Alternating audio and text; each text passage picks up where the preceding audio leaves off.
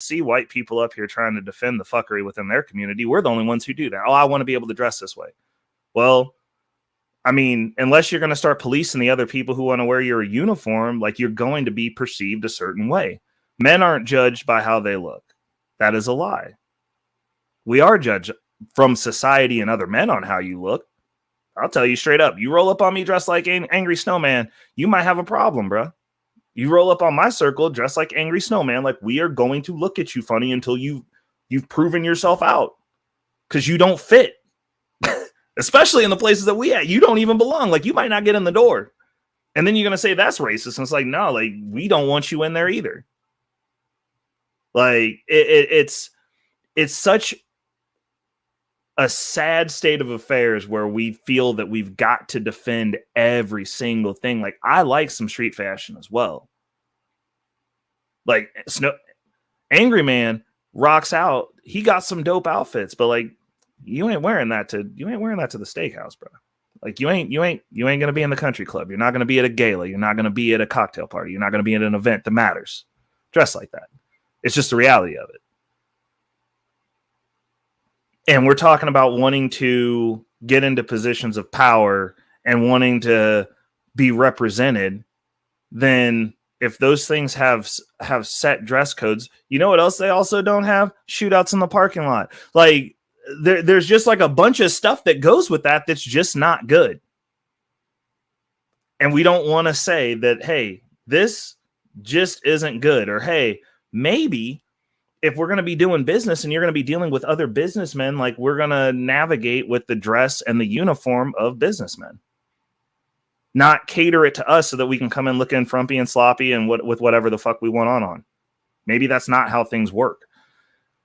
And until we can get to that point to where we can understand that, like, hey, this isn't good for us as a culture. Like, we do need people who have a positive image, and there's a bunch of different ways you can dress up. Like, I mean, I understand y'all think it's just one way because you're not cultured and you ain't never been nowhere, but you can dress up and be fly in a suit. You can actually dress a suit down. Like, there's different ways to rock a blazer. There's different ways to, aside from just dressing up like, I'm going to the office today, Harold. Like, this, like you guys just are making assumptions because you're not a part of the conversation. You're always at the kids' table, so you don't know what goes on at the men's table. But you want to sit here and tell everybody that, like, it's okay. You can just show up to your interview in sweats, smelling like weed, and you're going to get somewhere. And if you don't, they're racist. Like, no, they just don't want to fuck with you and invite your level of fuckery into their establishments or into their lives. I mean, like, that's just low vibe energy, and we ain't trying to fuck with that. Okay, I'm going to bring Snowman to the or hold up. Did Snowman say he was ready? Wait a second. Oh, okay, I got you. I'm going to bring, okay, so Snowman's not ready yet. He's got responsibilities because we early. Bring Mayo Monkey to the show. He gonna react, mine this out with me. Mayo Monkey, are you defending the white fuckery? For entertainment purposes only. And only you. I love it. Like, oh my god. Yeah, they're my favorite idiots to watch on YouTube. Oh, it does make for good content. Like, I was like, I watched it. I listened to it on my way out this morning when I went on my walk to go work out. And I was listening to it and I was like, I'm going to have to add this to the show now. Like, I was like, this is ridiculous. And you know, it's just one of those things where it's like, these dudes are weird. Oh, it's the definition of shithouse lawyerry. Bro. Bro, yes. Okay, so hold on. Let's keep it pushing over here. Hold up. All right, here we go. Still look like the first day that I purchased it. But I don't think that I'm going to go with the sub today. But let me just put it on just for the sake of conversation. Before we get started, holding these hyenas accountable.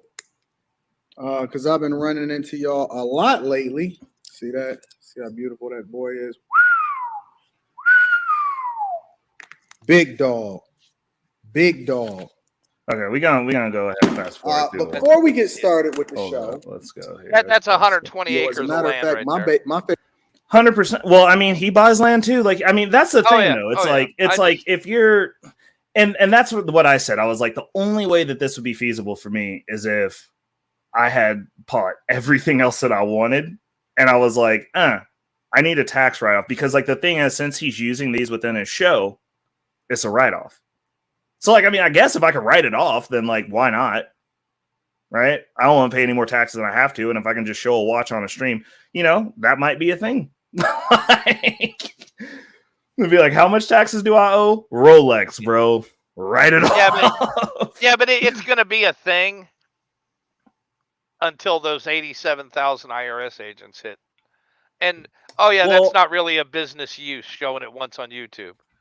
He shows them all the time. He always talking about Rolex. He always talking about his cars, and it holds. It holds. I mean, like, obviously, if you're getting, if Trump can pay $7 or $12 in taxes, bro, the IRS is not coming for Anton.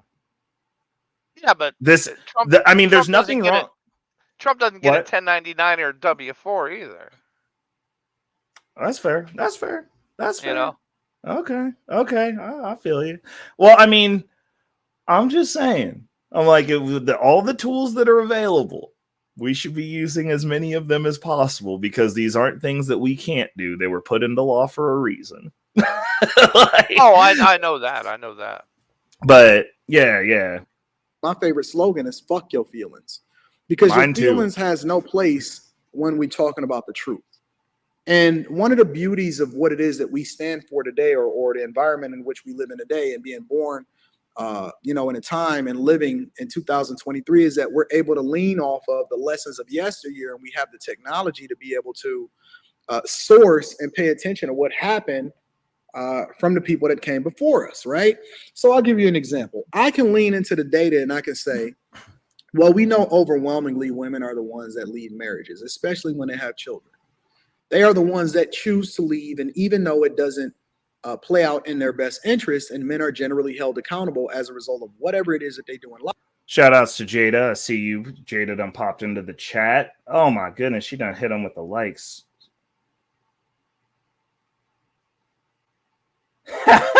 Jada's asking if I cut her hair. See, this is the reason when I freaked out over on Izzy's page, they don't understand what you be doing to me. You follow me around and harass me. And yes, I did cut your hair off. Not only did I cut your hair off, I threw it in the trash this morning and the trash man took it. It's in the dump, Jada.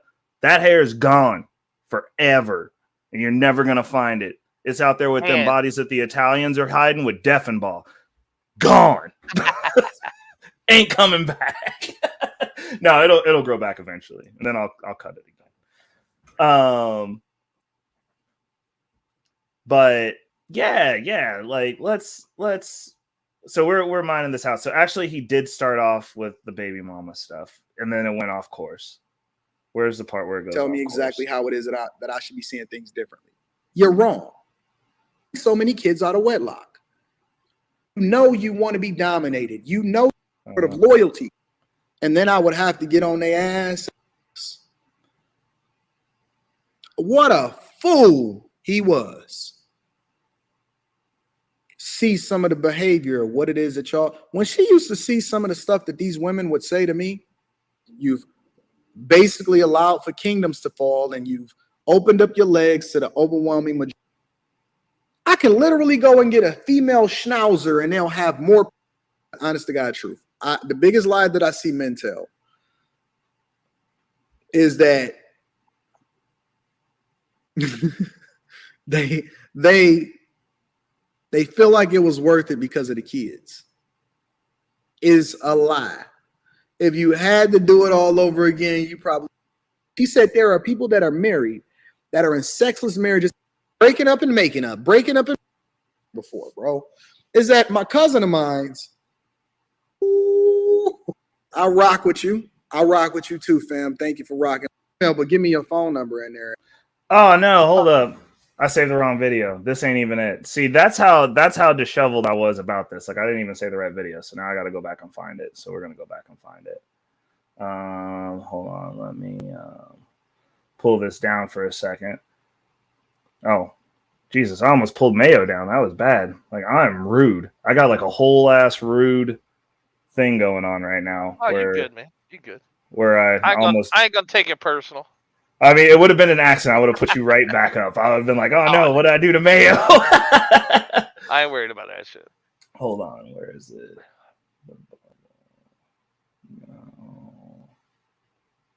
No. Because I was wondering how the hell did he wind up talking to a bunch of sovereigns? So their leader, I guess. Are they roaming these YouTube plains in herds now? Yeah. Live streams. Well, what happened was one of the. Hold on, where did he go? Because it's not this video, is it? Oh yeah, it is. I was in the right video. Look at me. I was right. Hold up. Let me put it back. Hold up a second. Let me go ahead and blow this back up. So Paul Unslaved has been making some rounds in these YouTube streets, and they're following him. I guess I got my deal backwards here because okay, here we go. This is it.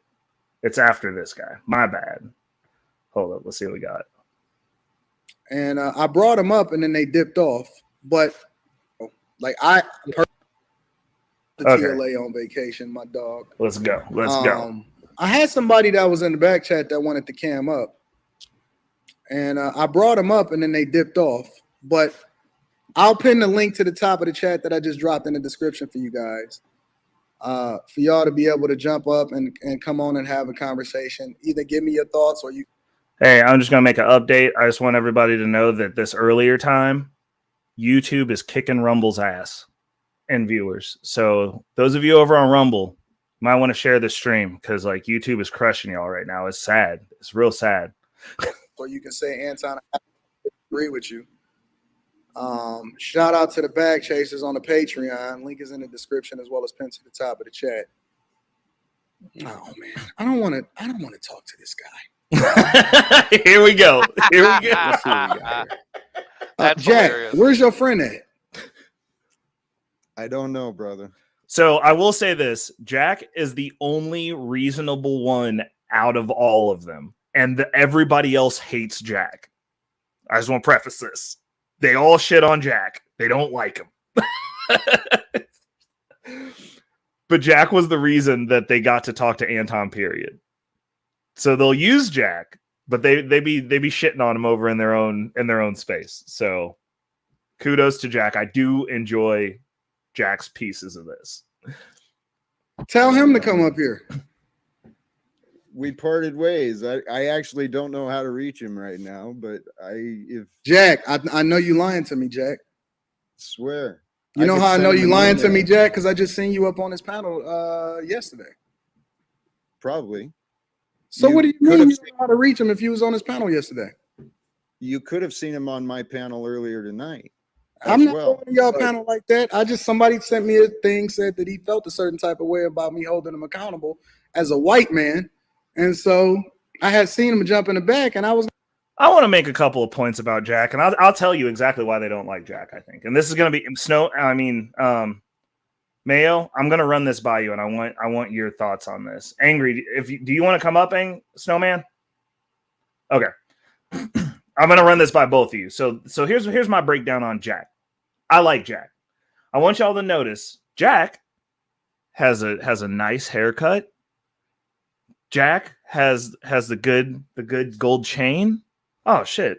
I ain't even got my rosary on, bro. How's the Lord going to protect me? Or Santa Muerte in this case. How's Santa Muerte going to protect me if I'm not wearing it around my neck? Good guy. Y'all going to let me do the show without the bling? Lord. Jack's got his necklace on. He got a nice polo. If he gets pulled over by the police, I do not think he's getting shot. I don't think he's going to have a problem with the cops. No, the police are going to ask him if they've seen Jack. Do I recognize you from a 70s porn? Hey, bro. That 70s porn look, bro. When I got my hair long, bro, that's how I pick up them chicks. Leave it alone. Oh, my goodness. Snowman, how you doing, man? How are you? Not bad. You got issues with my hair, sir? No. You No. said he got that white boy got that good hair. What? I got that bad hair. Hey, bro, no, I didn't realize you. Every time I see you, your hair's different, and it's always long as fuck. Like, what is going on? You got a whole ass mane going on right now, bro. I know, right? You took the hair that I just cut off and added it to your hair. Well, if you recall, dude, this is me growing it back after 2 years ago when I cut it off. Man, my hair was about almost 2 foot long. Yeah, dude. No, you. I don't know. I think they're gonna have you get out of the car just to look at your hair, bro. They're gonna be like, bro, how'd you do that? Man, I'm gonna tell you what. If it's a woman, that she will. She'll be like, "Can I feel your hair? What's your hair routine? How do you get them curls like that?" Right. Humidity, motherfucker, and Jew hair. Oh my goodness. Natasha said, wait, Natasha said he just looks and sounds like a manager at a mid-range retail establishment with discount racks at the front of the store. Shout outs to Jack. Yes, I like Jack. Jack sounds like that overbearing Best Buy fucking assistant store manager. He's not good enough. He wasn't good enough to reach store manager, but they threw him the assistant store manager job as a bone to shut him the fuck up. You know, and now he's got a big head by it. And he thinks he runs shit. Hey, Jada just gave you a compliment, Snowman. She said, wait a minute, that's Angry Snowman smiling? He's handsome with his smile. Not that he was ugly before or anything. I'm just saying. Well, thank you. Snowman out here stealing stealing hearts on the road. Hey, man, it's what I do. It's that white privilege. Oh, my God. She said Jack looks like he said. Natasha Vincent said Best Buy is perfect. She said Jack belongs at Best Buy in management. Okay, hold on. Let's keep it rolling. See what Jack got to say. I was gonna pull him up for him to be able to talk to me personally. Hey, I would love to see that. But here, Jack, why did you send me an email on this crazy white man? It wasn't so much about the crazy white man as it was about what I heard you saying. Okay, and what did you hear me say? A bunch of racist nonsense. I'm racist? Stereotype. That's what I was hearing. Did you? Yo, you know what? I just went over there to, earlier, and I heard him call me a fucking slave.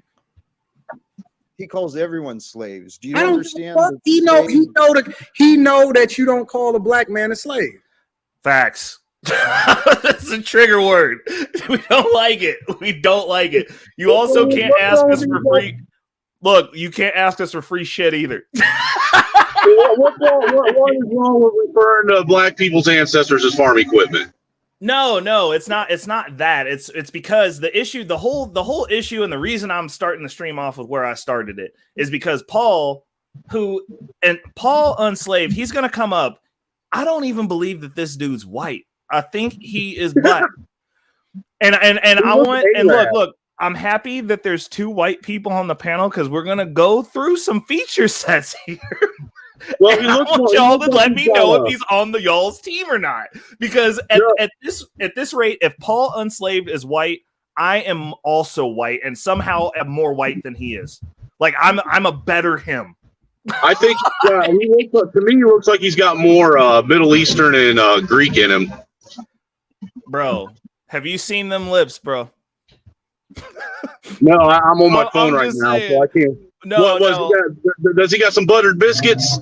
Bro, he got all the biscuits, bro. Them biscuits done took all the seats. He at the front of the Black Baptist Church, bro. Like, hold up. I'm gonna pull up a picture real quick of another man who is black and albino. And wait a minute. Okay, hold up.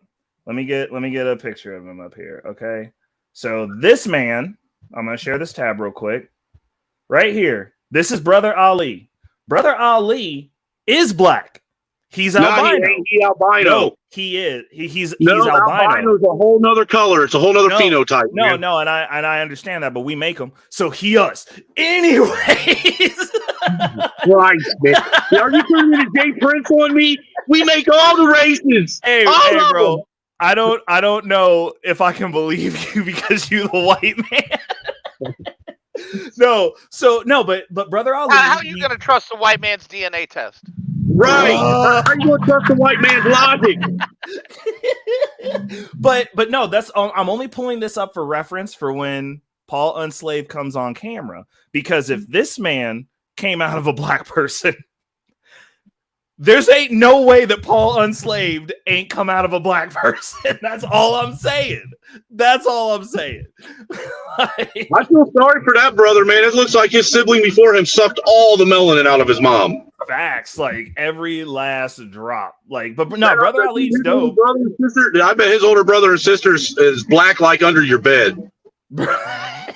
he said, what is their name? Well, we call them the Darknesses. Like, like the fuck, man. But no. So when Paul Unslaved comes up, I'm gonna keep that page up so that way we can reference this, because Paul Unslaved says that he's on y'all's team, and I don't think he's even being a good representation. So like, that's actually worse. I don't know. That sounds a little suspect to me, sir. Hey, bro, he be claiming whiteness. That sounds suspect, man. He be claiming it. I'm gonna have to see his white privilege card and his white what they call that union card. I need to know who his white union rep is. Shout out to It's Party Lime in the building. Always appreciative when the people from across the pond tap in. No, but because the thing is, and like, we all know, black people, we claim anyone who fucks with us, basically. Like, we let everybody come to the cookout. Y'all don't. The hell you do? What are you talking about? Dude, you just don't say nice stuff to black people. Dude, do you know how long it took me to get invited to the fucking cookout? I had to prove that I didn't put fucking raisins in my potato salad, motherfucker. Okay, so we do a bare minimum check. Okay. But all I'm saying is, if Paul Unslaved shows up and he got raisins in his potato salad, y'all ain't letting him into y'all's cookout. That's all I'm saying. Like, dude, not only that, I had to show that I was skilled at playing spades and dominoes. We only play 2 games, bro. Like, why is that so hard? We play 2 games and don't put raisins in potato salad. That's 3 things. Most white people don't know how to play dominoes. Oh my god. Cyber Toxin said it's pretty hard to prove that you don't put raisins in potato salad when your skin is white. Yo, what's up, Rage? What's up, Mike Rage? Hey, I'm gonna put the link. Oh, you already got the link on yours. Oh, Rage can come over. Oh, Rage can come over to the Guns and Butter stream, but he ignores the fucking the Angry Snowman. He's on your stream, right? Or he's on one of our streams right now, because he's on an adjacent stream. I don't have. He's on my stream. All right. He is on your stream. All right. I'll take. I take it back. I stand corrected. Black Dots. Click on the blue bar. It's pinned to the top of the chat. Or if you're in my Black Thoughts, if you're in my chat, I already got the link already. He's in my chat. Quit talking to him. Well, hey, I need y'all to keep quiet about the white people's secret safety signal of raisins in your potato salad. You're giving too much game right now. Raisins in your potato salad and mayonnaise on everything. What's going on, Black Thoughts? How you What's doing, up, Black brother? Thoughts? Hey, what's up, guys? What's up? How's everyone doing? Black Thoughts, my guy. What's up, dude? Oh no, what's Black up, bro? Thoughts, How are are you you? sure you want? Oh, go ahead and finish. Snowman, Angry Snowman, how are you? I ain't seen you in a while. I'm living a dream, brother. You know what it is. I know what it is. Hold on, Mike's Reckless. busy, but Reckless, Mike, bro. I'm happy you tapping in, bro.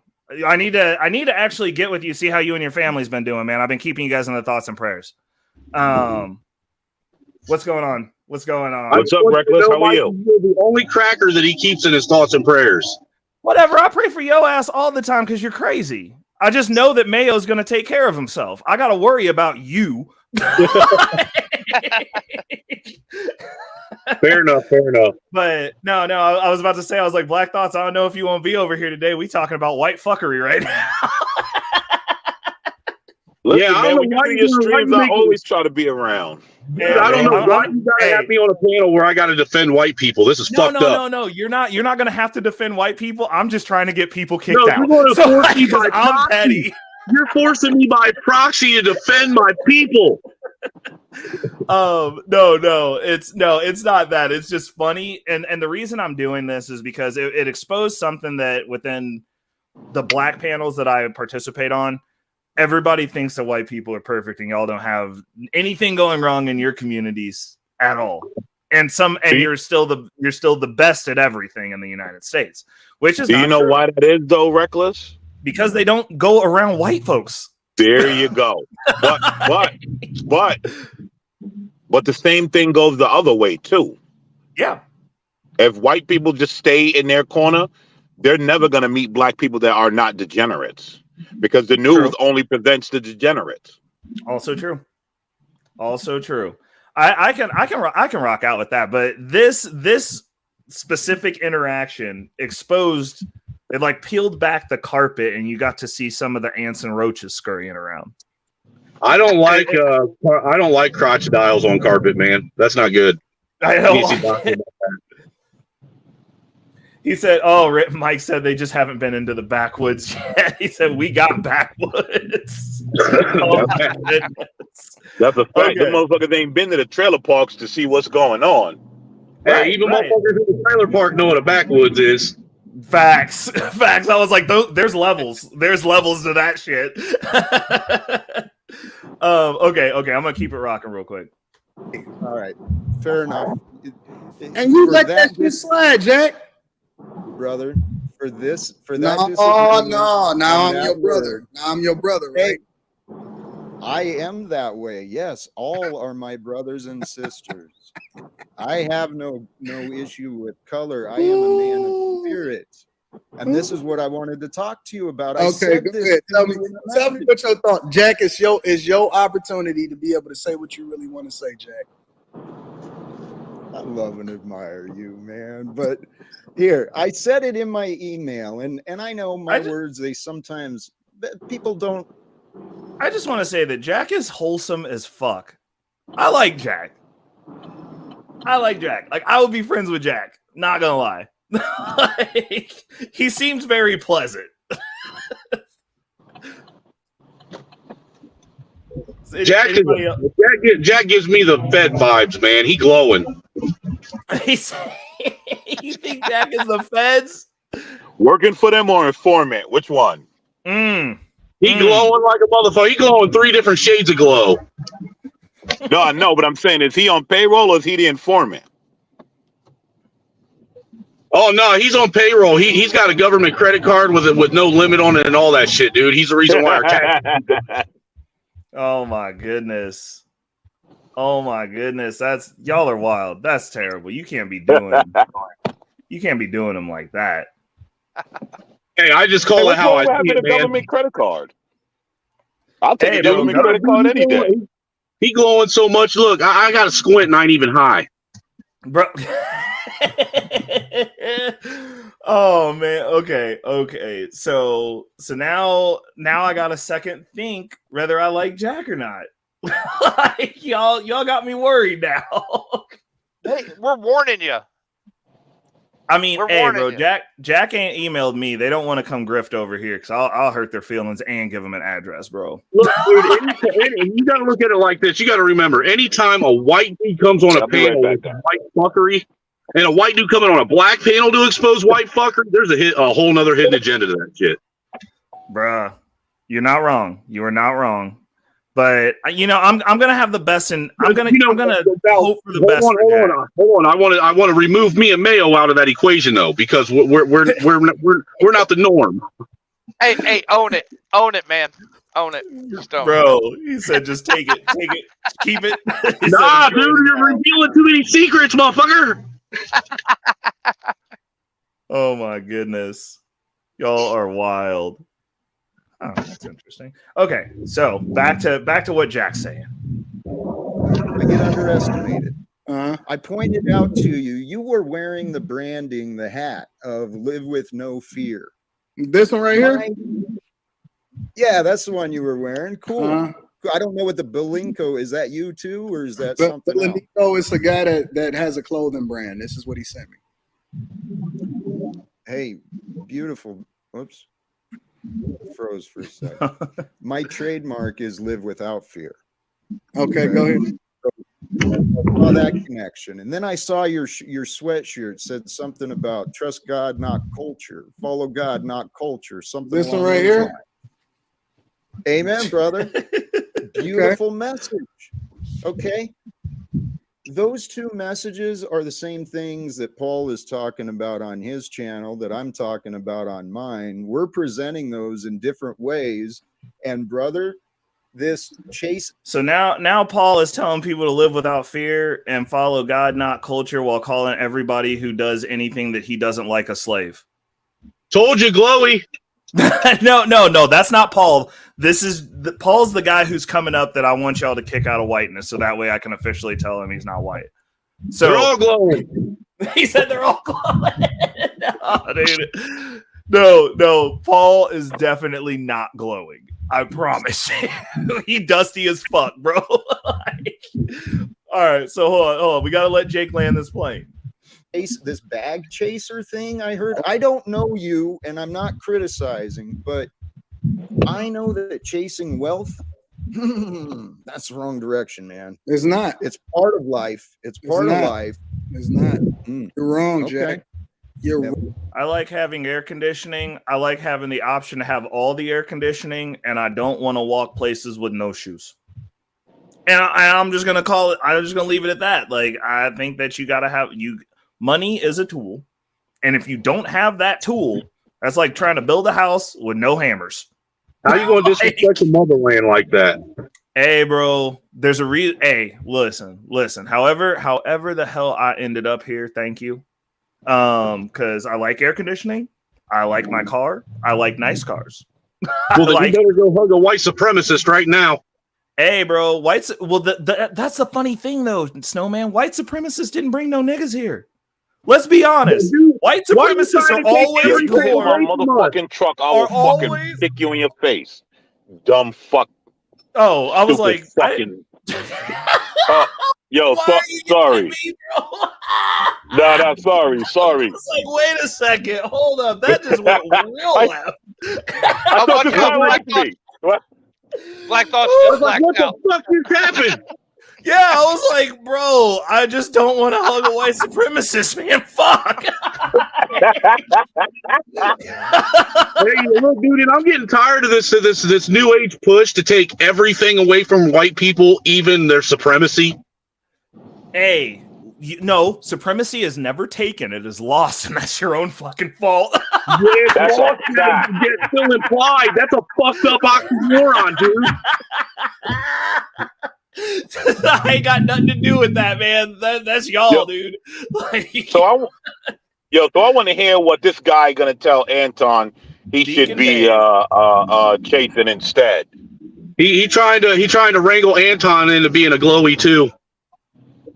bro, I want to see what he telling him he should be chasing instead. What? Waiting to go to heaven to get your riches? If Anton miraculously comes up with if Anton comes up with a new fucking piece of property or a $30,000 motorcycle or some shit just out of the blue, you know he's glowy now. Oh my goodness. Yep. I mean, you ain't. He's in the process of buying a piece of property. You can't say that because he's about to have a new piece of property. Like, sketchy. Oh my god. Oh, we gonna have to put the tinfoil hats on when Anton come around now. Maybe. Oh Jesus. I mean, Christ, all what Mike TV put out on him.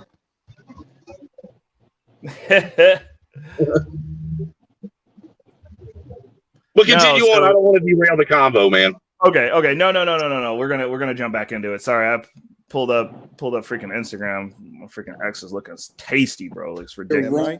You're wrong. You could never be more wrong, right? Because what you don't understand, Jack, and I've also explained this multiple different times, is being a bag chaser is not chasing money.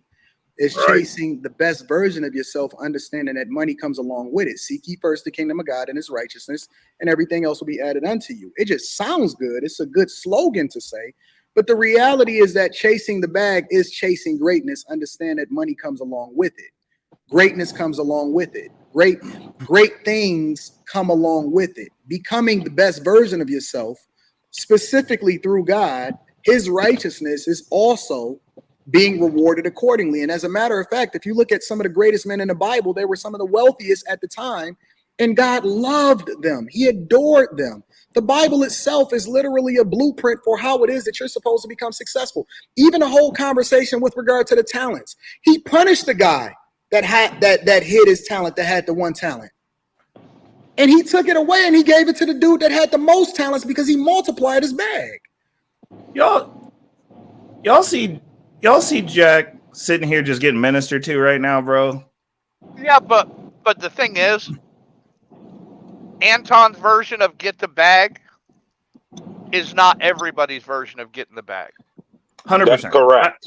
I think, well, the deal is this, though. I mean, there's obviously levels to this, but this is the thing that I'll say is within this panel, at least the conversations that I've seen over on Anton's, like I've been over there for a long time. The conversations that I see over there are never people complaining about poor people specifically, like, oh, your life or whatever, or wherever these people drop off at, because everyone has their own, you got to look at it like everybody has their own kingdom to run. Not every country, not every kingdom does the same thing. Now, when you're building, like for me, for instance, I just give people tools. I'm like, hey, this is the stuff I'm trying. You can try this. It could work. And if it doesn't, you'll see me lose money first. So like, if you're waiting to see me get a result, then like I'm tracking it as it's going. So you can see those things because I'm not at Anton's level yet. I do have aspirations of getting to that level, but I'm not there. Like I'm actually still working. The thing that I see happen in these YouTube spaces is once you have a following the size of an Anton, and I see, and I hate having to continually bring up Angry Man, but like Angry Man, those people are getting paid off this shit. They can't be wrong. They can't be corrected. They would rather sink the whole ship for everyone who's watching them than be wrong. Fortunately, Anton, generally speaking, he don't miss. At least when he's talking about money. I don't agree with him on everything, but like the bag talk stuff on a very surface level, he's not giving game on the YouTube. He does give game in the Patreon on the back end stuff, but like even when it comes to like the wealth stuff, he's not having the conversations that I see people who are in those echelons, the actual conversations that are having. He's not even giving that. Yo, Reckless, real quick, was that a shot at Angry Man? No, but but listen, when these people come out here, they're making money here. And look, I'll call it what it is. My business makes more than Angry Man's channel. I own a business with employees. Like I employ people, dude. Like we're not the same. Like we are not the same. Like there's hierarchies and there's a difference than going, oh, I make a lot of money on a YouTube channel. You ain't employing nobody. You don't have a legitimate business. You are not like me. We are not the same. But the issue is the people that I have to put on airs for are different than a bunch of random people who all have an opinion that want me to act a certain way because I'm in a public sphere. So when I say that these people have an image to, like, if Angry Man actually broke stuff down the way that it is and diverged off of his points and didn't do things that were on his brand, he would lose money. I'm not, and I've said this multiple times. I've said it in the chat with Angry Man on the panel. You cannot expect somebody to fuck up their job when they at work. These dudes are at work. Well, hold on. Let's call it what it is. But even with you running a business, that same thing applies. It applies. If you start giving shitty business, guess what? You're losing money. 100%. 100%. But the deal is my business, it actually has a set metric. It's not the court of public opinion to whether when I wire your theater, if it works. It either works or it doesn't. You know what I'm saying? Yeah. Like it's not a bunch of people who go, oh, well, we came at you because you were saying this and it made me feel good. And now you're saying something else and it don't make me feel good no more. These men don't pivot. They don't ever change their opinions. Like I don't understand how we're but that's majority of humans. To be honest, though, that's a majority of humans. A lot of humans don't pivot. But there's a difference between not being able to pivot because you're actually hard-headed and not being able to pivot because you get rewarded for keeping the same opinion. And I'm not saying that it's right or wrong. I'm just saying, like, that's what it is. If you get paid and you're in the court of public opinion and you get paid for your opinion, you are like a politician. You can't pivot. You can't change. There will be a cost ascribed to it because that is work. You know what I'm saying? Like I understand what you're saying, but YouTube space, like the people who are making money here, if you're making money here, you're making money for a reason. If you start saying stuff that the people who are giving you the money don't like, what do? They stop giving you the money and supporting you. Like I mean, that's the difference between somebody who makes their money in this space and somebody who's trying to sell you something, and somebody who, like myself, is just kind of here. Like, I can say whatever the fuck I want. I'm not monetized. Like, unless somebody's hitting the cash app, I don't get shit for this. I enjoy doing it because, for me, it expands my circle. I want to be able to talk to the Angry Snowmans. I want to be able to talk to people like you, Black Thoughts, and I want to be able to connect with people like Mike Rach. That, for me, is worth more than than being able to just sit up here and be like, oh, well, like, this is now my job. Because I understand that. I understand that completely. So for me, like, this is a network building thing, not a resource extraction thing, especially since, like, I'm not monetized and it's a smaller channel. Like, we can come over here, we can rock out, but, like, my opinion does change. Like, I've gotten checked and been like, cool, I was wrong. Like, I care more about not being a dumb human than I do about looking right on YouTube in front of a bunch of strangers. Like, because I don't get paid for this. Like, it's not my job.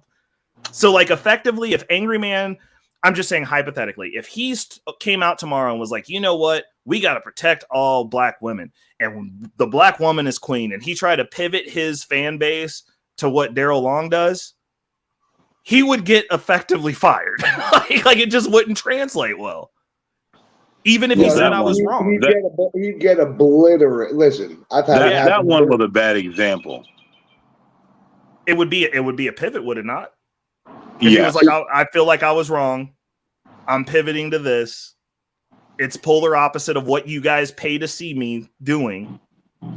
You would get fired. Like, that'd be like coming to work and be like, I don't want to do my job. I want to do that job over there. And people are like, nah, fam, like, we wanted you to do this. That's what I'm saying. Like, the bigger your channel is, the more isolated you become because those people came to you for a reason. And if you didn't start it off being like the person who goes, I'm going to pivot if I'm wrong, I'm going to change my opinion based on the facts or the information that I'm given, then you can't not do that. Being on YouTube is exactly like dating a chick. How you start is how you have to finish. He didn't. The only thing that he did was he took the same messaging and the same breakdown and he went, I spent 3 years dealing with the men. I'm seeing the statistics. The men are doing fine. We're going in on these women now because that's lacking. I want to make families. That's not a pivot. But wasn't he doing perfumes and clothes and all of that stuff? Oh, yeah. Before he got into the manosphere space, yes. So that's a pivot, right? But he was still doing that within his content. He was still like, hey, like, while I'm breaking down these men and telling them they ain't shit, like, hey, here's some things here's a fragrance. You should be looking at these fragrances. This is how you do cologne. I mean, like, that was on brand for male improvement. Was it not? Yeah. So listen, you're gonna pivot. You're gonna pivot over time, and what you have to understand, like, all right. So I've been doing this for what, almost 15 years now. Yeah. You're gonna pivot with the time change, but as long as you stay consistent in your message, that's what keeps your followers there. Yeah. I mean, because listen, I've had the world turn on me. Like, seriously. Mm-hmm. I mean, I used to have a point where I could jump on a video and have 1,700 people on within minutes. Literally within minutes. And I had the world turn on me not because I pivoted. It's just because my direction stayed the same. It wasn't changing what everybody else was doing. You get what I'm saying? Right. And I stay true to my word. I stay true to my word. Being crucified, I don't give a crap. I don't care about money. I don't care about monetization. I don't care about nothing. It's listen, even SPLC, you know, the biggest liberal friggin' news media there is out there, couldn't even do a hit piece on me because I'm so consistent. Right. And I mean, and I feel that, actually I don't feel, I know that a lot of these men in these men's spaces, like they're consistent to the fan base, if that makes any sense. Like, so the way I see it, sorry, go ahead. No, go ahead. I'd like to hear your perspective on it. So the way I see it, right, and this is me because, you know, I am who I am.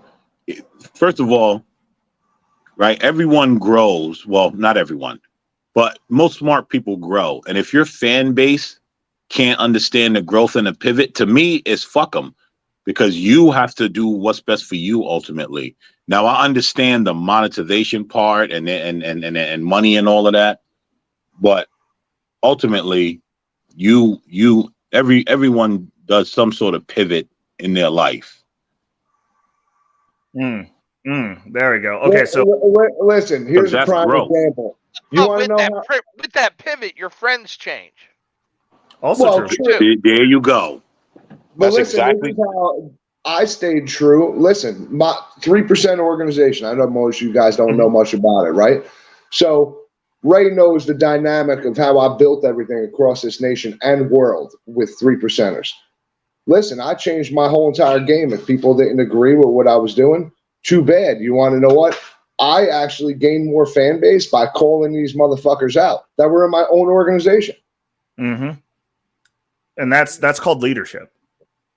But what I was going to say was, so Natasha added the context. She said Kevin Samuels was doing the Black Manosphere hierarchy of needs. He started with the presentation, fragrance, style, etc., then moved up to peak performance, long-term marriage with a neo-traditional structure. That was his lane before he started talking to women. How to hook them, how to cook them.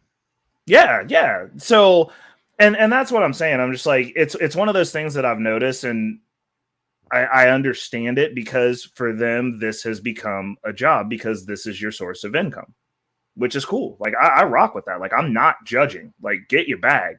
But when you're sitting out here and you're coming out here and it's just about clout and it's just about being perceived as right versus actually mining for context to like build yourself, because that's what the manosphere was supposed to be, regardless of which side of it you're on. It's supposed to be coming away from these conversations better. And if you can't have a conversation and actually go, hey, we're locking horns on this, now you need to start figuring out if you're actually right or if you feel like you're right, or if you're trying to look like you were right. Because I've seen some people win some arguments that were dead ass wrong. And it's like, cool, you're just going to go live a bad life now, being confidently ignorant and continuing to be a loser. That doesn't benefit you. You got to feel good for a second, and you're gonna tank your whole life. You're gonna take another decade to learn some game that someone tried to pour on you because you couldn't accept the fact that an old nigga is trying to pour into you because you're offended because you feel some type of way because you're online in front of people and you care what these strangers think about you. That's cool. Only thing you're doing is isolating yourself, because then I'm just not gonna fuck with you, and I don't care. I've got the game. You need the game. Who's hurting? Me or you? You're going to live a bad life. I don't care. Like, I don't care if your life's bad. That's not my problem. I get to wake up me tomorrow. You still get to wake up dusty, mad at everybody older than you, thinking that the world is against you specifically, which when I was in my 20s, I felt the same way. Difference was when old heads who had results and money poured into me, I listened. You got to start chunking at that learning curve sometime, because if you hit all those walls by yourself, you ain't never going to make it, especially with what's going on with our economy now. You won't make it. Oh, yeah. Good shortcuts. Listen, good luck getting these guys to listen and learn. Man, the honest thing is, though, Black Thoughts, I ain't worried about it. I don't care. That's less That's a competition for me. That's less competition for me. Like all we doing over here is eating. And like the people who have contact with me, like you can ask Snowman. If he calls me up, we talk. We have good conversation. Like I do pour in, I like pouring into the people that I invite in that are in my circle. And it's not even really an invite. Like I'm literally, I function like Trump. If you're nice to me, we are cool.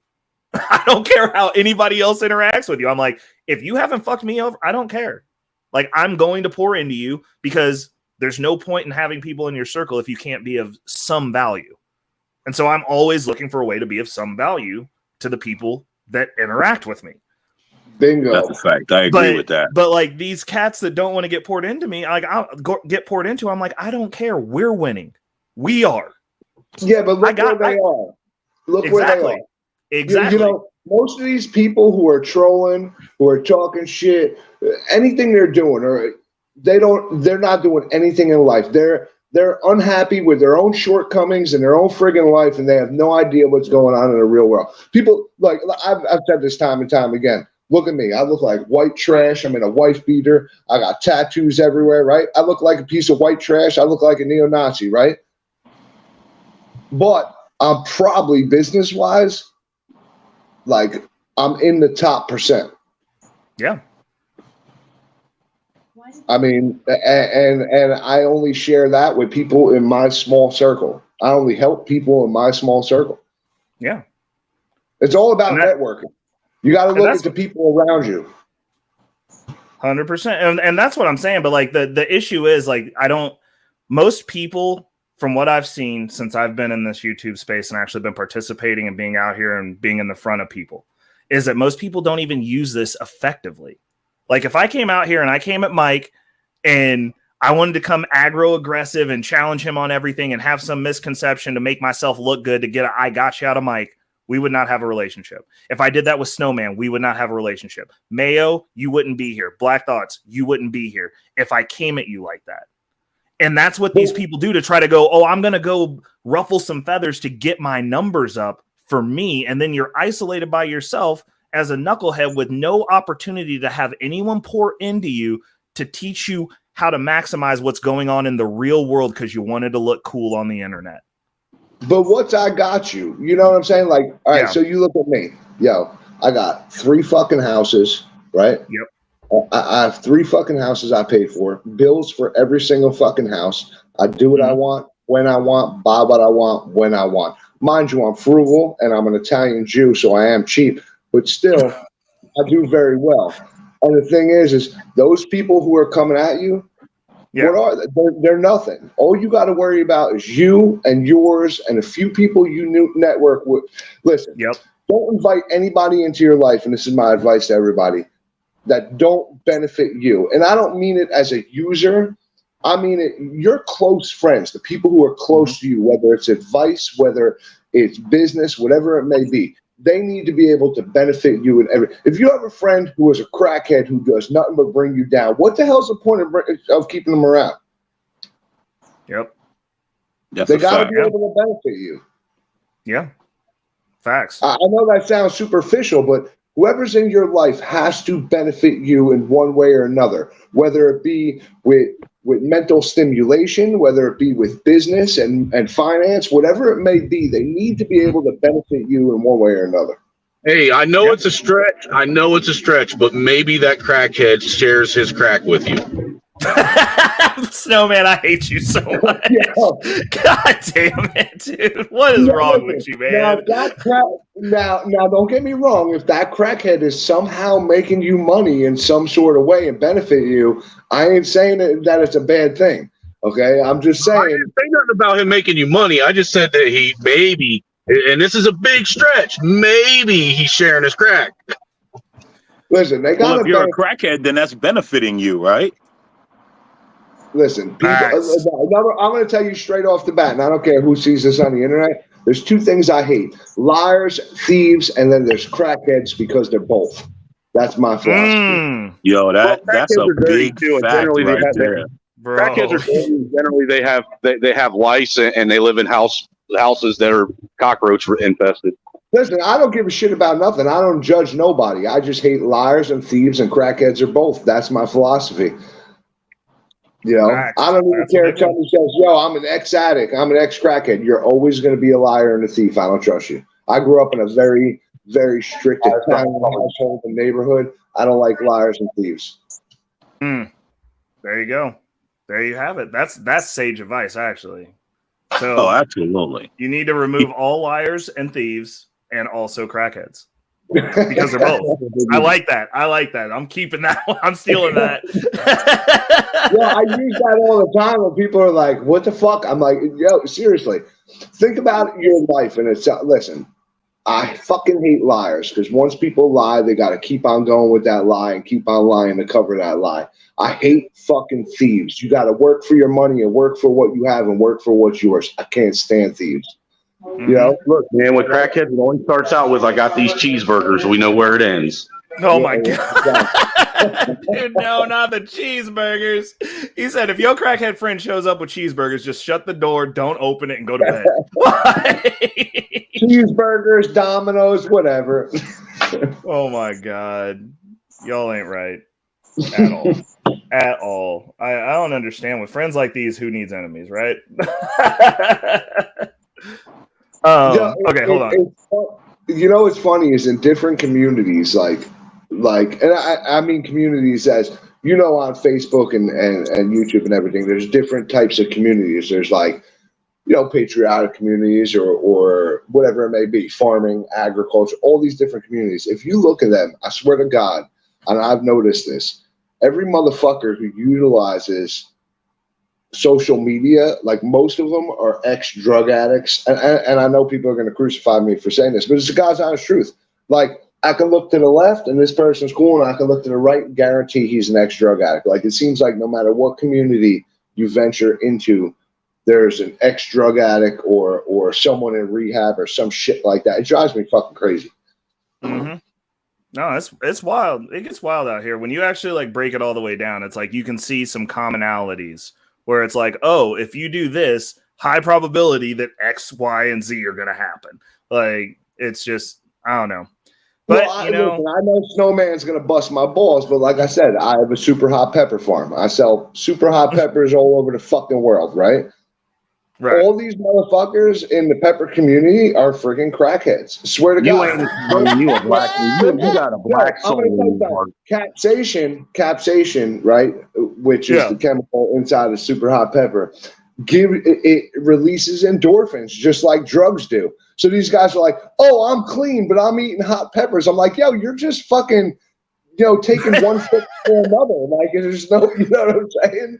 Like, bro, they're trying to blow them O-rings out, man. You can't be eating super hot peppers like that. I don't smoke crack. I just eat hot peppers so I get the same endorphin rush. You know what I'm saying?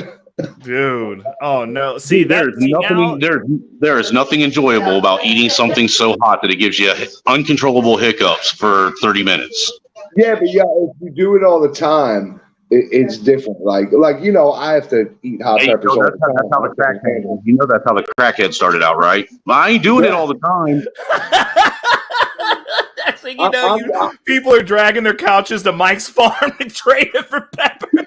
Dude, you want to know what's funny? Now, listen, and I'm honest with you guys always. Listen, I've sold many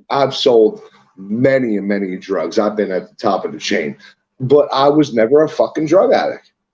I just did it for money, dude. That's how I learned business. Anytime anybody asks me about numbers, I'm like, drug school 101.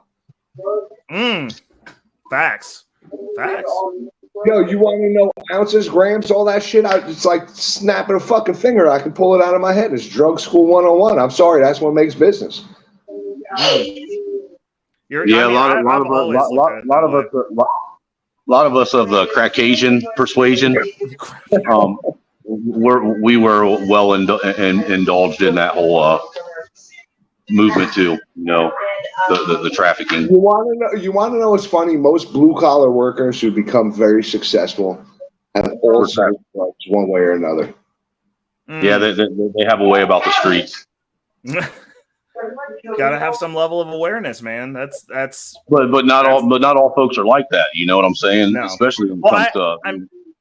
I mean, when I look at it, like I've always thought that since I was growing up, because when I didn't want to take an actual math class my senior year because like I was only there for half a day, so I didn't want to take a hard class.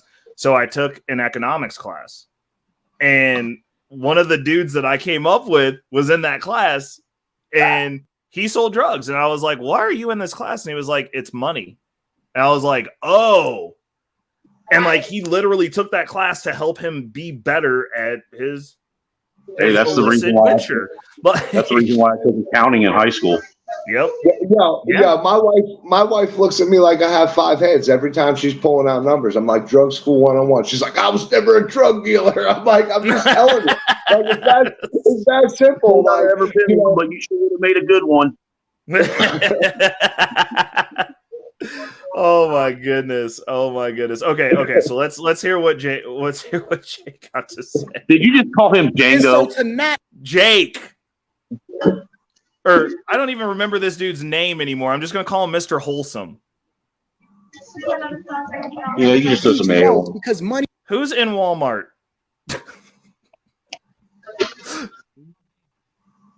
Okay, there we go. Who is this white? And money is not evil. It's the love of money that makes it bad.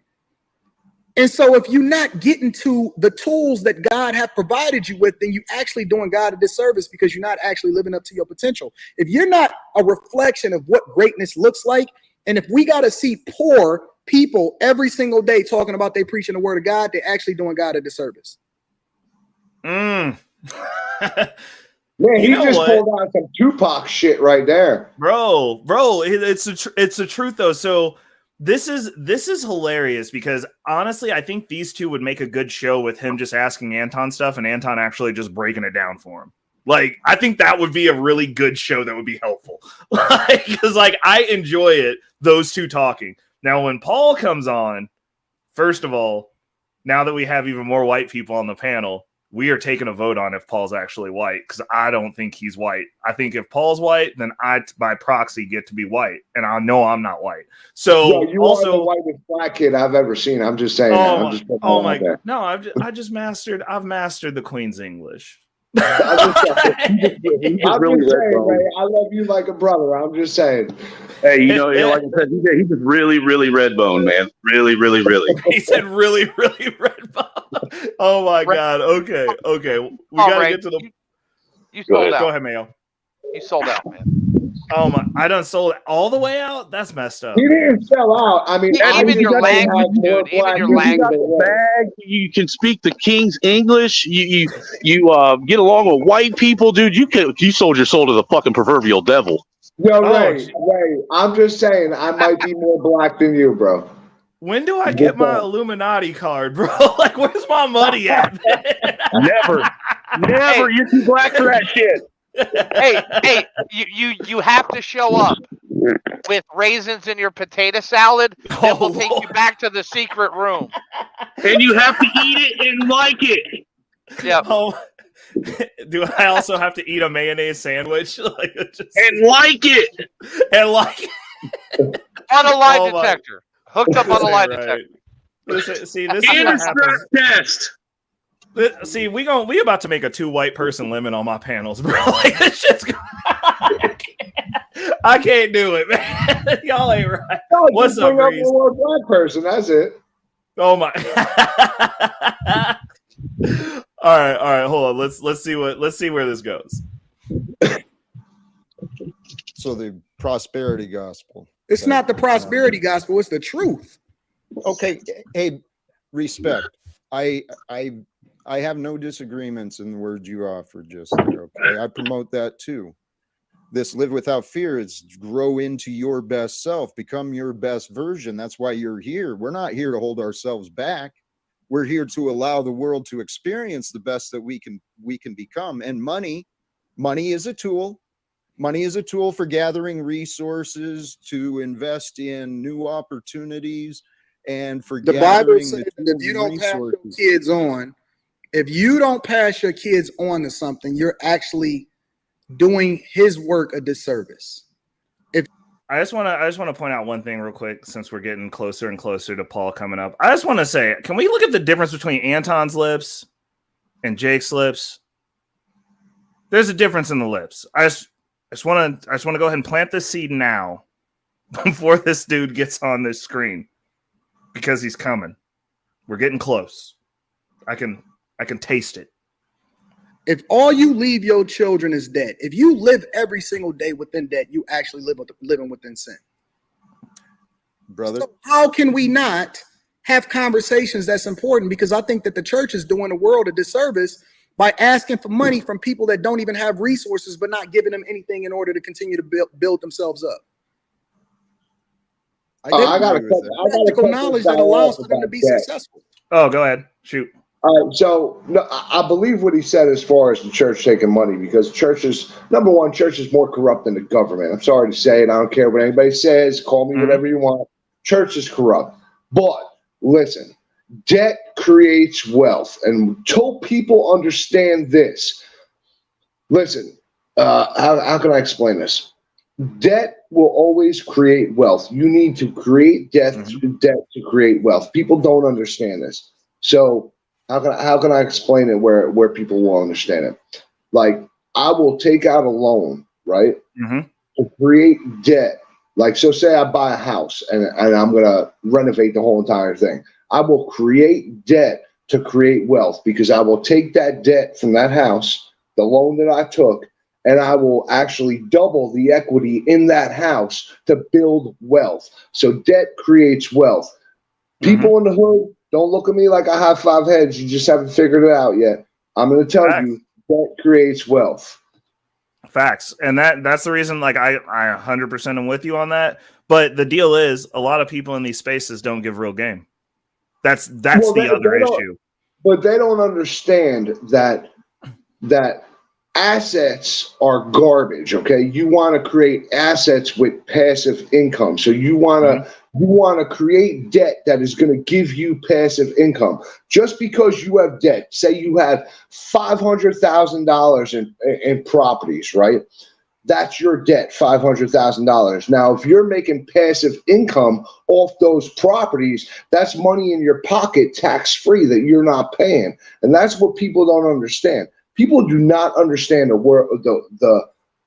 way the wealthy work, how they don't pay tax, how they create debt to create wealth. This is the things that people need to start focusing on and really understand. And once they understand it, I swear to God, listen, I'm going to tell you right now, I know credit is a scam.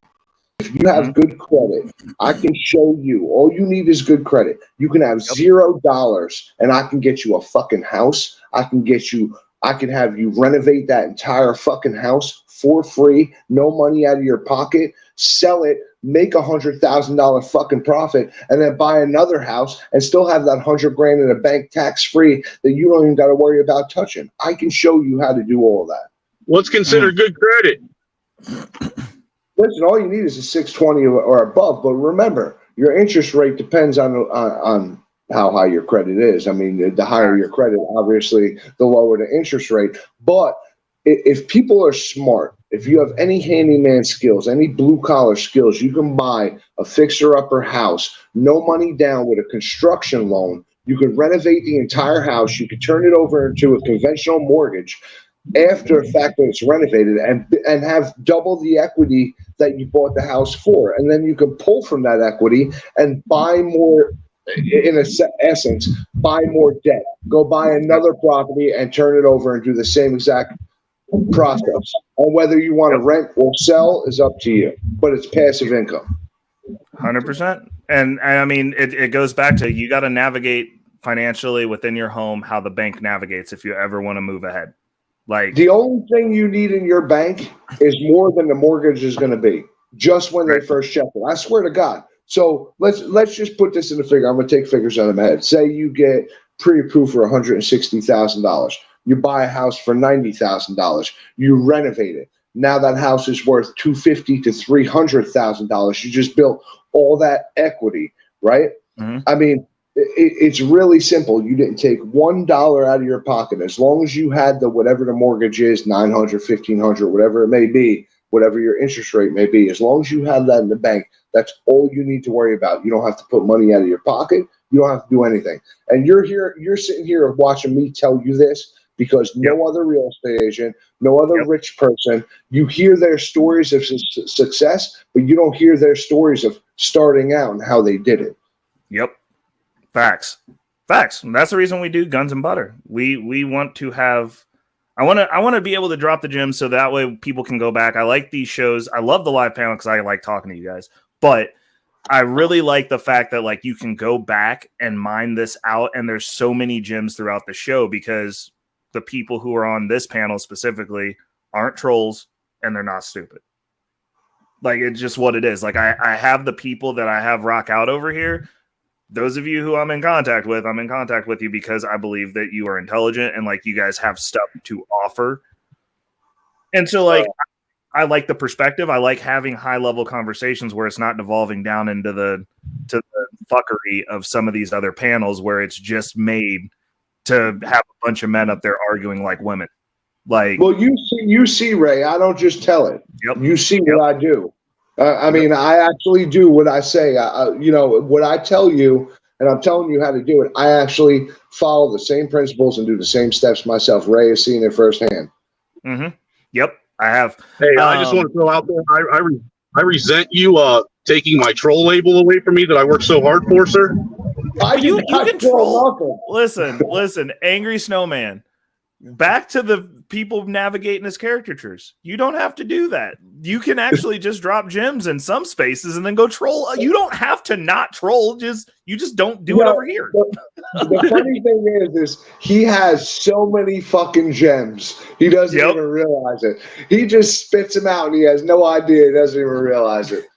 And then goes back and he's like, I was trolling. We're like, dude, no, you weren't. Shut up, bro. let me live. It's my truth. Let me live it. let me live my truth. Okay, Snowman, you're a toaster oven. We'll Thank you. Agree with you.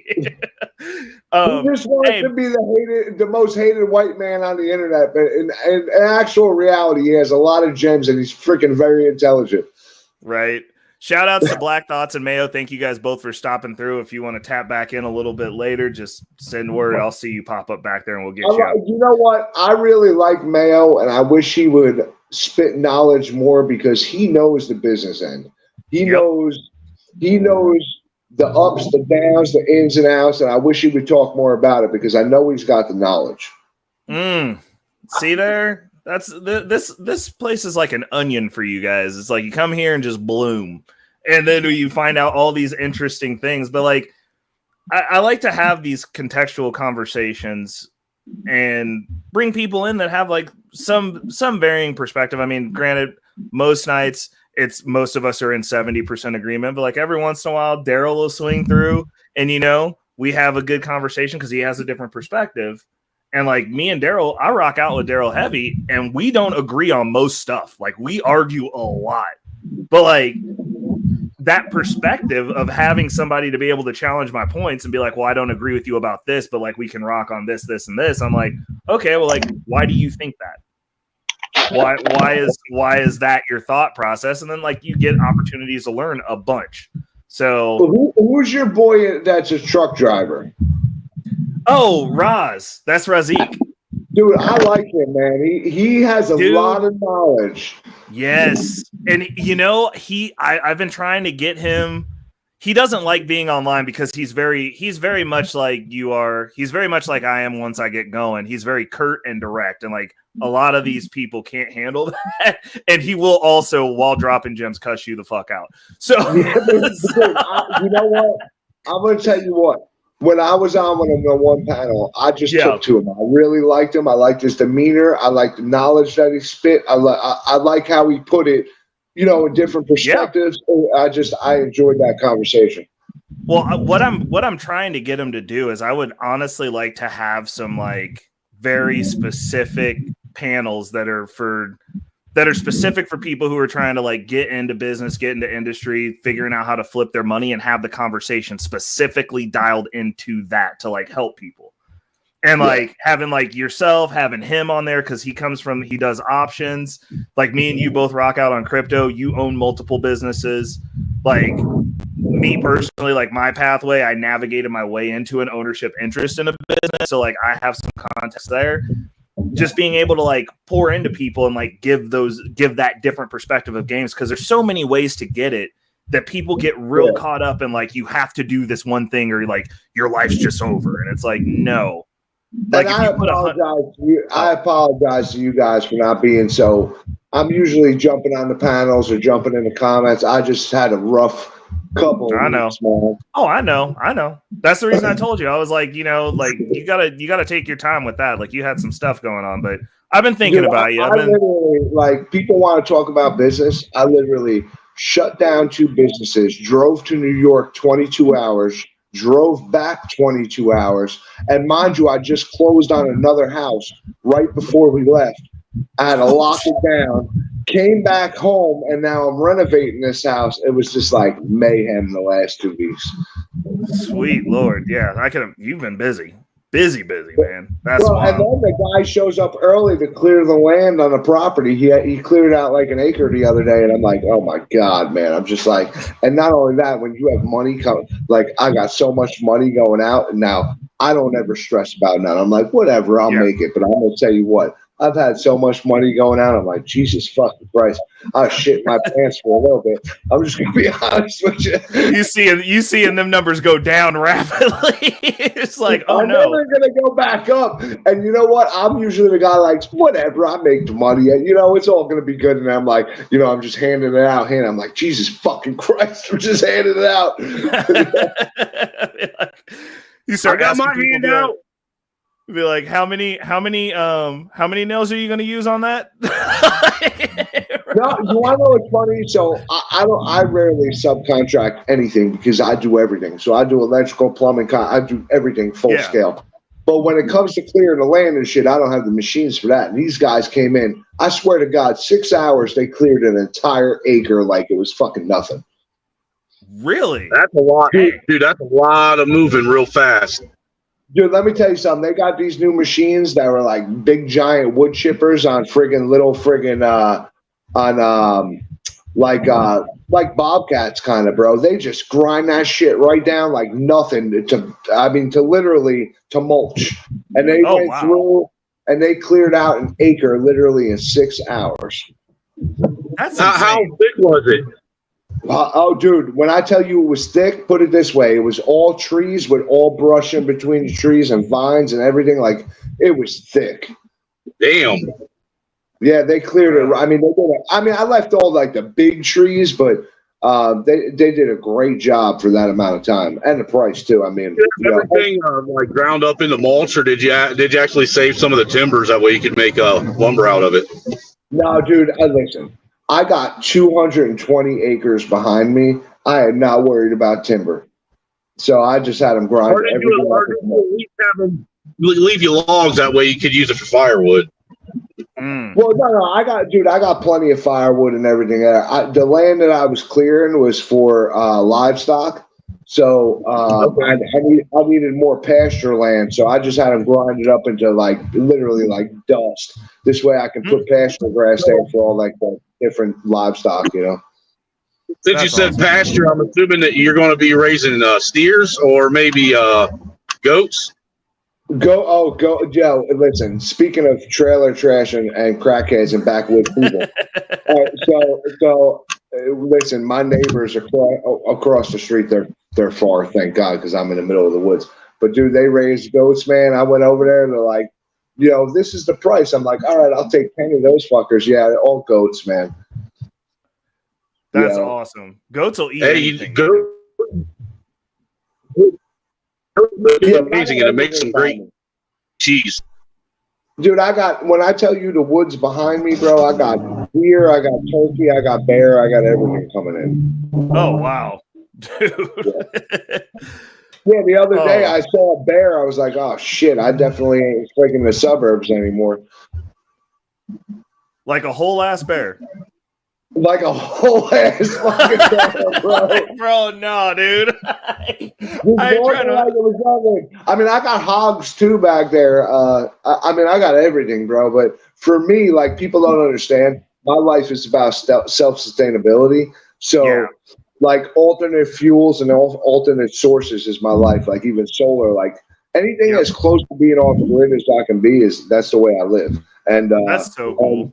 I like and that. hunting was just the way about it, you know. Yep.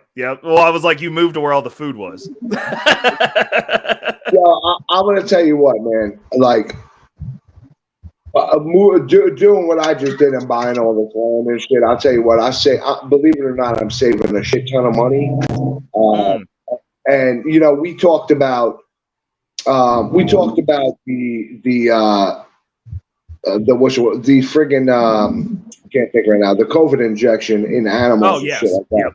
Yep. So for me, I'm all about natural. I don't ever go to the doctor. I don't take medication. I don't do anything. So I'm all about all natural remedies and living off the land, man, is the way to do it. Yeah. No, you ain't lying. So since you got all that acreage, you gonna let us like do a YouTube hunting excursion on your property?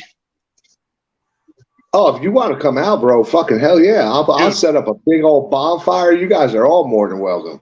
Hey, bro, you let me know when you're setting up a bonfire. I love bonfires. As long as you guys aren't going to burn me like I'm a witch. I mean, Snowman, you're a little far. Snowman's a little far, and friggin' plane tickets are expensive. But, bro, you can come down with the family. I got plenty of fucking land, man. Plenty. Bro, I was like, you're only about like 4 or 5 hours for me, probably. No, not even, bro. I'm about like 3 hours, maybe less than that. Yeah, see there. So Mayo's by me. He could drive to me, and we could carpool down because I got a hybrid, bro. I get that good gas mileage. Here this summer, the wife's going to be on maternity leave for 6 weeks, man. So we'll be able to actually go on a vacation and her not have to use vacation time because she gets all of her, since she's an executive in the store, or not an executive, she's a corporate in the store. She actually gets her entire salary even while she's on maternity leave. Dude, nice. You know what'd be awesome is if like over the summer we could do like a meetup for like the core group of people who like we fuck with in these spaces. That would be dope. Bro, listen, I got the land, I got a bunker. Well, it's really a tornado shelter, but oversized, so I call it a bunker. I got everything on my fucking land. Dude. That's what I'm saying. I'm saying if you're gonna set up a bonfire, you let me know. I'm down for that. That would be fun. Oh, dude, always. And you don't live that far, so it's all good. Anytime you want, bro. You don't live that far at all. Uncle Wallingford's in, and he said I finally got a haircut. Let's go. Yes, I did. My head got finally got summer here in KC. It's hot. I don't like sweating. Hey, dude, them waves were looking nappy, bro. Hey, you know what? I like the all natural fro. I ain't gonna lie. Like that's symbolic right there. It's just hot. It's hot as hell, dude. Like I was like, man, I can't do it. And I was saying earlier, it also I don't like being. You know what? I hear a bunch of excuses on why you're a pussy. Wow. Wow. I hate you. You're not my friend. Because you know what? I got nice long hair too, and it's hot, and my hair's thick as fuck, but you don't see me shaving it like a crybaby ass. Hey, Mike, go ahead. Hey, I shave it all the time. This is the longest it's ever been, bro. I think. No, mine actually, I've had mine down quite long. So, Mike, go ahead and set that bonfire up. I'm pushing Snowman in. I'm done with him. I'm done with you, bro. I'm done with you, you clown. God damn. You always got to be on that fuck shit. No, definitely keep us posted on that, Mike. Because like me personally, I'm always down for a good road trip. Like, yo, I'm gonna tell you what. I'm hoping to finish this whole house in like 10 weeks. Dude, you are trucking, man. Well, dude, you want to know what's funny? I walked in today, and I swear to God, I only worked like 4 hours. And dude, I ripped down. When I tell you, I took out walls. I fucking moved staircases. I fucking did everything. I opened up rooms, everything today in like 4 hours. Dang, man, that is wild. Yeah, listen. I'm a rare breed when it comes to construction. I usually, and I don't boast about myself, but myself, I can do the work of a crew of 5 like in a day when it takes them a week. Right. Well, I mean, it's funny how slow people work when you actually like work with them. You're just like, why are you doing this the least efficient way possible? Well, you know what it is, bro? I'm gonna be honest with you. Like when we bought this house, I already built that house 5 times over in my head. Oh, okay. So, Okay. you know what I'm saying? So it's like when Yeah. I go in, I know exactly what I got to do. I got my plans already there in my head. I mean, I literally have built that house 5 times over. Mm. And then you always Okay. change things. Like when you're ripping down walls and shit like that, you're like, all right, I'm gonna move this door here. I'm gonna do this. So you know, this house is weird because I got a whole entire mother-in-law suite on one side. So, you know, I'm making everything very functional, and it's just like I've already built that a million times. So like I went in today, my wife came in, she goes, "What the fuck?" Like everything was done, cleaned up, like you know. I mean, You're like, that, I'm ready to that's go. the way I work. Yeah, no, when you go in and you actually get to work, it's amazing how fast things go once you get a move if you have a plan that you're following because you've done it before. Like, Dude, I figure honestly about 10 weeks. And I'm adding another kitchen, 2 more bathrooms, and another laundry room on top of everything else. yo, hold up 1 second. Shout out Muslim guy. Shout out New Frontier. They always stop in to check on me. I stop in to check on them when I can as well. Awesome. Those young men, I like them. Hey, if you guys want to swing through, Mike's on the show tonight. You got that's definitely someone you should talk to. So Mike, New Frontier, they're trying to start up their own political party. And I told them, I was like, you know, they get a lot of pushback from a lot of the conservatives, the older men. But these guys, they're 23-year-old men that are trying to do something. And I was like, you know, like Snowman and yourself, I was like, those are guys that you need to tap in with because they've actually built things to a high level of what you're trying to do. And like, I told them straight up, I was like, there's going to be some pitfalls if you're trying to challenge the status quo or the system as it stands. Listen, there's always pushback and pitfalls. I'm gonna tell you right now, if any of you young bloods want to come on, you come on and talk to me because I'm retired. So I mentor leaders all over the United States and the world. Just to let you know, I have organizations in Canada, Belgium, France, freaking all over. So if any of you young bloods want to come on and you want to learn some shit or you want to bullshit, you know, more power to you. Listen, I can show you everything. I got files on my computer. I got SOPs. If you know what an SOP is, if any of you guys are military, I have everything you can ever want to build an organization from the ground up, through and through, in every county, in every town, in every state. So, you know, you're more than welcome to come on. You can reach out to me, and I'll help you guys out in any way I can. Hey, Muslim, you guys don't have to rush your stream. I'm going to be running for at least another 3 hours. If you guys want to come over and you guys want to have that conversation, I'll save the space. And like, even if I'm not here, I'll let you guys rock out. Like I said, I care about you guys and I believe in what you're attempting to do. And if I can link you in any way to the people that you need to talk to, I'm going to get you to the right people. And I feel like Mike and Snowman are definitely the right people. So you guys rock how you rock. If you want, I'll get my wife on too, man. You know. Okay. I mean, all right. We're gonna leave that open. We'll keep it rocking because like they're currently live right now. But if they wanna filter over, like I mean, like I said, like I always try to make sure that the people that I invite into my circle, I lead with everything. Like I'm not a person who does things and expects stuff. Like I don't function on that level of loyalty. Yeah. I just do what I can for people. And I'm like, well, that's my way of adding value because like they have their own thing going. I believe in what they're doing. And I'm like, you know what? I know somebody because I know a lot of people who you should probably talk to that can pour into you specifically for what you're doing. And so I'm just going to, we'll leave that out there. Snowman, you've been in it almost as long as I have, right?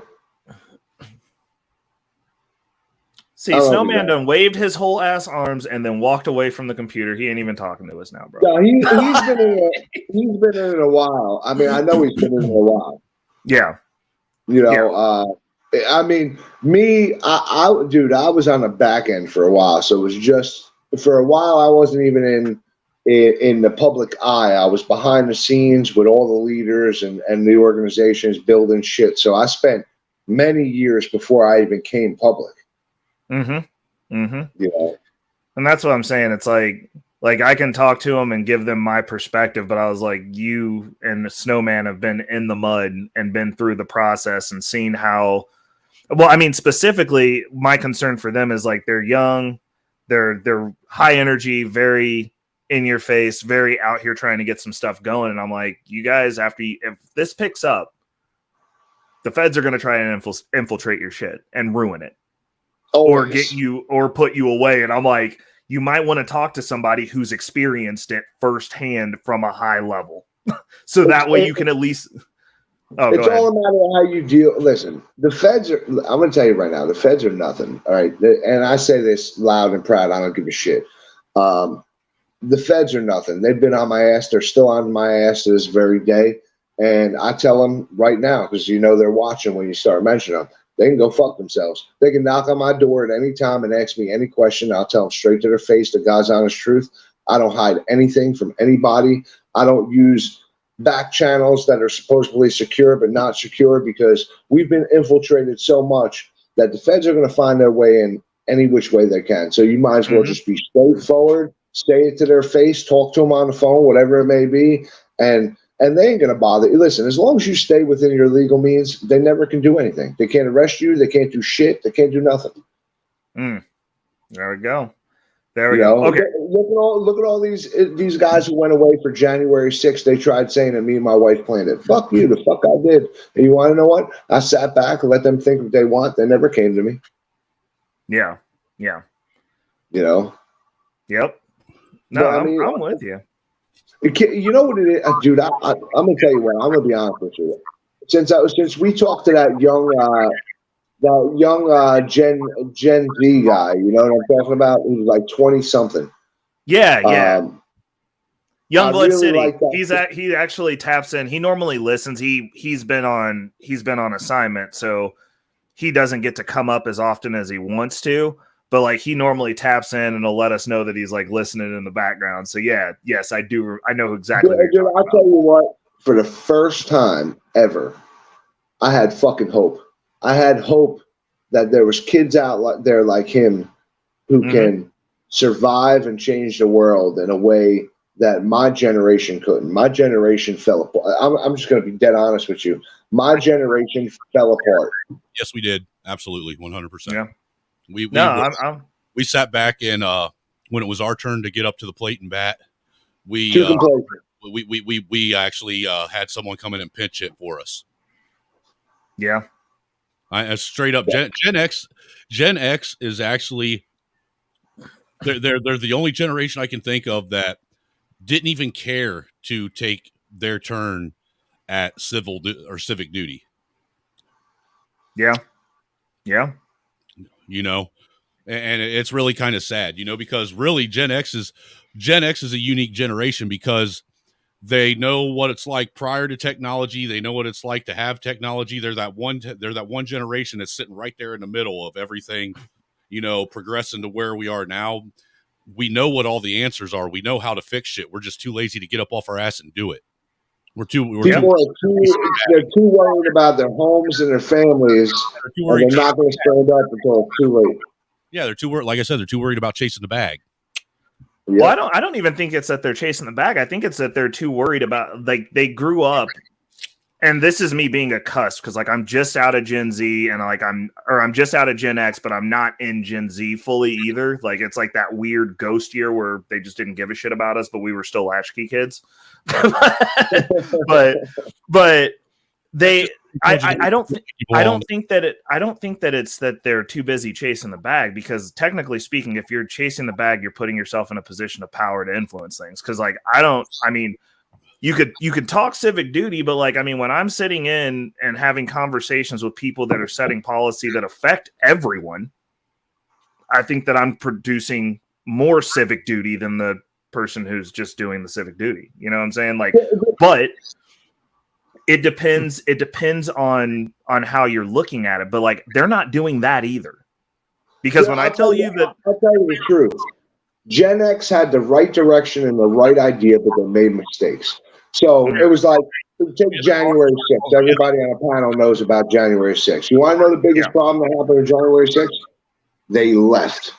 Yep. That's a fact right there. What he just said, they left because honestly, with the amount of people that were there that showed up to show their support and to show that America was strong, that Americans could stand together, with the amount of people that were there and their lack of having any kind of forethought or foresight of what could happen, we literally could have overran and took Washington over that day, and there was nothing anyone could have done to have stopped it.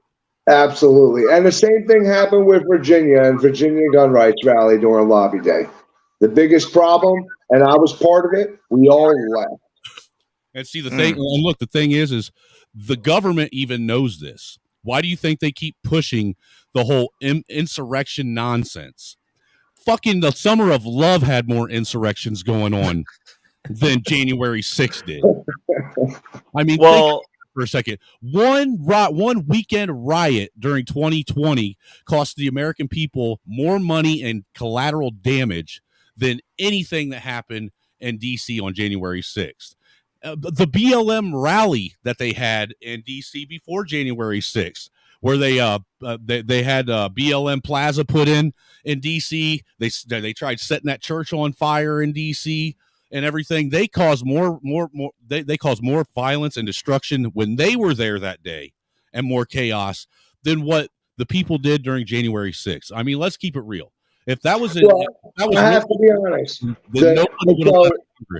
I was pissed off. I was pissed. So you see what people don't understand. I'm conflicted about this. So I was pissed off about the damage done in the Capitol, and there's a reason why. That's our building, our tax dollars paid for it. So the damage that was done, I was fucking ready. That's the people's capital, and we have the right to go in that building anytime we damn well please, because that is our building. Yeah, but they broke our stuff. Damn right, but that's what I'm getting at. So the damage done, that was bullshit because we paid for that out of our tax dollars. That's our fucking building, regardless of what the government says. And the problem is we left. If we would have stayed and we would have stood fast, there would have been nothing they could possibly fucking do, because our military, and I'm going to be honest with you, our military will not and never will fight the American people, because they will break their oath. And in return, they will be, I'm sorry to say this, they'll no longer be American military. They'll be, in our eyes, kind of like a blue helmet. Yeah, but hold on. Context for that, though. It's not the military that's forced to side with us. It's the special forces of the military that's for us. Yeah, but what grunt soldiers going to do with 100,000 people? Well, but no, actually, I'm just saying that, like, your grunt soldiers, like, their job is to just follow orders. It's the special forces that are de facto on our side. They have an oath. They have an oath, and they need to follow their oath, and that is to protect the American people. When you're fighting the American people, you will break your oath and be deemed a friggin' tyrant or an enemy. I'm sorry, that's just the way it is. Like I said, the special forces take that oath. Am I being? Can you guys not hear me or something? Yeah, we can hear you. We're just not listening to you. No, I was joking. I was just fucking with you. I'm sorry. See how they treat the black man over here? Oh my God. It's because you got so much hair. Like, we're in the short to no hair club over here. You got that mane. You're the odd man out now. There's actually provisions in the Constitution that actually it makes it illegal. It makes it to where it states that the American our military, it is illegal for them to actually be armed on American soil. They are not even allowed to walk around on American soil armed with weapons. Seriously. Oh, I didn't know that. I just know that the gap stop for the military is the special forces. Like, that's the check and balance. Listen, I don't care who you are. I don't care if you're Navy SEALs, Marshal Marines. I don't care who you are. When there's 100, 200,000 people in the street, you ain't going to be able to accomplish shit. And I don't care who you are, how savvy you think you are. A ghillie suit isn't going to work in the city. It's just not going to happen. The people at Keene State were actually attacked by the National Guard, and the National Guard is a state level, not federal. Yeah, that's what I was about to say. They would use the National Guard on the people. That's the reason. That's who gets the deployed National here. Guard take an oath as well. They do, but they still they still are subject to protecting the governor of the state as the same way as the Marines are respectably the ones that work for the president of the United States. But do you think our military, whatever National Guard, is going to fight their own family and friends out on the streets? I just no. Well, no, that's not what would happen. What would happen is you have literally people who are parts of hate groups that join the military, and they would just deploy them to go fight black people. And they would send the black people to go shoot white people. Like, listen, I hate to say this, Ray. I hate to say this. In this situation, when it comes to a revolution or civil war, we're the fucking minority. Yeah. Well, we're the ones who are getting shot first. Well, what I'm saying is, though, they would just parse them up, like from a strategic basis. You're not going to have people go shoot. The issue that you run into, though, is when you deploy them in that fashion, they're going to go, oh, that means them crazy white boys that I train with are shooting my neighborhood up. Well, hold up a second. I think everybody goes home at that point. Remember that today's military isn't the same as yesterday's military, and I don't believe that today's military soldiers, our kids and our nieces and nephews, they don't take that oath to the same level of seriousness that everyone else did, if they even are forced to take the oath anymore. Yeah, but what they have to realize is America is the largest standing army in the world. 350 million firearms, 17 trillion rounds of ammo in the hands of Americans. Black, white, green, blue, it don't matter. We all bleed red, white, and blue. We're all fucking Americans, and that's what it comes down to. We are the largest cesspool standing army in the freaking world. Yeah, that being said, though, right now our military is at its lowest numbers and weakest rate of numbers than it's ever been in American history. Absolutely. The actual, put it this way, the actual ground forces that we have in the United States who can carry an M16 and actually fight, right? Actually fight are only about 60,000. Hold up. Wait a second. U.S. Army adopts modern mindset. Oh boy, they're just gonna protect the ladder mafia, bro. We done lost. We have lost. They've been protecting the rainbow. None of us are getting protected, bro. They're gonna be at the nightclubs. They're gonna just circle the nightclubs. They're coming at us with their drag queen story hour and rainbow dildo. Oh Lord. I mean,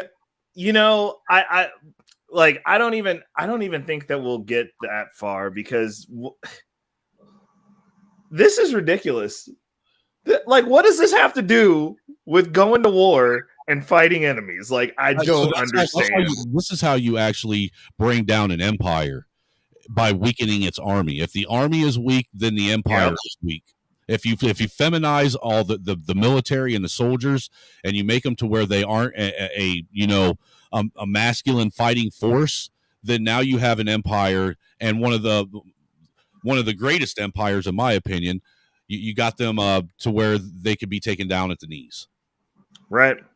Here's my biggest problem with it all is the publication, is publicizing it all. Listen, there's been gay people since the Dawn's Age, since back in ancient Greece times, because they worship the male body. I mean, there's statues built with naked male men, and people worship them. Listen, there's been gay people since the Dog's Age. Who gives a crap what you do in the privacy of your own home and behind your own doors? But listen, to publicize it and push it on society and push it on our children, that's where I got the problem. Right. 100%.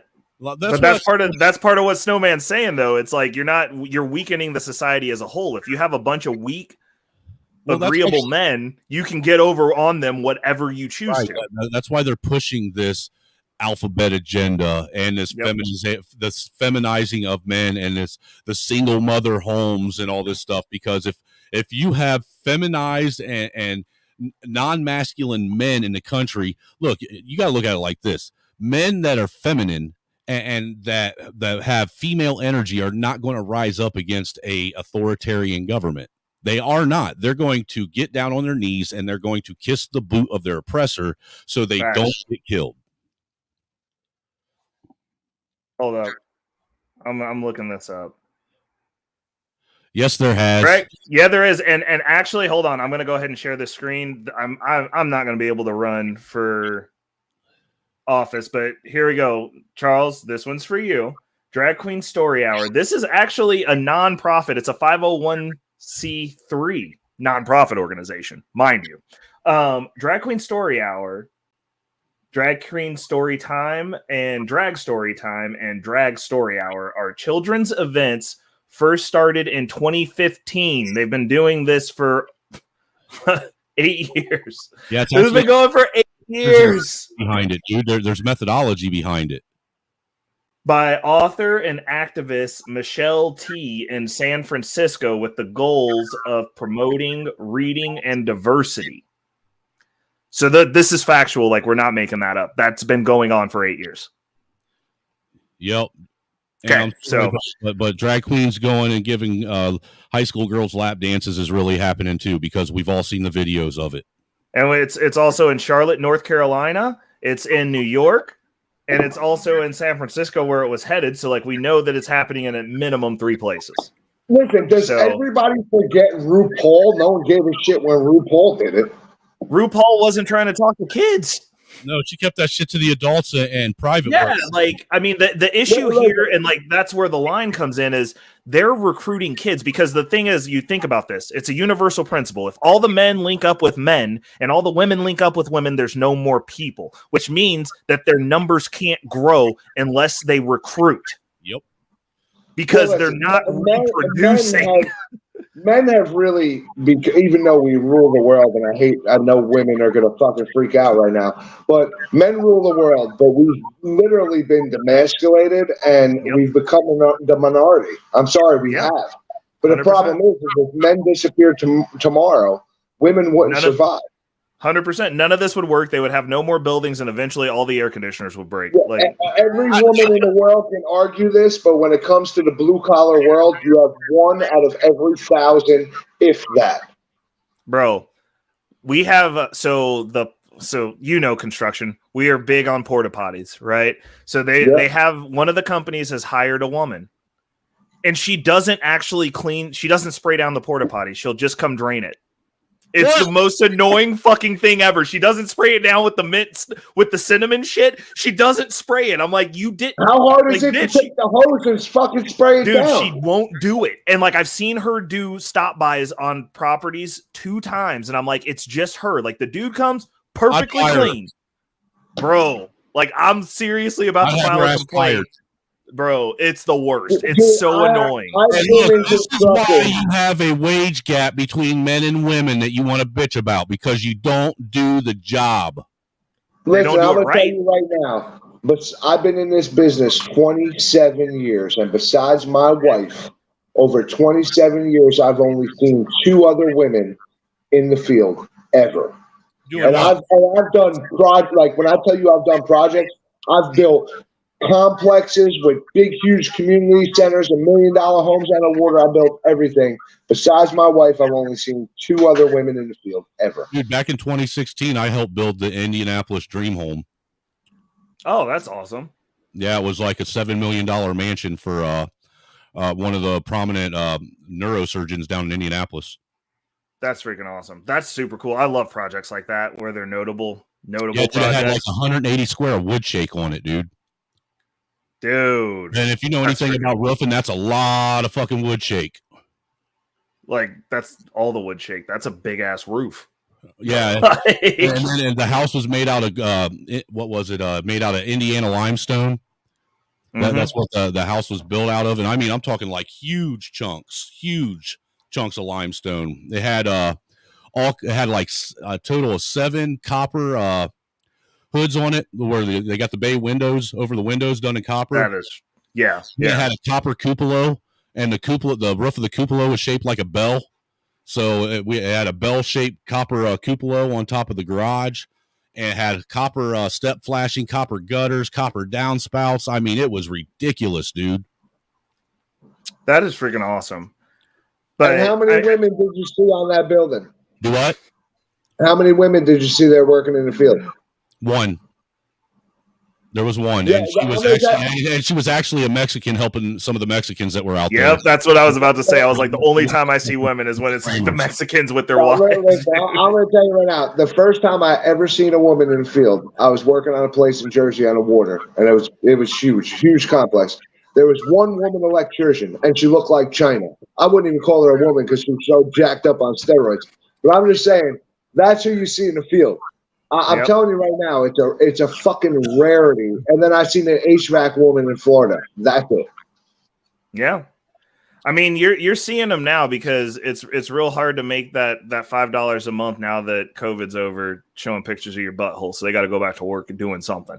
Well, so I knew a girl that was a welder, but she's the only female welder I'd ever met before in my life. Yeah, I mean, it's not to say that these women can't do the jobs. They don't want to. Let's be honest. Those jobs are considered sucky jobs to women. They want to be in air conditioning. They want to be soft. This whole the issue that I have with the feminine movement and the wage gap that doesn't exist. It does not exist. The wage gap for the same job, if you're in the same office at max, you are most likely making 3% less than the male who does the same job as you. And the reason you make that less 3%, women, is because you don't negotiate hard. Right. Well, and I don't believe that. I could be the first to tell you. She works in corporate retail, and she remembers there was a guy that got hired for their company that had way more experience than she did. And when he negotiated his salary, he ended up making, I think she said something like, starting out, I think like $8,000 or $9,000 less a year than what she did. Listen, I don't believe. Did he do a bad job of it? Well, I mean, obviously, I don't know what he did. He obviously didn't negotiate well enough because, look, from the beginning with the wife, I've done all the negotiating for her. Yeah, I've told her what is acceptable and what isn't, and not to settle for anything other than this. If this is what they're going to give you, then no. Your answer is no. Yeah. But I don't think it's negotiation. I really don't. Listen, the male body is just different. When you're out doing blue collar work, whether it's HVAC, construction, we move totally different. I mean, listen, by nature, we're just stronger. Okay, let's just face it. We're stronger. A woman isn't going to pick up a 350-pound power lamb and carry it and set it in fucking place. It's not going to happen. With a man, he's going to do it. And he's going to find a way to do it because his brain thinks differently. Well, it depends. Do you consider trans women? All right, so now you just fucking no. I mean, that dude's going to pick it up too. Right. Because if you consider trans women, then technically we do have women that can pick that up and put it in place. Hey, they are not, bro. If you have a cock and balls and you have the package, if you have cock and balls has been turned inside out. If you have the tools, you are not a woman. If I'm sorry to say, the tools, you can pretend to be a woman. No, but listen, you can pretend to be a woman. That's cool. More power to you. But you got a cock and balls and you produce testosterone and you have less estrogen. So therefore, you're a fucking man. There is no ifs, ands, or buts. It's a science that can't be. It can't be denied. If you die tomorrow and some guy finds your bone structure, it's going to be that of a male, not a woman. No, he's going to see that inside out phallus, man. Listen, your DNA is a fucking man's DNA, period. It's not a woman's. I'm sorry. Listen. No, man, they're going to be able to reconstruct the pelvic bone and make that look like a woman, and they're going to be able to put a uterus and all that shit inside of a man. And listen, I have no problem with transgenders. I have to be honest with you. I don't either. I have a problem with them coming after kids. That's what I have. Well, that I do. But I mean, as far as being gay, transgender, I can care less what you do with your life. All right, I don't judge you. I don't care. But listen, when it comes to the science, and I don't believe in science. And Ray will tell you this, and Snowman will tell you this. Listen, I don't believe in science. I think science is fucking. Most of it is just an indoctrination tool. Yeah, it's an indoctrination tool. That's what science is. But that literally, male, female, DNA, bone structure, that's science that can't be denied. It can't. That's biology. You know, and that's biology that is it's reinforced with every human being. I mean, it's been proven that either you have XY or XX chromosomes. Look, if there were 12,396 different fucking genders out there, like people want to try and get people to agree with, then why is it when these people that have gender dysphoria go in for a sex change, they only get a choice between two? Listen, I'm trying to sex change into a toaster personally. I just have to say this. If me personally, Mike Raves, was ever able to become a woman, I'd be the biggest fucking whore you'd ever seen in your fucking life. That wouldn't work. I would never leave the bed. That wouldn't work. Okay? That would not work. I'd put myself out. Bro. Exactly. Bro. I'd pimp you out and you pimp me out. God damn. For real, dude. I'd be I'm just being real. A man, a vagina that actually works properly. He'd be a mess. Oh, forget about it. First of all, he'd never leave his house. Then after he was tired, he wouldn't know what the fuck to do. He tried to go back at it. Listen, I'm just telling you right now, that's why men can't be women. Right. They can't handle that. There's too much going on down there, man. No. Listen, women may not be able to run the world. They may not be able to do construction, but I'll tell you what, when it comes to a fucking vagina, they know how to friggin' regulate. Men would not be able to do it. They got that pussy control on lock. Men would not be able to do it, period. Shout outs and rest in peace, Prince. Thank you. Oh. Okay. All right. Hold on. Let's see what we got. Now we haven't even got. Women in the world hate us right now, Bro. Hey, you know what? The women in our houses don't, so that's good. That's the thing too, Ray. Is me and you've talked about this before. How many times I've had women like go at me for the stuff that I say on panels, specifically directed and about women. Like, I can't believe that you have a wife talking like that. Well, see, the thing is I don't have to talk to my wife like that. She understands. She already understands what is what. Therefore, you don't need to have these discussions with her. The rest of you out here, on the other hand, though, you guys are sitting here trying to fight like a wild fucking horse that doesn't want to be broken. Listen, they're fucking. Well, I mean, it's not even that. It's not even that. It's they'll fight and then they'll want to have these partnerships and all this shit, and then they don't like the dudes. They don't like the dudes that fall into that category because those are weak men, and they don't want weak men. They want a strong man to behave like a weak man. In which case, they don't want weak men, but yet they want to be single, independent, moms that are raising nothing but weak men. Right. You want to know the fucked up thing? Listen, I have a great fucking marriage. So me and my wife have a great relationship, great marriage. But my wife is old. No, but listen, my wife is old school, though. It's different. And here's the thing. You want a man to treat you good. You want a man to do certain things with you. Like, even if something as stupid as dancing with my wife in the kitchen while we're cooking dinner. Listen, you're not going to get that out of a little feminazi. You're not going to get that trying to dominate your man. You have to let your man be a man. That's the problem. Women are conflicting with their men, and that's why relationships end so quick, because you cannot dominate a man. It's in his nature to be dominant. Yeah. You know, we're here. Listen, men don't want to date another man, so a man ain't going to date a masculine woman. Exactly. There's no way in hell a man is going to accept being with a woman who is more manly than he is. No, listen. Yeah. Why do you think marriages lasted back in the day? Because women were feminine. It didn't matter if you were fat. It didn't matter if you were ugly. You were classy. And that's what mattered to men. Fact. I think at the end of the day, I think it's still what matters to men. Like, regardless of how you want to cut that down, like, that's not saying that, like, you have to be at home and living like a slave and, like, you're just worthless. Like, you can go to work. You can go do what you got to do. It's just when you get in your house, like, you should respect the man of your house. Hey, a lady in the streets and a freak in the sheets. That's the way it's supposed to be. Listen, you look at all the complaints of fucking women, all the complaints of women, right? You look at women saying, oh, I want my man to be masculine, or, oh, I want him to do this for me. I want him to do that for me. Well, You're not going to get that if you're trying to dominate. The problem is you're going for shitty ass guys. You're trying to go for the baddest motherfucker. But let me tell you something. That baddest motherfucker is getting as much poontang as he possibly fucking can.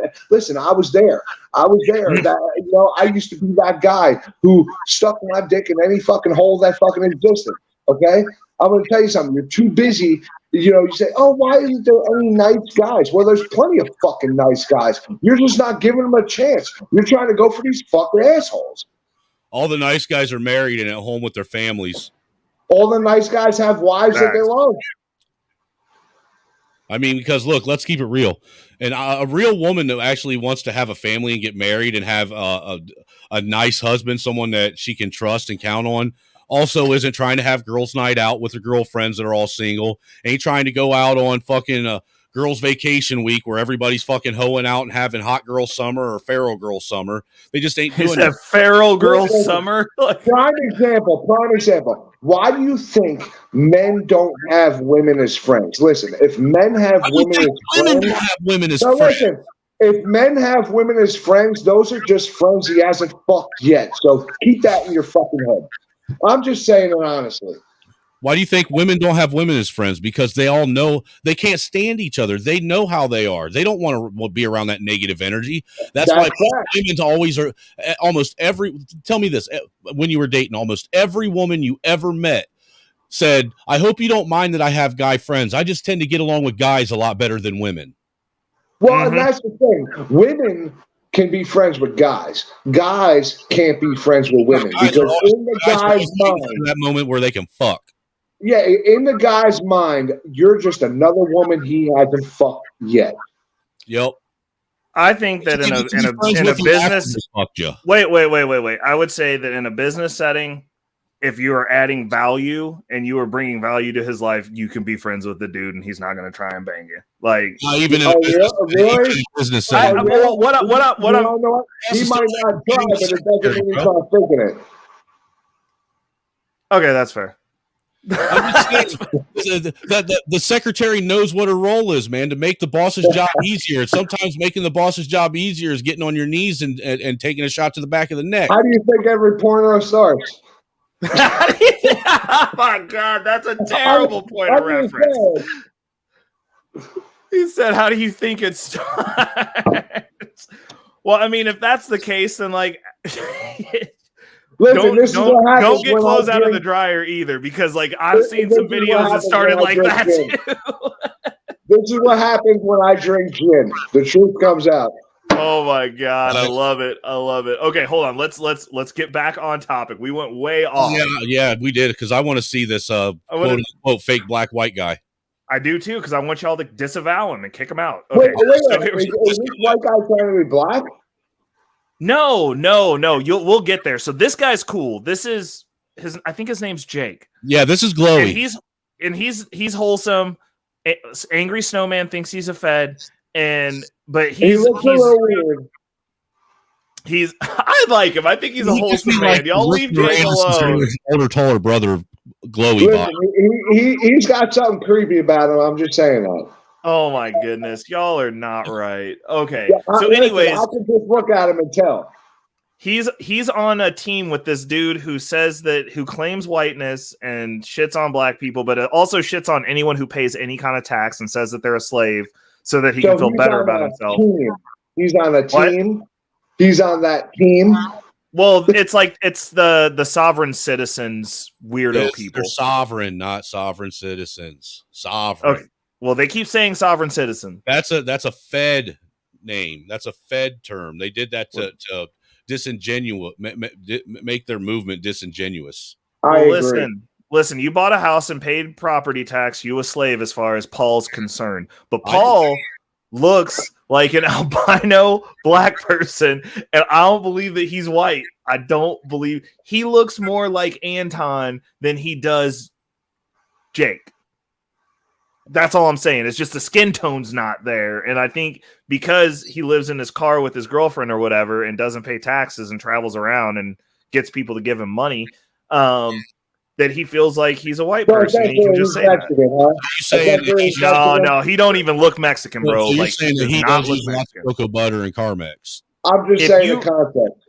If we took a picture of Anton and then went into AI and had them take the melanin out of his skin, that's Paul. Wait, he really lives in a car and asks for bugs for fucking money? Dude's weird as fuck. Like so what I like to call him is a social parasite. That's what I like to call him. Someone who breathes the shit out of fucking society. He's the social parasite. Yes. Okay. I can agree with that. I'm with you there, but I'll let you make the assessment because you can hear him talk, and my whole thing right now is I don't think he's ever gotten a 23andMe done. Granted, I know that the Jay Princes out there would say you can't believe the white man's DNA test, but like homeboy has a lot of features that are not of the phenotype of the Caucasus Mountains. That's all I'm saying. He already brought up God in his conversation, and I hate to say this, but anybody who brings up God in their conversation is hiding something, because my philosophy is this.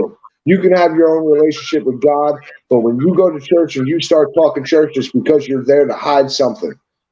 Okay. I can rock with you on that. I'm just saying, listen, people who go to church are there for a fucking reason. I'm just saying. I'm with you. Okay, so let's get this going so we can get Paul up here. I can agree with that, but here's where I'm coming from. I envision a future for humanity where we move beyond money. We move beyond this BS of authority, these governments, and what's that? It's not gonna happen. You want to bet? Yeah, I do. I am a bet man when I have confidence. Hold up.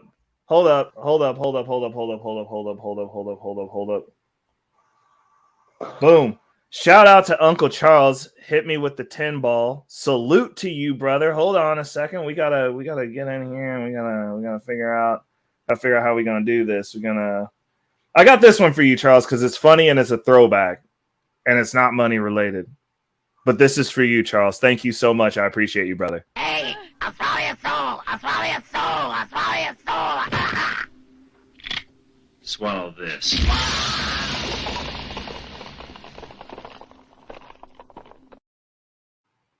Shout out to Uncle Charles. That's how them modern women be coming after him. After you, when you go outside at the end of the night and at the club, that's the ugly chicks, bro. They just be out there. I'll swallow your soul. You be like, get out of my face. It's terrible. They can do it too, man. They literally can. Succubuses, man. Succubuses. You know, that's the reason I always tell my homies, man, whenever I'm talking to these young cats, I'm like, bro, don't be hanging out with them fat girls. No. You'll start liking them. You'll start liking them, and then they go swallow your soul, bro. Yeah.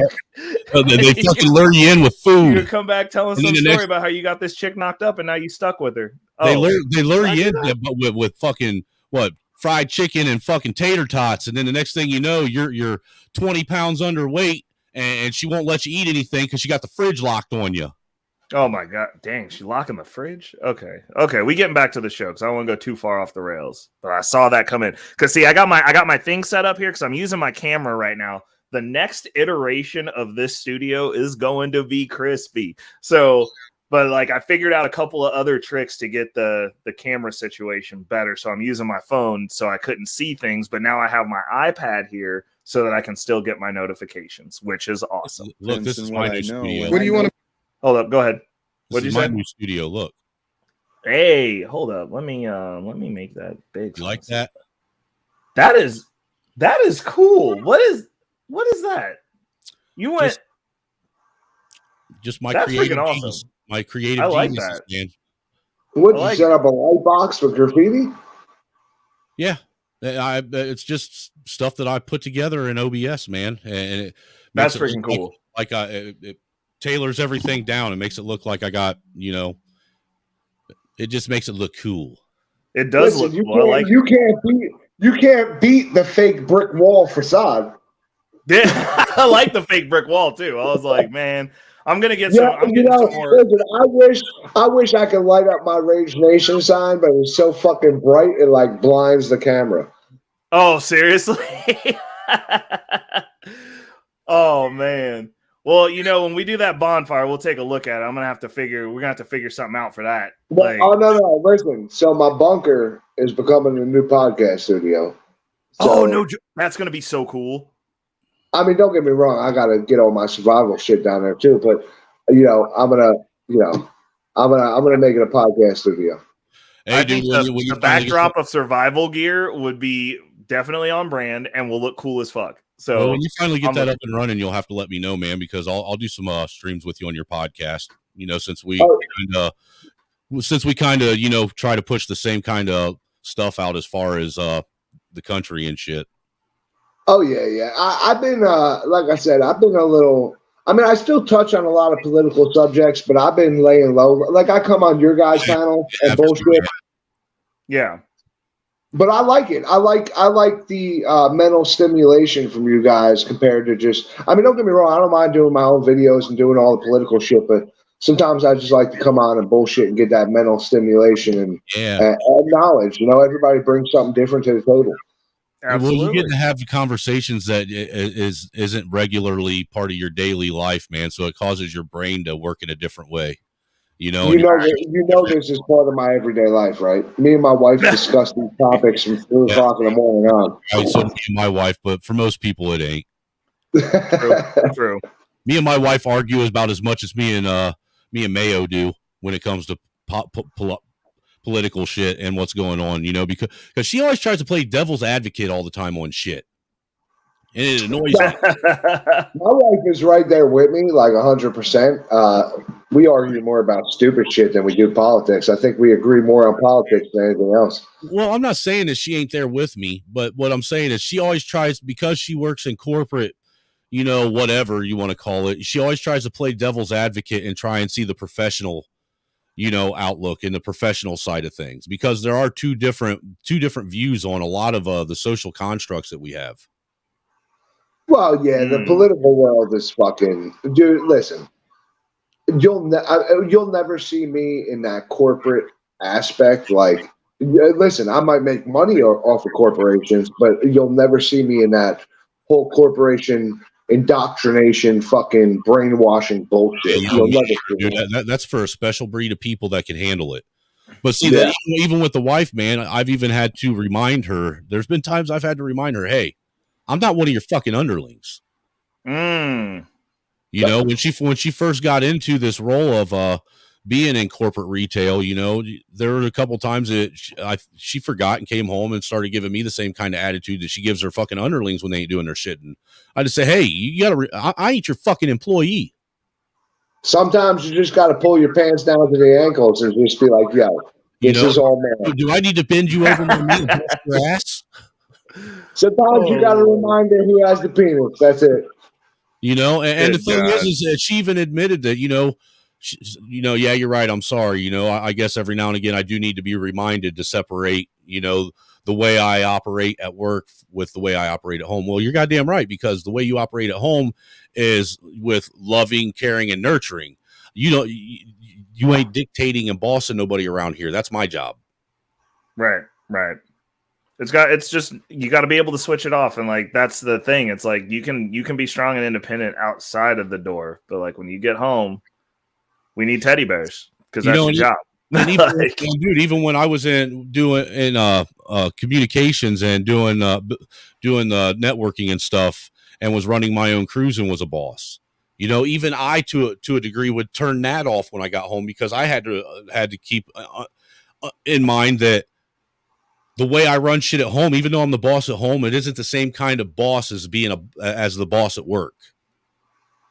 Facts. I'm not sitting here trying, literally dictating and pushing everyone to do this specific thing this way all the time. At home, I'm the boss. I'm the one that makes the final decisions, but I got to take, at least the wife's opinion into account, be willing to hear it, and, maybe entertain the idea of, using her idea, even if I don't. But I got to have a little bit of diplomacy with the wife, because how else can she be the co-captain of the ship, and how else can she feel comfortable, taking the helm if something ever went wrong with me to where I couldn't do it if I'm not willing to do that with her.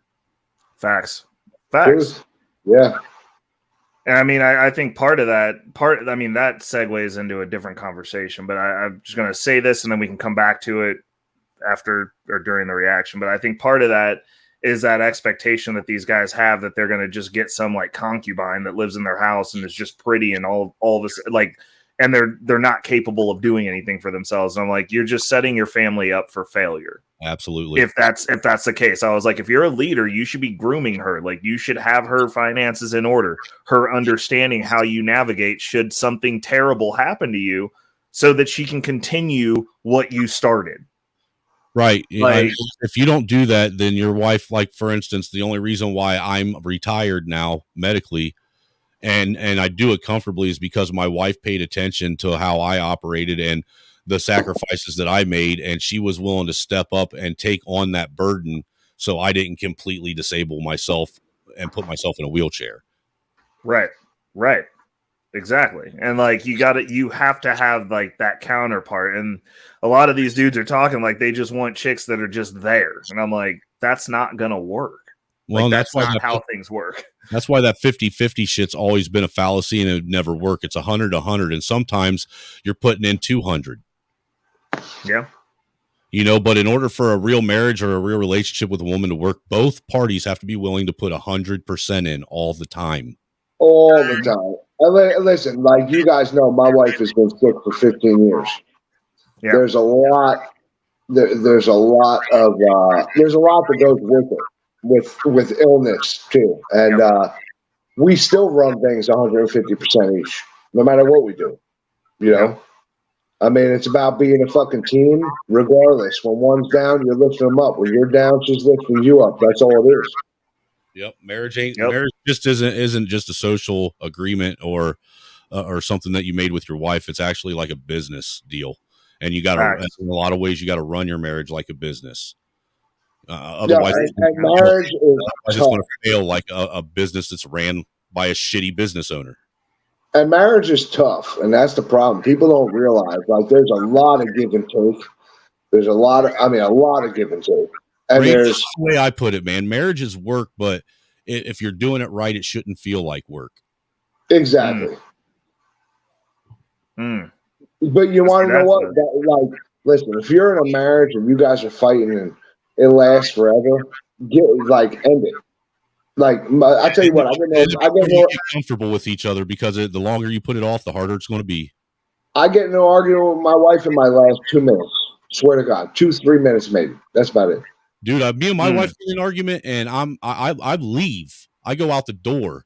I'm not sitting there and arguing, and a lot of times she won't either. You know, things get to where we feel an argument brewing. I will literally walk and go out to the fucking barn if I have to, and hang out, or I'll go out and spend a couple hours on the mower mowing grass that don't need to be mowed.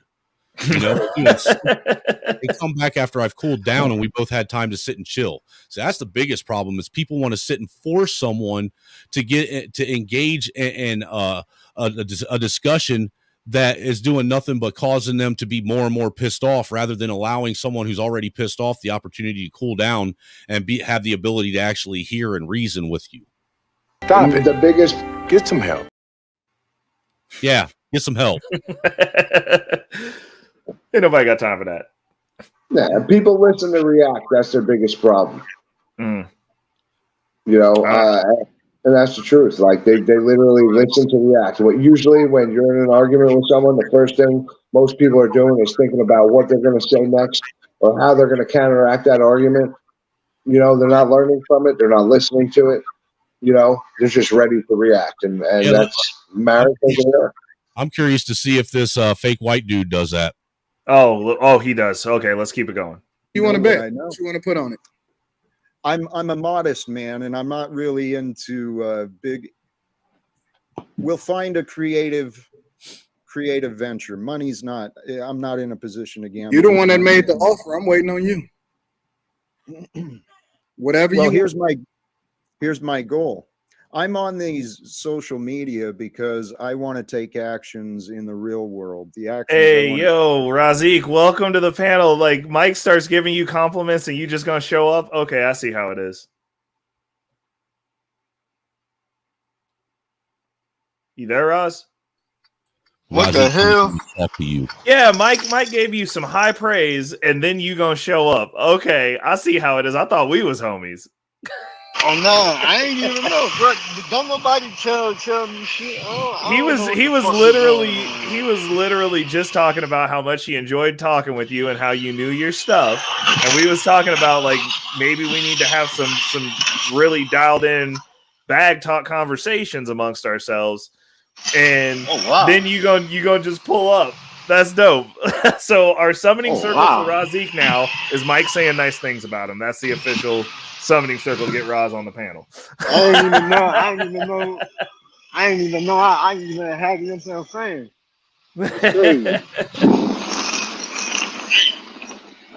I know.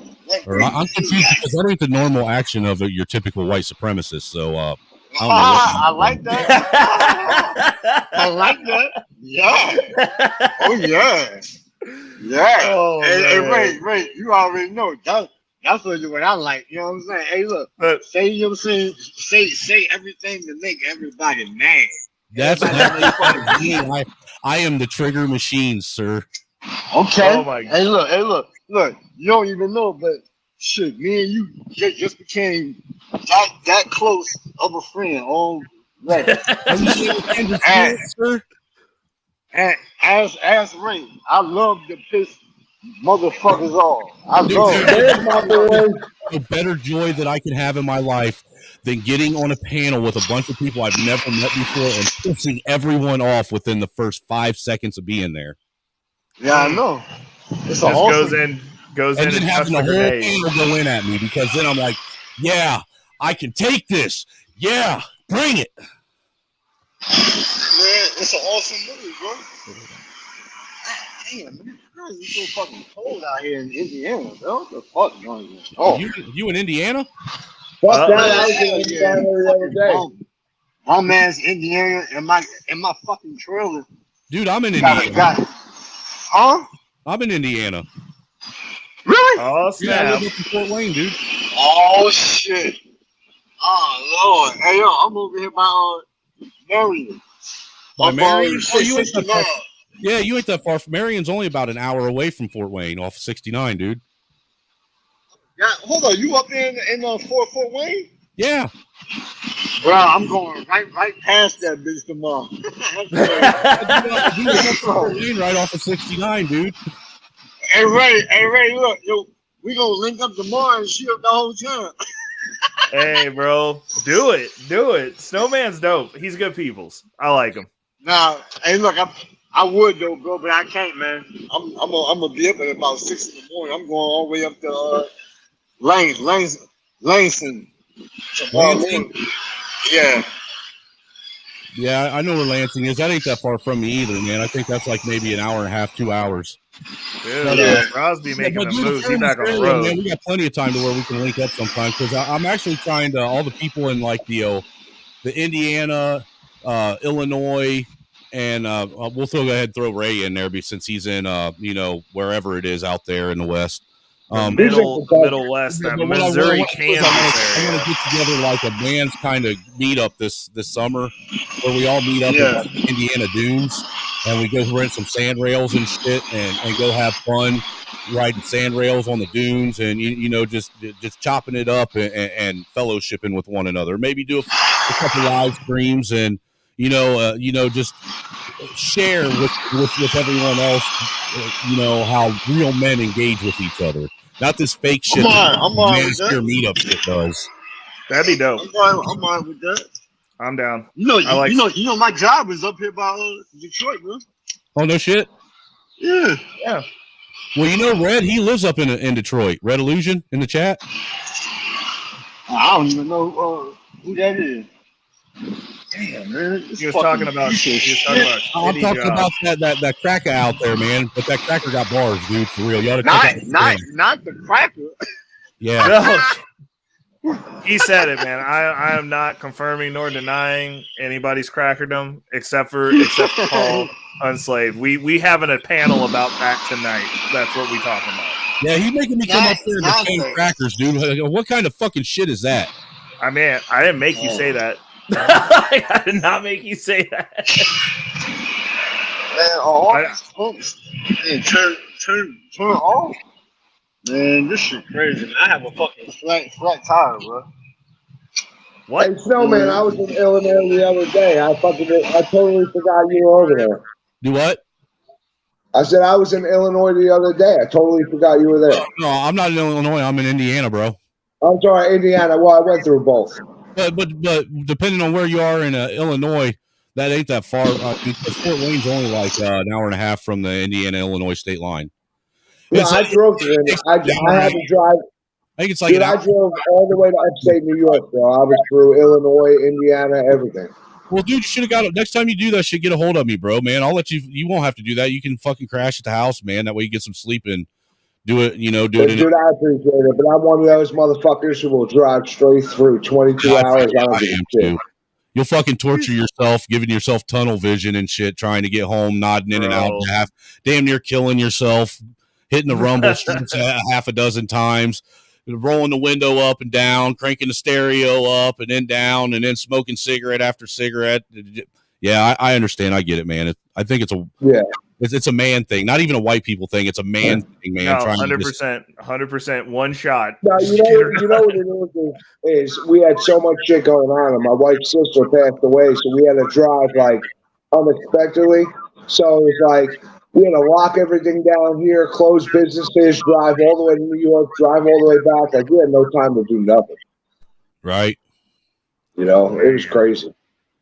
It's usually how it works, though, man.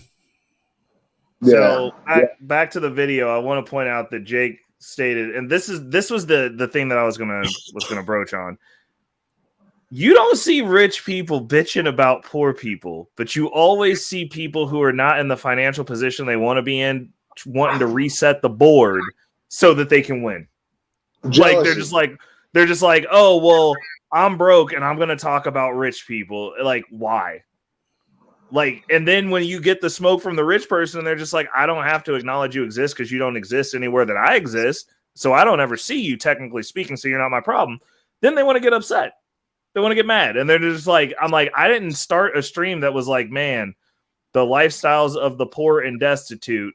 I wish I could do that. Let me give them smoke. Can we start that series soon?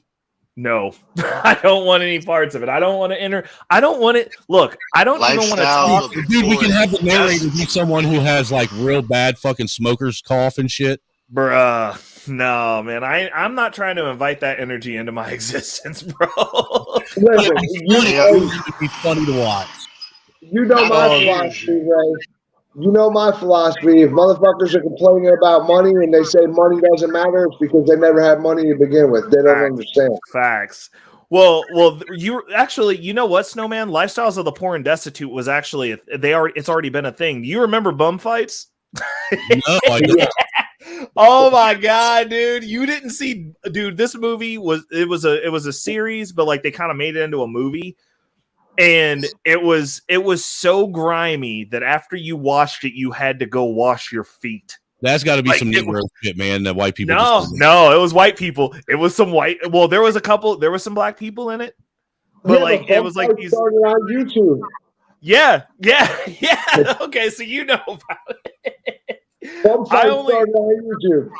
I only saw the movie. I didn't know it was on YouTube, bro. Like, it was the wildest stuff ever. I was like, this is the dirtiest shit I've ever seen, bro. So it was like the jackass of poor people? Yes. Literally, it was just paying two bums to fight each other. Yeah, but then they started, like, interviewing crackheads. It was a weekend. Instead of a weekend at Bernie's, it was a weekend in the trailer park. No, these people were poor and destitute. Bro. It was bad. They had a crackhead take a poop on the strip. Like it was terrible. Why would you do that to the strip? Bro, they did it to the strip, bro. He did not care either. It was bad. Of course he didn't, man. He was just glad that he was going to be able to relieve himself without getting arrested for a change. No. Hey, listen, you go to California, it's bum fights every day. Don't worry about it. Facts, dude. Like, okay, so we can technically just do our meetup in Cali and just every take a video. No, I have no desire to go to California at all. None. Bro, you don't want to visit a third world city? No. I would rather go to Somalia before I go to California. I would go to Iraq before I went to California. Oh no, not Iraq! God damn. Oh Lord. Okay, so let's see what Jake got to say. Let's go. Want to take in the real world is to have conversations with those of influence. So for me to prove myself right, what I'm looking for is doors of communication for those who have influence. I want to share the messages of peace and truth and equality and, you know, integrity to those people in the United States government. Mm-hmm. And I think if we get the right message together, we open up the right doors, share the right messages through our connections, we can overcome these illusions that have created wars and debts. And what you're talking about, brother, I encourage, yes, absolutely. Debts is slavery. We have an entire economic system. The entire banking system is built on debts, profiting from debts. I agree. So I don't want to try and succeed within. I do want to succeed, you know, and I want to use the system for success, but the system is kind of stacked against those without the cash. So I'm already coming at a disadvantage, but brother, the message that I am offering and that Paul is offering. Okay, so the one thing that I have about this is I agree in concept. The only thing that every system that we've ever had, every civilization we've ever had on this planet has failed because of the monetary system, the fiat system that we're currently in. They've all made it to this point and failed because they refuse to evolve beyond it. But that is not an excuse for being broke and dusty and failing at the game that we are born into. Like you can walk and chew gum. What? There's no such thing as peace and equality. See, this is where he's wrong. Peace and equality will never happen. There'll be peace somewhat. Yeah. But equality will never happen because then you get into that social system. Yeah. Well, and that's why they've moved away from the whole peace and equality talking points. That's why they've rolled it over to this whole equity talk. You know, because equity means that it doesn't matter who it is or what you've done. Equity is about I want it, give it to me. Well, I mean, if you're talking about it from a business perspective, equity is just ownership. I have equity in a company. I have equity in plenty of companies. If you invest in stock, you have equity. But if you're talking ownership, no one is obligated to give you shit. You're not owed anything. The issue is they have these conversations and people stop at the surface level of the conversation, not realizing that, like, hey, sure, we should be working to evolve past the current system that we have because historically, every piece of data that we have, this is where society fails. And we have to start over and we build back up to this specifically. Hey, look, hold on 1 second. Hey, look, everybody grab your cameras. I'm getting ready to go viral. Hold on. Look. There's my boy. You know what I mean? You know what I'm saying? Fixing his own tire. Hey, man. Lord. I had to ask them niggas, man. Like, yo, I need some help, bitch. I'm like, God damn. You know I respect this is the prime example. This is a prime example of why there'll never be equality. Never. There'll never be equality since the dog's age, since the start of man. There was never equality. Well, no. That's a man fixing his own tire, friggin' checking the pressure on his own tire while some feminazi doesn't even know how to do that, and he has to go to a garage and pay for it. That's the thing. We'll never have equality. Oh no, we're not. There's always been hierarchy as long as the day is long. That's historical as well. I'm with you there. I'm with you there. I don't even think you'll evolve unless we all just become lumps, like, and everybody's just like, well, we're just lumps and like we don't do anything. But I wanted to respond to Red Illusion. Instead of doing nothing versus violent resolution, we need a long-term quiet organization. We already have it. It's called Bitcoin. You can be a part of it at any point you choose to, sir. It's happening. Back on this, I just wanted to point. It's sad to say that I am the person pointing this out because I was forced to come up here and defend Whitey, but I found it suspect how he emphasized the R when he addressed him as brother. I hate you so much. Why you gotta emphasize the R? Oh. That ain't right, bro. Listen, any true white man doesn't emphasize the R, okay? I'm changing Snowman's name. You ain't Chuck Black no more. You the White Bandit, bro. Like that's ridiculous. Jesus Christ, bro. You ain't right, man. You are not right at all. But I'm not wrong either. You're not, but like, why are you bringing that to the attention, bro? I want to like Jake so bad. Like, because I'm trying to point out that he's a glowy. Listen, I'm sorry. Listen, I don't know why you want to like Jake. Really bad, dude. He's reasonable. I like There's people that are something not reasonable. right with him, bro. That's like a cult member right there. It's like when I see him, it's like a fucking mugshot for a cult member. Like, I'm sorry to say it, like, he's just not right. Jim Jones is screaming really heavy at me when I look at him, dude. No, so you guys want to hear something crazy before we get back to the video? So there's a guy who I met here locally that's friends with one of the dudes in my circle that's an artist, very talented, makes wonderful music. And we sat down and had a conversation, and he was on some like Cuban communist socialism stuff, and like I had pushback for him in the group, but this guy was so charismatic, and like we were both like, it was like the group of people were listening to us argue basically, and then kind of like shifting sides as the arguments were presented. And then I was like, dude, I like you a lot. I find you very interesting, but I also think that I'm gonna have to off you one day. Like, I really feel that way. Like, I was like, you're good. Like, you're real good. I'm currently putting money back to put a hit on you as we speak. Bro, he probably is. He probably needs to. Like, we are enemies in that realm. Like, it was like, I was like, oh geez, like I found my Magneto, bro. Like, what are we doing right now? You found your opposite to where you can get that really good mental Aikido going, huh? Facts, dude. But the thing was, I was like, he was so convincing and so captivating that I was like, you could get some people to drink some punch, dude. Like, definitely, hands down. And I was just like, you know, like he's like positing these ideas, and these people are like buying into it. I'm like, that mathematically doesn't work. Yeah, and he's just like, what? The guy you got up there looks like he could be the half brother of the guy that started the Heaven's Gate cult. Okay, god dang it. Maybe I like him because he could be an antithesis as well. This is okay. So maybe look at him, bro. Take a look at that face. You're telling me there's something right with that? Like, his hair's all fucking floppy, he's all sweaty, like he's about to spit some cult shit right at you. Well, I mean, if they all live in their cars, then maybe he's somewhere where it's hot and he doesn't have air conditioning. Like, you want to know what I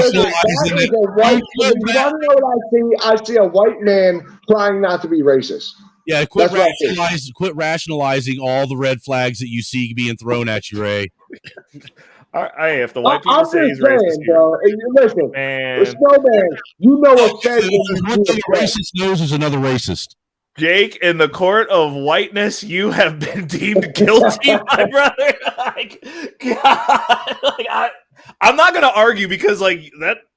I can't argue with white people about white things. Like, it's just not my place. So, like, I'm gonna have to accept it. On CNN as a Fed. Yeah, I would like to know that as a representative of the crack Asian diaspora, that we do not recognize this glowy, nor do we accept this glowy, nor do we even give him the crack Asian fucking acknowledgement. He's a glowy. Oh no.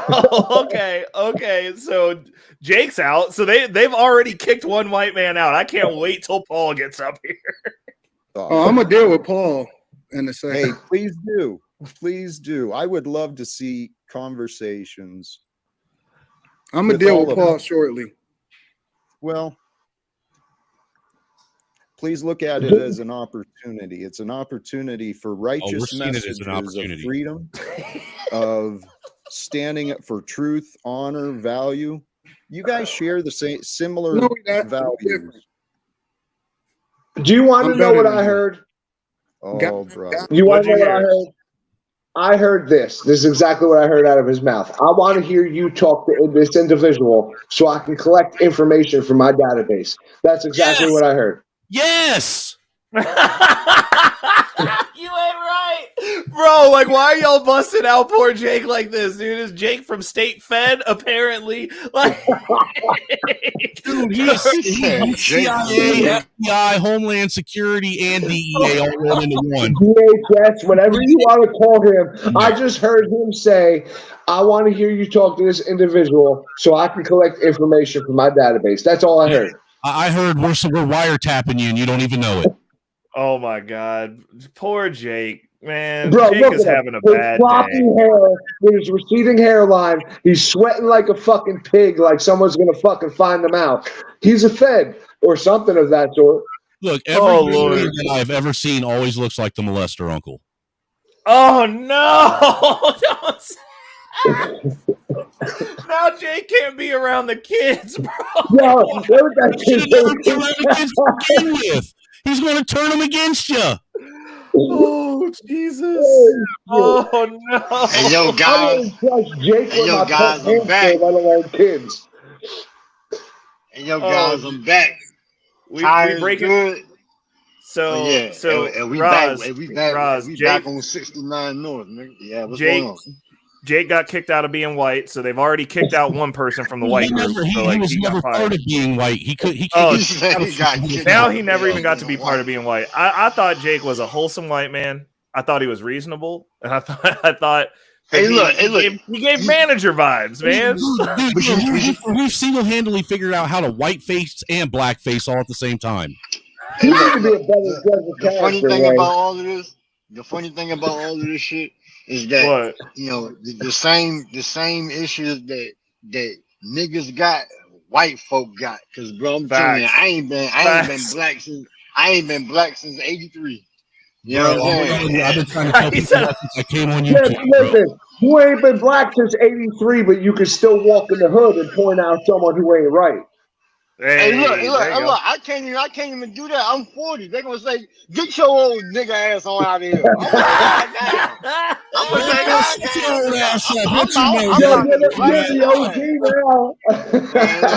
They gonna call me. Get your coon ass, your house, your feel. Red Illusion kicked him out too. Red Illusion they give you shit because your dreads older than they underwear. Oh my God! Hey, look, they don't like me. Look, I done time in prison. I done smoked more weed than anybody. I rap. I say the N-word. I curse motherfuckers out. I done beat niggas' asses. I done had my ass beat the whole 9, bro. Dude, I like this guy. I still ain't black. And I still ain't black. I ain't black, bro. Still ain't black. Dude, no, I still ain't black. I done all of it. Bro, I ain't black, bro. Dude, and I will sit there and I will give you that. You are not a black man at all whatsoever.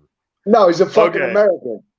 Hey, let's go. I'm in Team America. There you go. Team America. There you go. Yeah. Okay. Hey, look, hold on. Let's listen. We're listening in on what Jake got going since he's been kicked out. He a Fed and he can't be around your kids. Jake, you are getting charges from the whites left and right today. Left and right. Like, you're a pariah within the sovereign groups. Now you're a pariah in the world. Okay, so I'm trying to give you proper defense here, but like, dude, the fact that Anton ain't picked up on this yet. I mean, you can tell it's starting to dawn on him because he's chewing on his fucking finger like a Cheeto right now. Bro, he's sweating like a fucking pig, like he's gonna be found out. Look at him. Oh my God! I'm surprised he ain't got ring around that blue collar right there. Tell me he ain't chewing on his pinky like it's a fucking flaming hot right now. So oh you're my like, God! Man, I'm about ready to have to call this Whitey out.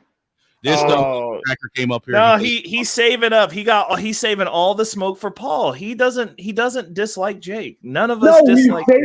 Listen, he just wants Paul on so he can record some shit so he can get some information. That's all he wants. Well, I mean, as long as he's just busting Paul, I don't care because I don't like Paul either. I mean, hey, bro. I mean, if he's stupid enough to mess around and like get found out on some illicit stuff because he's navigating like a bandit. Ain't this how Huey got taken down? Hey, you know what? This is what happens though, because you notice they sent the white man in for Paul because he kept running around saying that he was white. That's what I'm saying. Isn't this how they got Huey though? The same way they sent a white man in? Hey, I don't know. Well, I mean, who you talking about? Huey P. Newton. Yeah. No, bro, they were all killed by their own kind. Yeah, but it initially started by a white man coming in and talking to one dude into doing it. Well, yeah. You know, it was always that one You guy are right. hey, He said white trust him, man. We can trust him. Bruh. You know what? We gotta remake that. We gotta remake that Uncle Ruckus song call it "Don't Trust That White Man Over There," bro. And we're gonna just keep pulling up Jake's picture. Ray, why is it every time you bring up a video we can't get a quarter of the way through it? Because, man, dude, we can't when I do it either, dude. Anytime all of us get to do, dude. I'm glad Ray wasn't on the stream I did today. I did a 10-minute video, man, and it still took me an hour and a half to get through it. A 10-minute video. Facts. I mean, it's because there's so many rabbit holes. There's so many pieces. I mean, we're not necessarily off topic, but like you can take a piece of the video, and now we talking about we can't trust white man that look like Jake. Like, look. That ain't even it. You know what it is? I'm gonna tell you something. You know, and not to get too far off topic, but there's still a human component that no robot will ever be able to replace, and that's human interaction. So even if you are, you know what I'm saying, you know, doing a video or you're trying to get through it, when you have like that human component, and that's like the unseen need that nobody can ever see, but it's like an invisible bond that once you come in contact with somebody and you give a person a certain look or you bring up a certain topic or they start to, you know what I'm saying, smile and laugh, and before you know it, you know what I'm saying, like a whole hour then flew over. So, but you know what I mean, but that's just kind of like speaking about, you know, what the other guy was up there saying, you know, that's you know what I'm saying, like the, you know. You mean kind of like how 4 hours is already almost flown by on this stream, and it feels like we've been doing this for like maybe 40 minutes.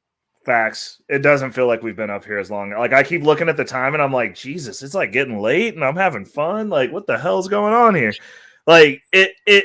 But the thing is, like when you're talking to people that you enjoy conversing with, that challenge you, that make you think, you really. It's like I worked out this morning, but like now I'm getting to work my brain out. And I love it. Like, I'm just like, cool. Like, I had both workouts today. This is great. This is a good day. Oh, I forgot to tell you, I had Be Brave and Think on my panel today. No, you did not, you asshole. Yeah, dude, he was up there for like a good 2.5, 3 hours, bro. Bro, if you don't get your monkey ass out of this scream right now talking about Be Brave and Think, you get the hell out of my face. Like, you can't know, bro. You got to get up out of here talking about that. What did he say on your stream? Oh, dude, all kinds of fucking racist shit. Oh, my God. I hate you.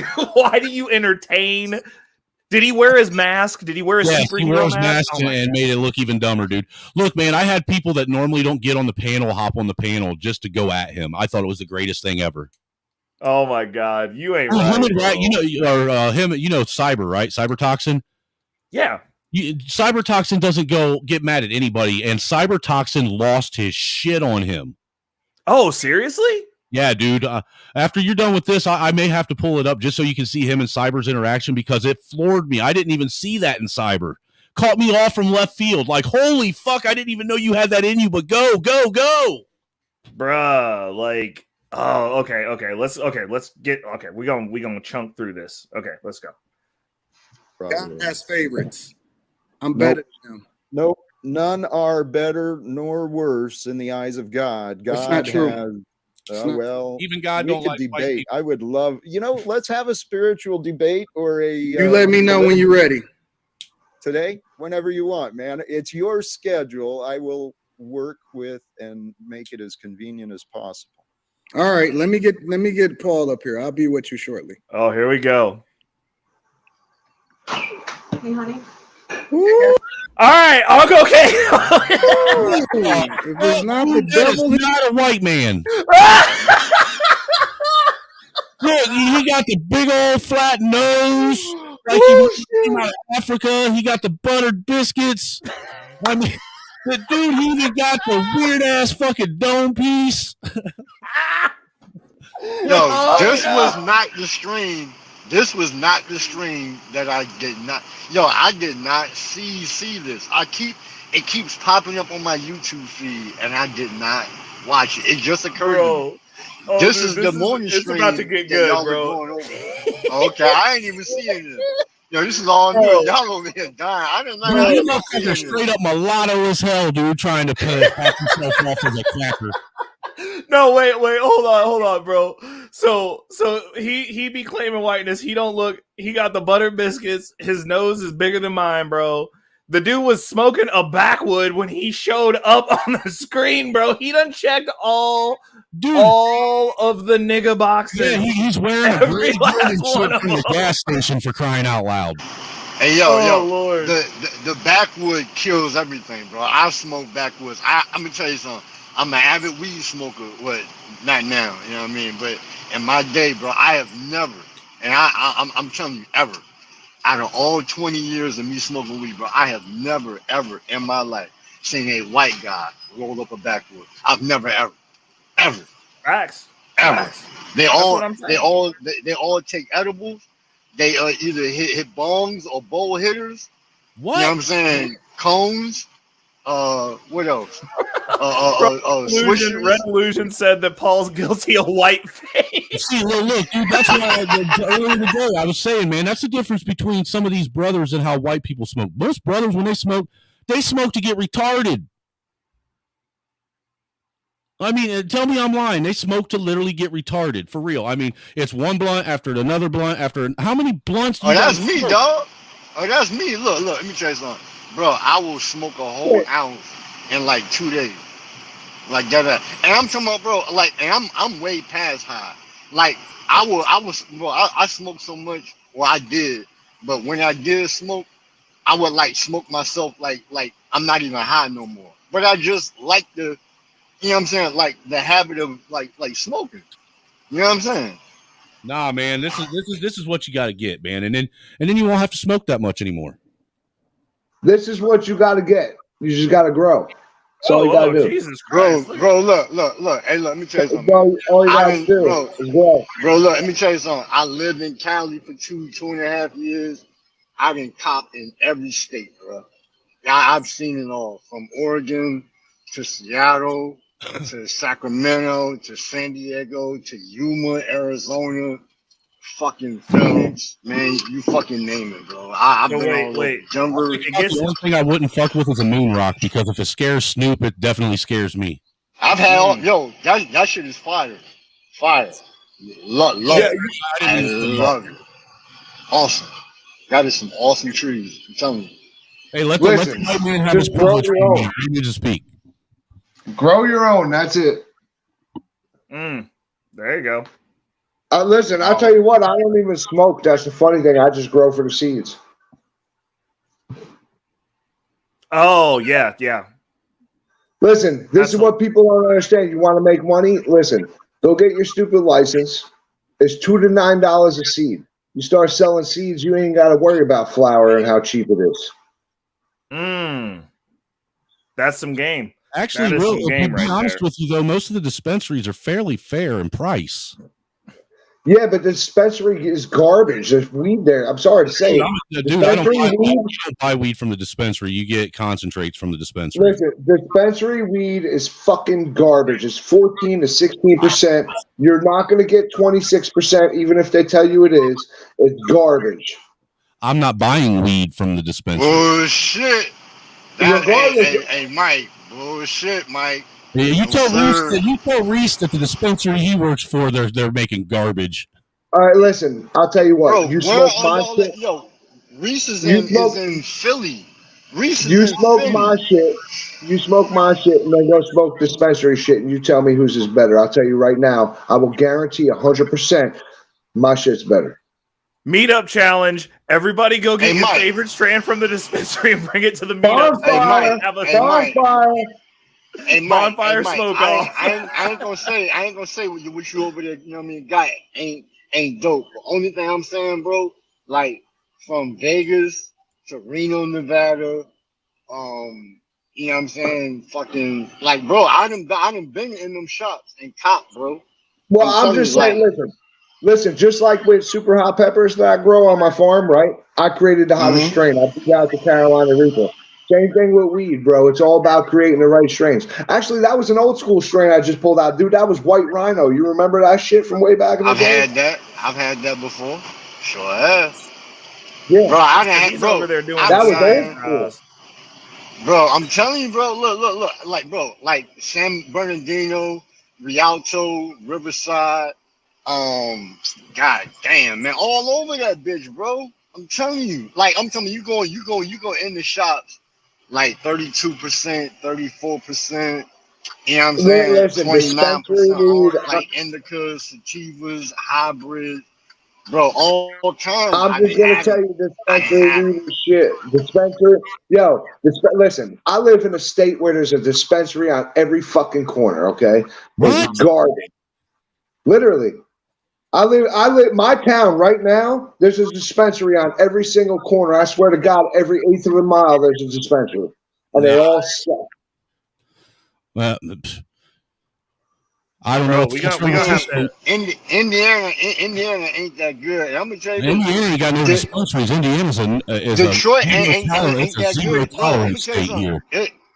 Illinois ain't that good. Illinois ain't that good. Michigan's dispensaries, woo. Yo, that ain't that good either. I didn't cop in.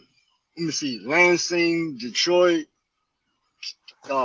Kalamazoo, Michigan City. I want to get back on this fake white dude.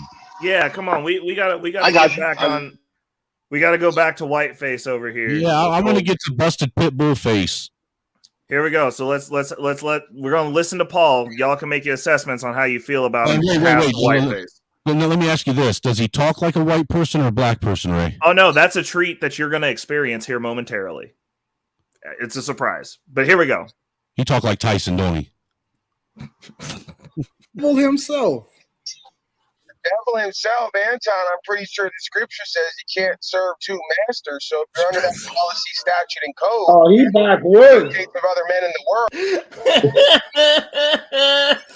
Oh, he's backwoods right there.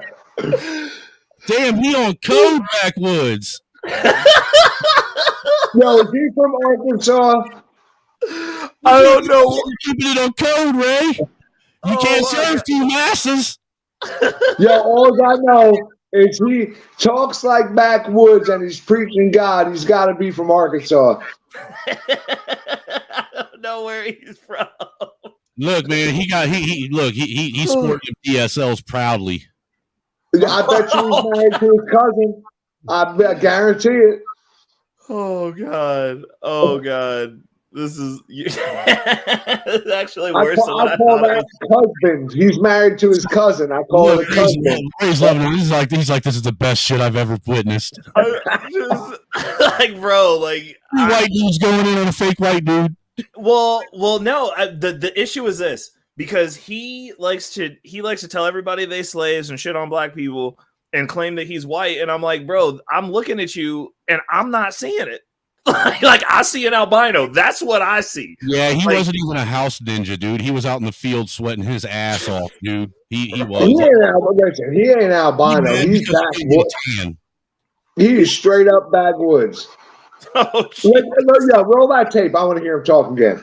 Okay. World, you're not serving that universal God's law. And I remember America. This is just word salad, founding Paul. principles. This is word salad, Paul.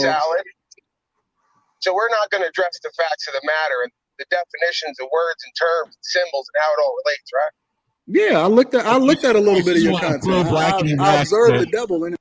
This is one of the pro wackety blacks that are all about the definitions of words and the Black's Law Dictionary and da and yep, he's not white. Bruh.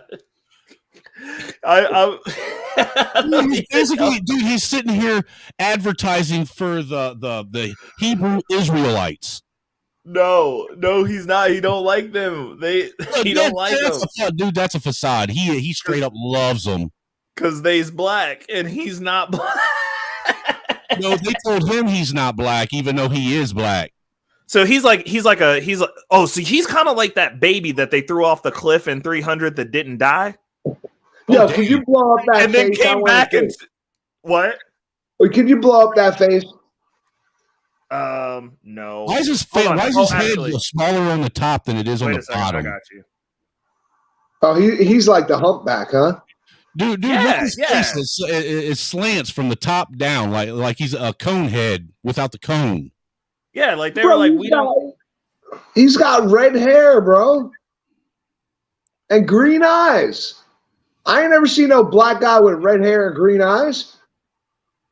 So a black guy ate a white guy and like absorbed his powers, bro. Like what I'm saying is the phenotype. Bro, because that would be. Is this beard red?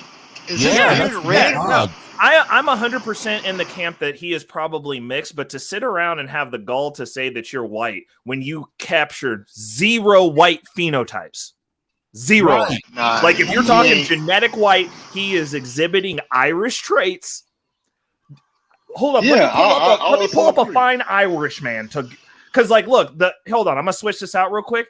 We'll go back to Brother Ali, also an albino black man. Right? He white as shit. Right? Okay, so hold on a second. Paul, dude, they does not look like Brother Ali's more white than he is. They look like they could be brothers, though. True. He's mulatto. That's all he is. Yeah, he's red bone for sure. He ain't even close to mulatto.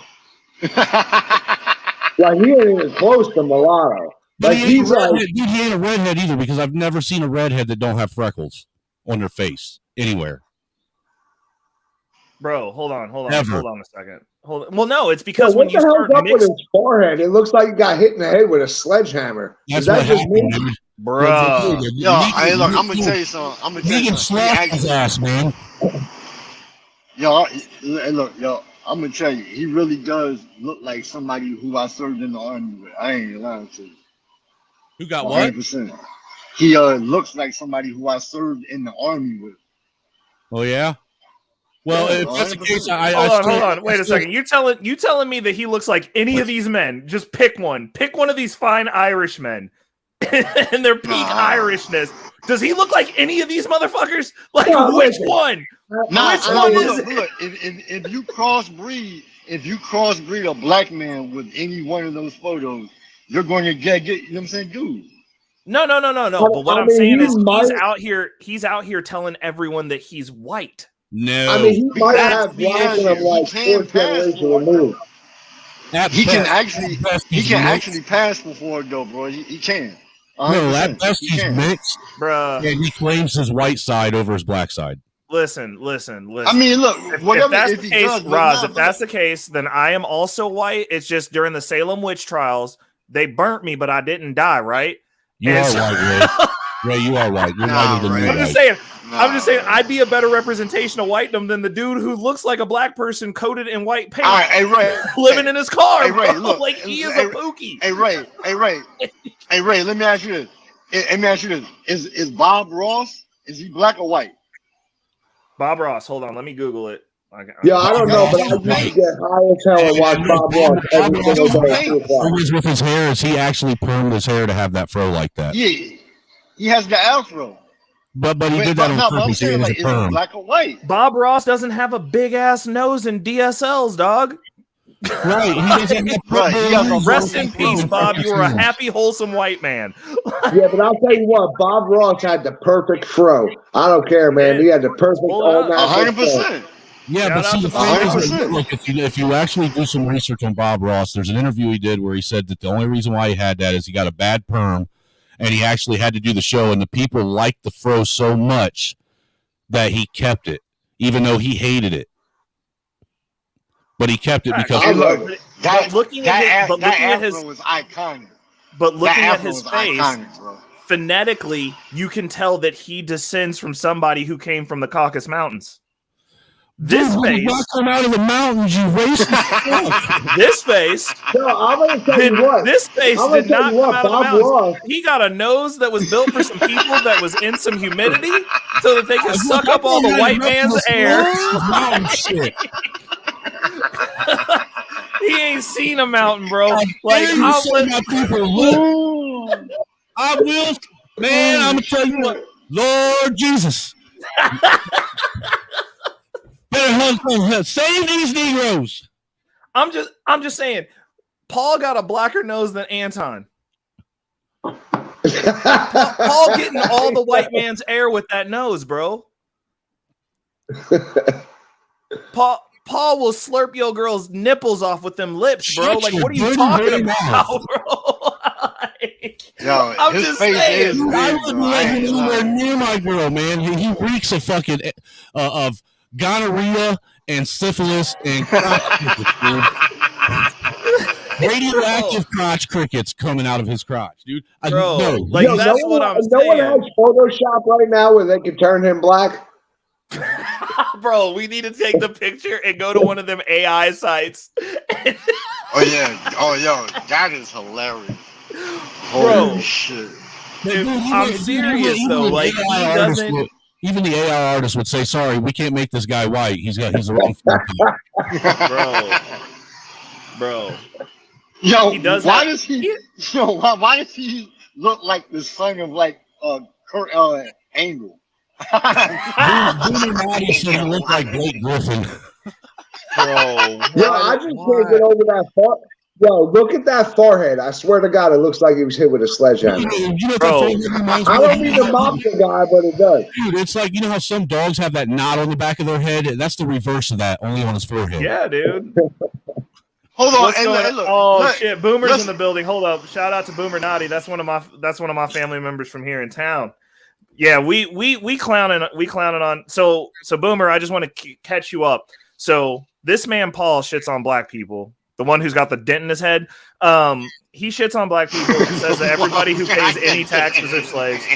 And well, I mean, it's honest. I'm not being dishonest. Like, Mike brought it to my attention, but I wanted to bring him up to the panel of whiteness to figure out if this is a white man or not, because he portrays himself as a white man in these YouTube streets, and he has been kicked out of whiteness. They're not claiming him. So, or the glow. Sorry, Paul, but he said he looked like Blake Griffin. Let's hey, look. Let me hear him talk a little bit. Hold on. Okay, I got you. Here we go. Maybe I might actually change. Dude, if you was listening to him on the phone, close your eyes while he's talking. You're gonna think he's one of your homies. Well, I can't close my eyes. I'm driving. But yeah, well, what the devil is someone to kill, steal, destroy, or deceive. So when you pull That's up my what you channel do, the other Paul. day, That's what you do, Paul. if you could not cut me off, sir, I didn't cut you off. I'm sorry, Paul. You don't understand that you don't have no control, no power over here. I White man using all the black man's fingerprints. What did you just say? The white man and something about the Hey, black yo. man? What did you say? All the pro wackety blacks talking points. Hey yo, that is a nigga. He is not white. Thank you, dude. I really say that this whole fucking time, but Yo, I didn't swear it off. You want to know what it is? Wait, Okay, just like that so other wait white a second. dude, just The like that delegation- other white dude was a Fed infiltrator. He's like the black infiltrator of the whites. Dude, I've been working the block since 1986. He's an anti-glowy, bro.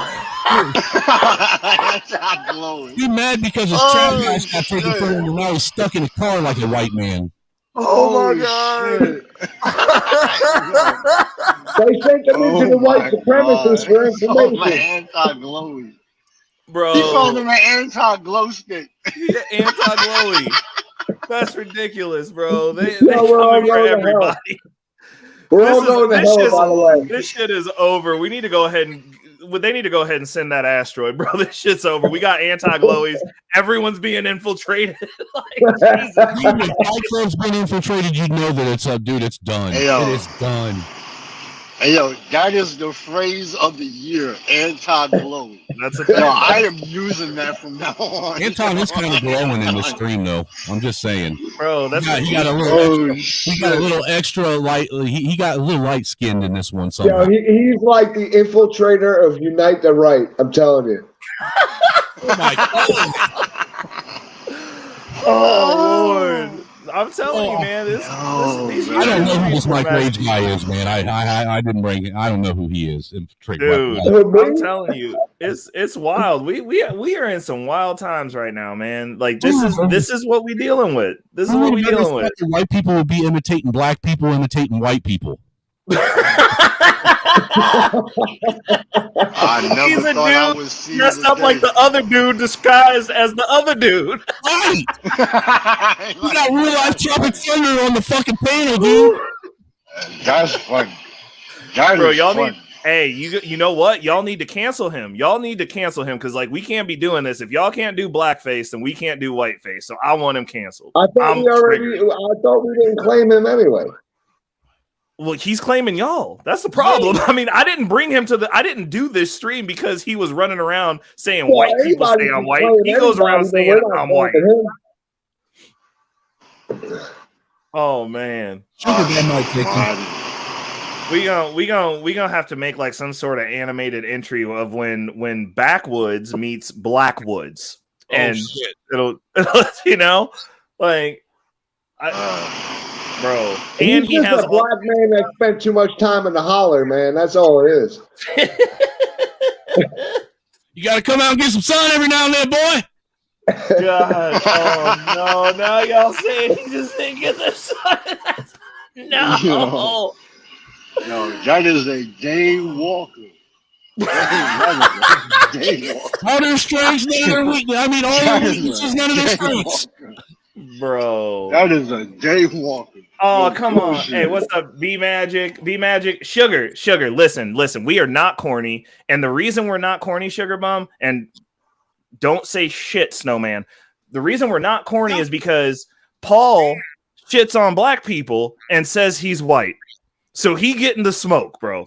Those are kind of white people. Getting the smoke. His name is Paul Unslaved. He runs around portraying himself like a white man, even though he ain't got no white features to him besides a lack of melanin. We call those albinos. He a day walking, anti-glow stick infiltrator. Okay? Like I'm just saying it's what it is. Hey yo, Bro, has he ever like cammed up before or anybody else's? yes, shit, or he not? cams up all the time. All the Really? time. Yes. Oh, I've never seen him.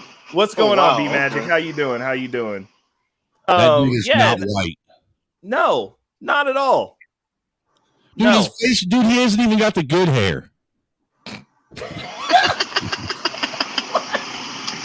Yo, no, that's insane. Oh, why did you have to, bro? So I guess we just. Oh no, Sugar Bum said that's a whole white man, so we don't want him either. Like, God damn, he is. When you check other, it's Paul,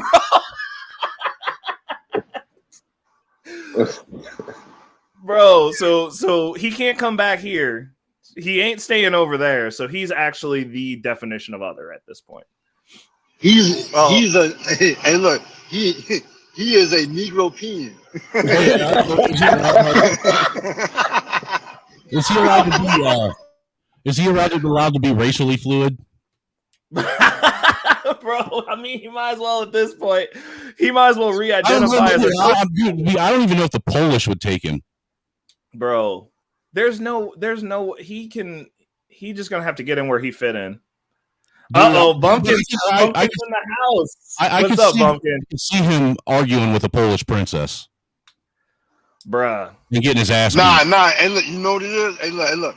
You throw a do-rag on, I'm telling you, it is official. That is a... Hold up. Sugar Bum. You're looking at colors, bro. Look at that nose that sucks up all the white man's air. And then look at them lips. His lips are bigger than Anton's lips. There were butter biscuits right there on his face. Whole lips. Look at the features, not the color. He looked like if you put some skin and stretched it over a black man, and the skin happened to be white, that's Paul. Yo, hey, Ray. Malcolm X beard wasn't even that guy. Sugar Bum is trolling me now. He's an attractive white man. Okay. No, this is a black man doing white face wanting to be blackface. Bumpkin, I pinned the link to the StreamYard is pinned to the chat if you want to come up. We're weighing in on. Get out. Tell Paul to get out. Tell Paul to get out. Oh my God. If he wants to be black so bad, he's so pissed off that he doesn't blend in with the night. I don't know what he's talking about. He's got it pretty good. He can blend in both neighborhoods. Nah, dude, that motherfucker's glowing in the dark. Glowing. Straight up, dude. And that's what makes him mad. He's mad because what's going on, Sean? he's black and he 1313. looked white. Man, I'm telling you. Hold up, we're gonna look up DJ Hurricane real quick. That's a great white hype right there. DJ Hurricane's like 5 shades darker than this dude. Hold on, let me pull this up. I'm gonna share this screen. That's it. Sean, a white-looking black guy, straight up, man.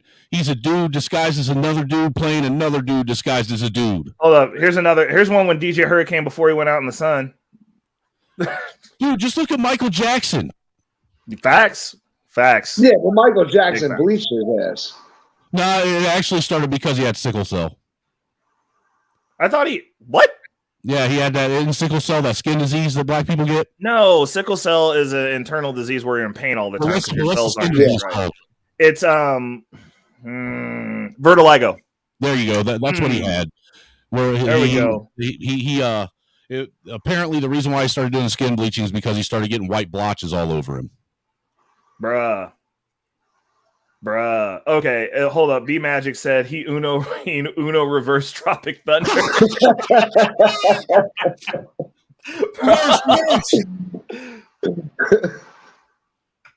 Oh my God, Sugar, you better stop. We are not entertaining these obviously inaccurate statements that you are making right now. She's only saying that because he's picked her up at the fucking corner a couple times. Oh my God, y'all done activated Sugar Bum's trap card. This is ridiculous, bro. Wait, like Sugar Bum gonna be fucking attractive? No, listen, Sugar Bum's one of my personal trolls. She is a troll. She's very good at what she does. She's good at trolling, man. She is good at what she does. She's great at trolling. Sugar Bum's wild, but like she done found a chink in the armor. Is she trying to come at y'all saying you're jealous of this? Chaotic. Oh snap! Hey, drop the link. He's over on your page. What's going on, Chaotic? I sent you the link. I'm gonna drop. I sent you the link. We having a conversation. But I can tell you what that dude looks like below the neck, not even knowing. Bruh. So the issue that I have, so like this actually, so he goes on a sovereign citizenship thing, but he goes on to where it gets to a point to where he has these other dudes from that group collective up. So like, okay, hold up, let me. And this dude's a Fed right here. Oh my God! Bro, look, wait. Fed on the right. He's around myself. Wait, how did that white? Don't worry about black. The darker it got. Hold on. Y'all got to hear this. This gets crazy. Okay, so this is another dude from this group of people, the Sovereigns, right? Another dude, disheveled as fuck, bro. Hey, what's up with these dudes' heads, bro? Look at that head. It looks like he was smashed with a shovel. That's exactly what I was about to say, dude. It looked like he fucking had a really bad day with a fucking snow shovel. No, so you got one that looks like he's hit with a sledgehammer. This dude looks like he was smacked with a shovel. Dude, like they brought up the worst representations of white people if they were going to have white people. No, they're both. This is why white people are so hated right here. That guy right there is a Fed infiltrator trying to take down either the white or the fucking Hells Angels or the fucking what's that other fucking bike group? Fucking the bean burritos or whatever. He looks like. No. Dude, you want to know what's funny? I guarantee me and Snowman can go on a panel with these motherfuckers and school them about sovereign citizens.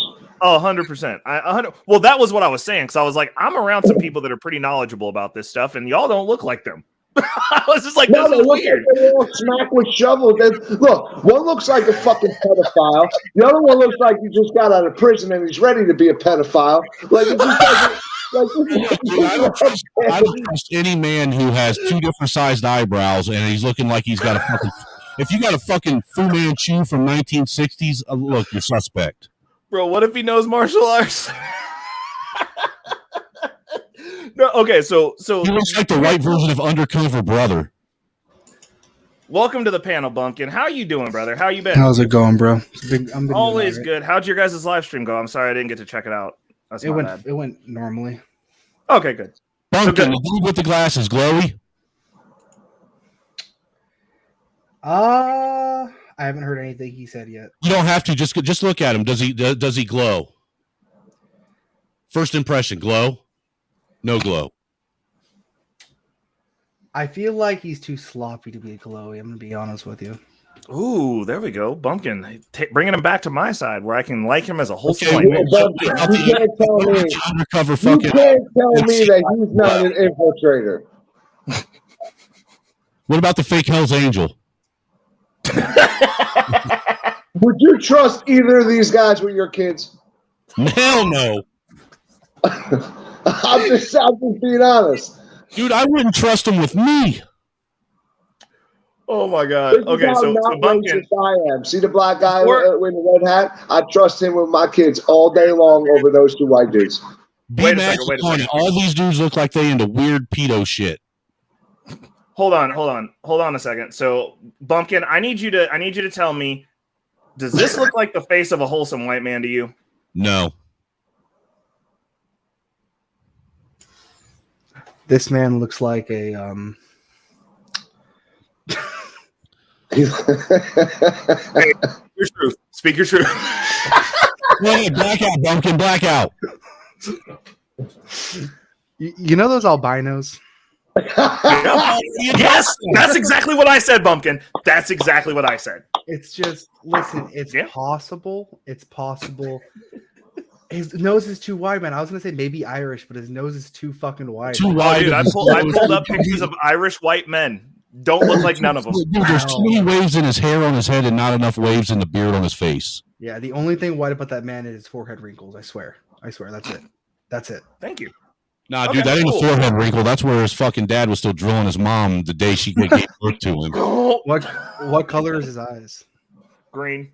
Green. Oh, okay. That throws a different level. Yeah, but I've actually seen black people with green eyes before. Very rare. Well, no. But what I'm saying is this dude goes around and he wants to shit on black people. And he wants to tell everybody that pays any kind of tax or fee for anything, apparently, that they're a slave. He likes saying slave a lot, which I'm 100% sure comes from the white side. Nah, he was about but he is not what you would consider a white person. He's a at real best African descendant who traded slaves to the white man. Yeah. And then That's came what I'm over getting here and from mixed with somebody. Like that's what I'm saying. I'm like, what he's saying, if you pay a subscription to a company, you're a slave. If you pay, if your car is registered, if you've paid any tax ever, if you go to work, you are a slave, as far as he's concerned. Well, to a certain extent, we are. To a certain degree, we're all debt slaves. Yeah, we're all free roaming slaves. Yeah, I can agree with that, but I'm not going to sit here and just be like, hey, to make myself feel better because I live in my car with my girlfriend or whatever, and I don't pay taxes and I don't have a driver's license, and I just argue with cops and go to jail when I get pulled over. Like that, you don't like that isn't a good argument. It's just to make yourself feel better. The whole sovereign argument, I have yet to see one single example ever been shown of someone taking any of these arguments or talking points of the sovereigns and actually winning a court case with it. I have yet to ever see it. Fact. Yeah, at the end of the day, all it is basically them trying to get people to chase their own tail. Listen, I obviously don't like the sovereign stuff because, right, I'm a collectivist. I don't know, man. I get it. You know, I'm my own island. I get that concept, but you do live in a greater society, like we do. Like we do. So I don't know. Well, I'm just like, if you're going to be about that life to that tune, then why are you driving your car on roads? Exactly. Why are you using? You're like, I want to use this shit, but I'm going to talk trash about the people who made it so I can drive on the road. Like, then drive in the forest. Yeah, because you don't drive your car in the forest. I bet you that car was made in China. Just saying. Well, what's wild about this whole sovereign argument, anyhow, man, is anytime they get pulled over, they claim to not be a citizen of anywhere. You know, and even a real true sovereign is at least a citizen of the state they're from.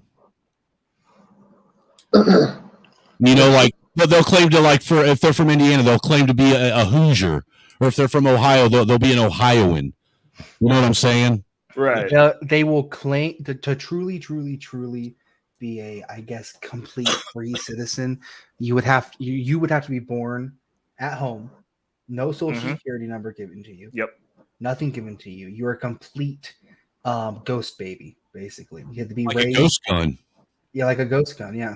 You have to be no public school, nothing like that, because you can't enter that because you don't have any of the documentation to enter that, and so be completely raised at home, all that. And I'm sure there are people that are like that. Yeah, they're in that movie, The Hills Have Eyes. No. I have a friend that had kids, and he's literally raising them like that. Really? Oh wow. How old are those kids? That's cool. I think his kids are around. He's an older dude. I think his kids are around 4 and 8 now. Dude, and how do you? Let me ask you this: how do you think that's going to work out for his kids as they become adults? It's not going to work out very well. And I mean, I don't want. I mean, I've told him that. I'm like, it's not going to work out very well. I mean, how did he get around? How did he get around not registering his kids for like their social security card or having a birth certificate registered? How did he get around that? They don't have them. When you live so far out in the country, man. There's so you're saying he didn't? It was a home birth, so nobody even knows the children were even born. No one knows they even exist. That means that those kids will never be able to get any kind of anything. They won't even be able to be a part of the normal social economic system. Like they won't be able to go out and get a loan, a credit card. They won't even be able to get a fucking job. I mean, they're going to have to hunt and gather. I mean, there are under the table jobs that. No, what I'm saying is they'll basically have to live like they're an illegal immigrant. Yep. Yeah. And why would you want to do that to your own children? I mean, you're literally setting them up for failure. There's other things you could do to set them up to be successful. But instead, I'm going to do everything the wrong way and do all the wrong shit. That way I make it the most extremely, the hardest thing life possible for them. I'm going to put up every roadblock that the oppressed black man says he's got. Bro, like that's actually worse than being black. I wouldn't trade that out. Like I'm good, bro. No. Like I ain't trading that shit. It's one thing to homeschool your kids. That's a whole different thing. But to make them and even that has its issues. To make them completely invisible, to make them completely like a ghost to the system. It's like there are benefits to being a part of the greater society. Where'd he go? Well, not only that, but you got to think about this aspect too. I think he might have, his internet might have dropped. We'll see. That was very abrupt. He's making it equally as dangerous for his kids because it makes it that easier for his kids to be apprehended and come up missing, and him not be able to do anything about it. Yep. Because there's no record of him even existing to begin with. So what happens if you're like a ghost person and you get arrested? Like because they can't deport you anywhere because like you don't exist. Ask anybody that's a CIA guy. They can deport you. They've accidentally deported American citizens before. Where would they send you? They just fucking it's almost like it's at random. Oh no! They like spin the board. They're like, dude, and they point, and wherever the globe lands, that's where they go. Oh, okay. He's listening. He said he's got to run out for a few. Right. That's insane. Okay, so Muslim guy, this dude on the screen, is he white?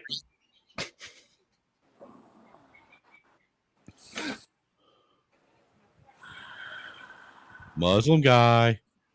Do you claiming him or no? I mean, I'd have to see how he talks and acts and whatnot. You telling me you can't look at them big biscuit lips and his nose and tell so you can't you gauge white people on how they talk? He's obviously mixed race of some sort. Well, Muslim guy, by that definition, I am white. I have mastered the King's English. I mean, what's his We'll actually claim you, Ray. I know. Well, I'm a better example than this Yahoo. What's your genetics? No, I'm mixed. I'm mixed as well. 30% though. Like it's just 30. I know I'm black. Yeah, white people don't play that one drop though. I can't have this talk. I just got kicked off another white nationalist stream. Why are you instigating white nationalists? A whiny bitch, someone who sounds like they're crying all the time, says I have an annoying voice. Muslim guy, why are you instigating the white nationalists? Huh? Why are you always instigating the white nationalists? Because I'm a white nationalist and I think they're fucking stupid. When you're a dysgenic fucking child of elitists and you go, my genetics make me superior. It's like, bro, you're literally retarded. Dude, that is literally what Be Brave and Think was saying on my panel today. Bruh, you should have let Muslim guy have him. He would have had his way. Like, that no, dude he got mad. He got mad because one of his pagan retards started attacking Christianity, and I'm like, okay, Cope, whatever. I'm like, okay, faggot, you're just genic. You have a shitty voice. I'm like, okay, at least I can have kids. Oh my god. Bumpkin, I'm talking about Norvin, by the way. I know who you're talking about. Okay. I love you. Listen, That is I hilarious. don't stir the shit pot because I don't like to stir the shit pot. When I Yes, stir you the do. shit, Quit lying. I don't like to stir the shit pot. No, No not, shit, not I've when seen it you on comes. Fight Club, dude. Not when, yeah, but what are they gonna do? Call me names? No, I don't stir the white gnat shit pot. I don't stir that shit pot. It's a bad idea. I will. I don't give a fuck about these Go whiteys. for it. Go for it. They don't fucking scare me. All you. Well, they don't want to talk to me. Oh no, they'll talk to you. No, see, Ray, the thing is the person I'm talking to will kiss your ass because they want content. That's your typical white nationalist that's online. Nah, not at all. This dude's just a dysgenic faggot. He can stay, man. Ray, I'm sorry, bro. I forgot. I can't. No, you good, bro. You good, bro. We're like 4 hours and 30 minutes in. I haven't ruined the stream. The stream will So be he's fine. probably going to have to make this private and put it on OnlyFans. For $5 a click, you can watch. It makes me. You can watch white people disavow white people. It makes me violently angry when you've got somebody who is like the birth child of like rich elite white people who is like they're not inbred, but they're like dysgenic as fuck. Like they have bad genes, they have like genetic disorders, and like more racist superior. It's like, bruh. Well, dude, you're one more fucking inbreed away from being a whole new fucking organism. Yeah, it's like it makes me so fucking mad. And then these people go, well, I can speak proper English, and I have all this. I'm not even experience, like not relevant experience, but like I'm so worldly. It's like, bruh, suck my fucking gas hole, bruh. He probably would. Yeah, he sounds like a faggot. Bro, he needs new genetic material, so like the guy. Did the inbred have a big old square blockhead too, like most of them do? Yeah, actually. Oh no, dude, that's actually a real character trait of people that are inbred. Really, a blockhead? A big square blockhead.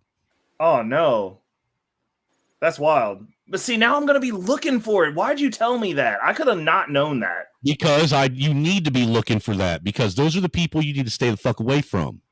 Those are the ones that are ruining the country. Inbred people? Yes. The blockheads. There's not that many inbred people, man. That dude, there's more than what you think. I grew up in a whole town full of them. Oh, Jesus. Damn, see, I must be fucked because my head's a square. Oh no. I'm not Muslim, guy. Like, yeah, I knew you weren't no real Arab. Oh, you. If I was an Arab, that means there's a higher chance for me being inbred. You just shut your hole. Let's not sit trying to analyze my statement. Just accept it. No. Oh my god.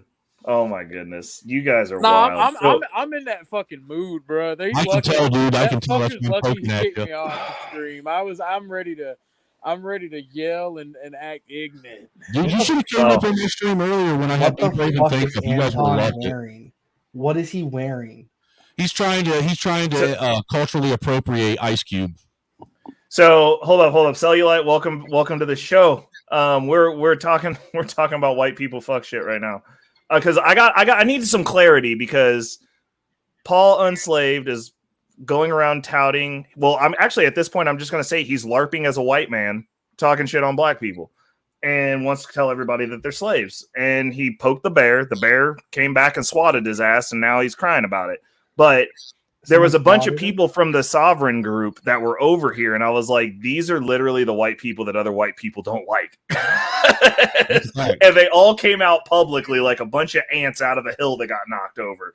And the only one of them that I thought was likable was Jake from State Fed, apparently, and they're saying that he's a glowy. Dude, and he can't be around your kids. So we just minding it out, man. He can't be around your kids. Yeah, he gives me glowing molester vibes. Yeah, he said don't let him be around your kids. Like, I don't have kids, but like I'm like, he straight up looks like the only reason why he grew the bottom half of that beard is because he looked like the molester uncle with the molester stash. Okay, listen, we should have some ground rules. There are no ground rules, dude. You shouldn't just throw around the molester thing. Dude, all I'm saying is that's the vibe. I didn't say he was. I said that's the vibe. He said that he would not leave his kids under his charge. Dude, I'm not leaving men with my kids. What do you mean? Well, yeah, that's true, but I mean, I'm just saying, like, if there could be situations like you're having tea, you got to walk, you got to go to the bathroom, and your kid's sitting there. I don't know, classy things, I guess. No, I just this to me, the whole panel, everything. There's so many red flags about all these white people or quote unquote white people trying to have a discussion with Anton for one. He said. Are you saying? Well, I mean, okay. I'm looking at this guy's skull shape, his nose structure. The dude that looks like a glowy, he's white. I would say about 90% sure, or he could be of the tribe if that's the case, and he's not. But that's that. I mean, yeah. This guy over here is definitely white. What's this guy? The one to answer. So it's another. So towards the end of this panel, or towards the end of this discussion, there were other people who participate in the Sovereign YouTube space. That pulled up. Sovereign citizens. That other guy's trying to infiltrate the cartel. Oh God. Yeah, so they all rolled out, and I was just like, oh, and I thought it was, oh, okay, what's up? Okay, we'll bring it. What's going on, brother? How we doing? Now, what in the hell exactly did I miss? What the fuck happened? So God, okay, I'll run this back again. No, you don't have to just give me the paraphrase. Well, no, you gotta see it because you as everyone who comes to the panel has to answer the question.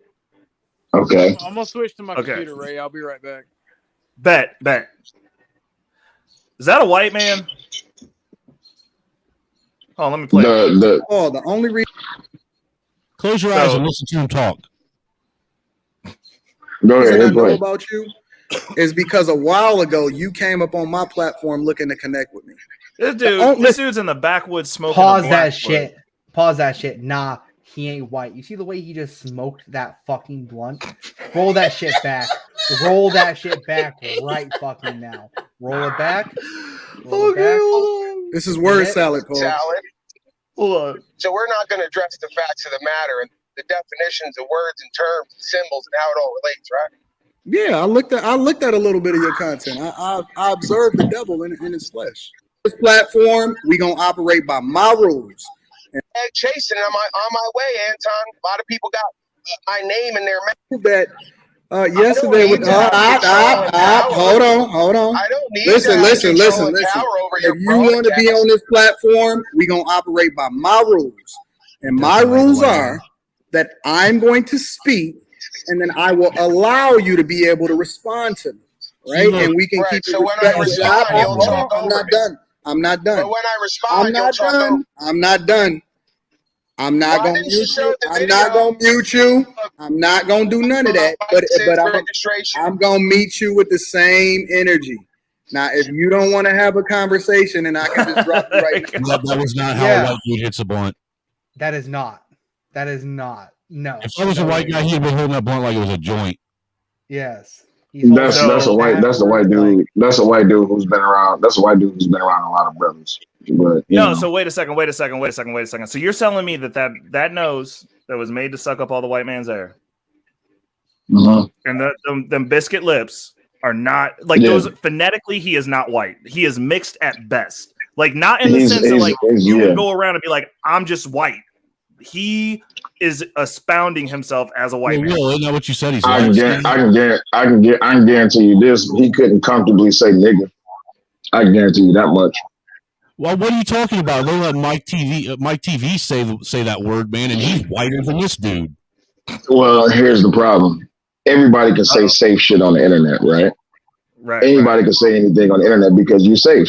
You're only as safe as much as people can see you. But as far as like being in a crowd of people, I'm talking about like being around just like straight street fools.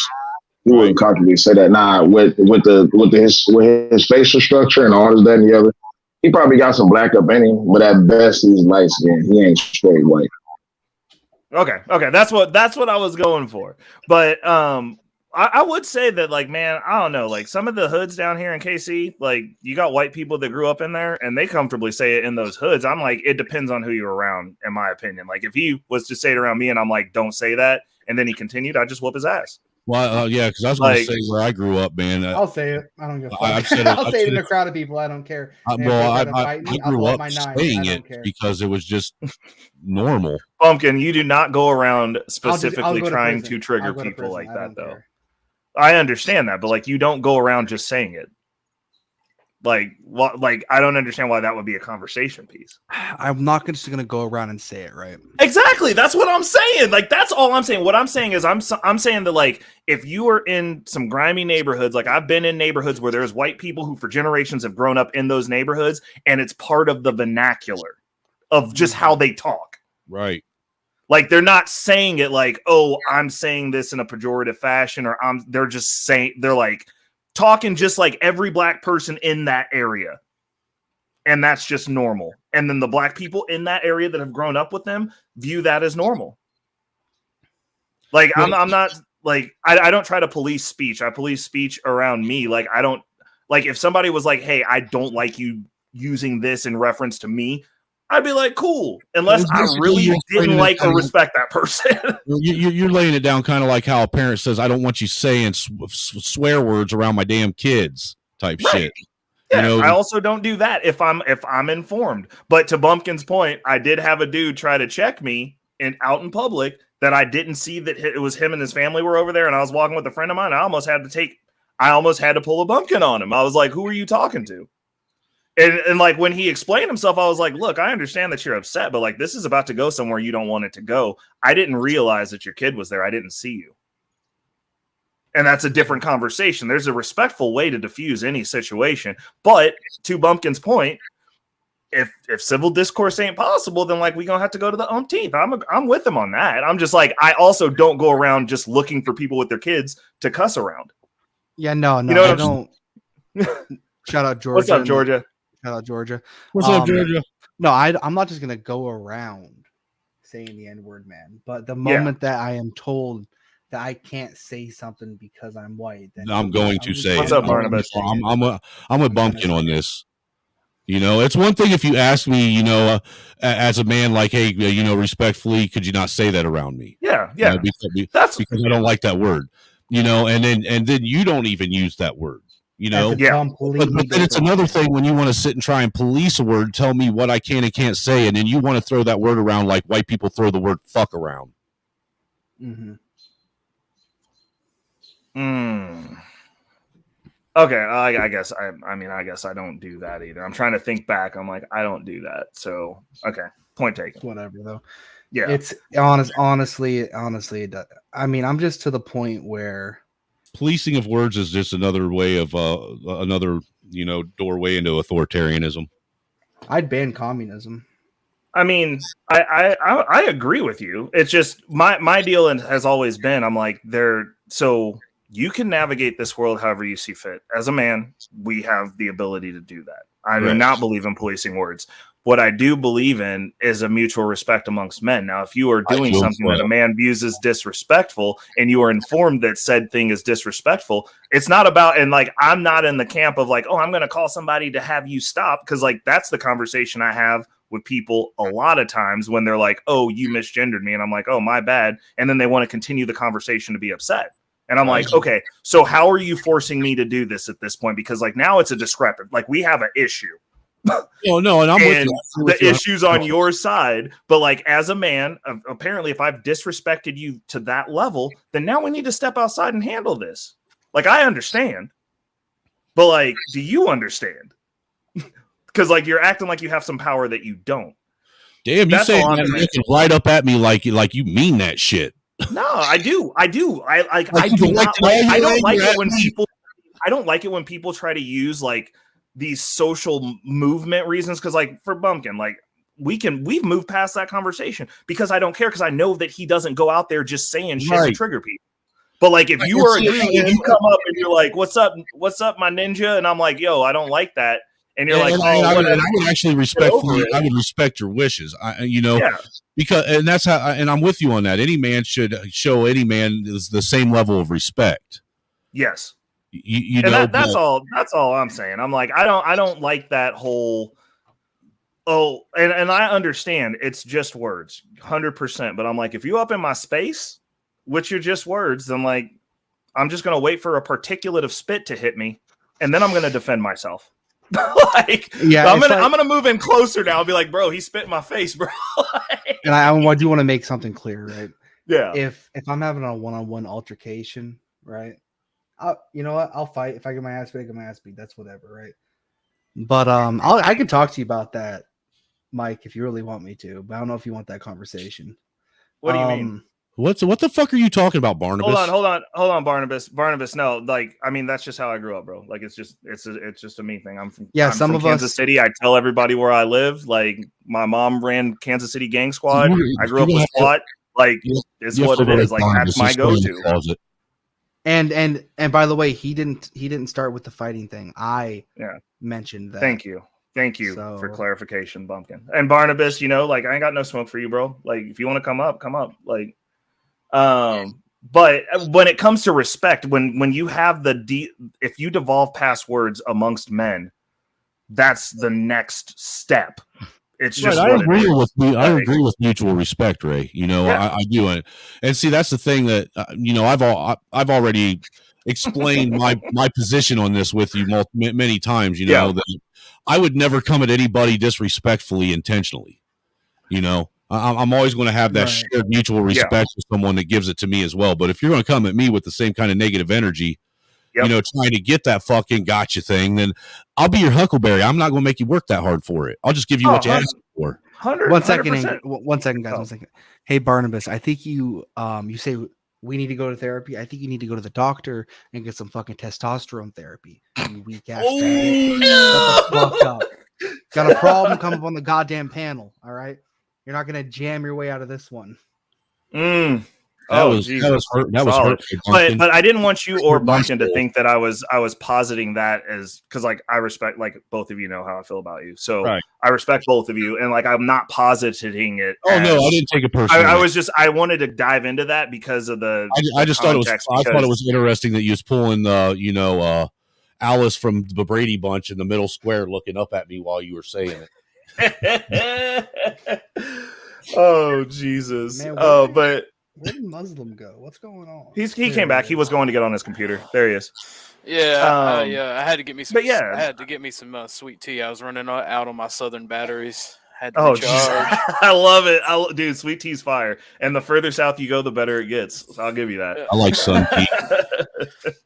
What did I miss? I came back and Bumpy was like something.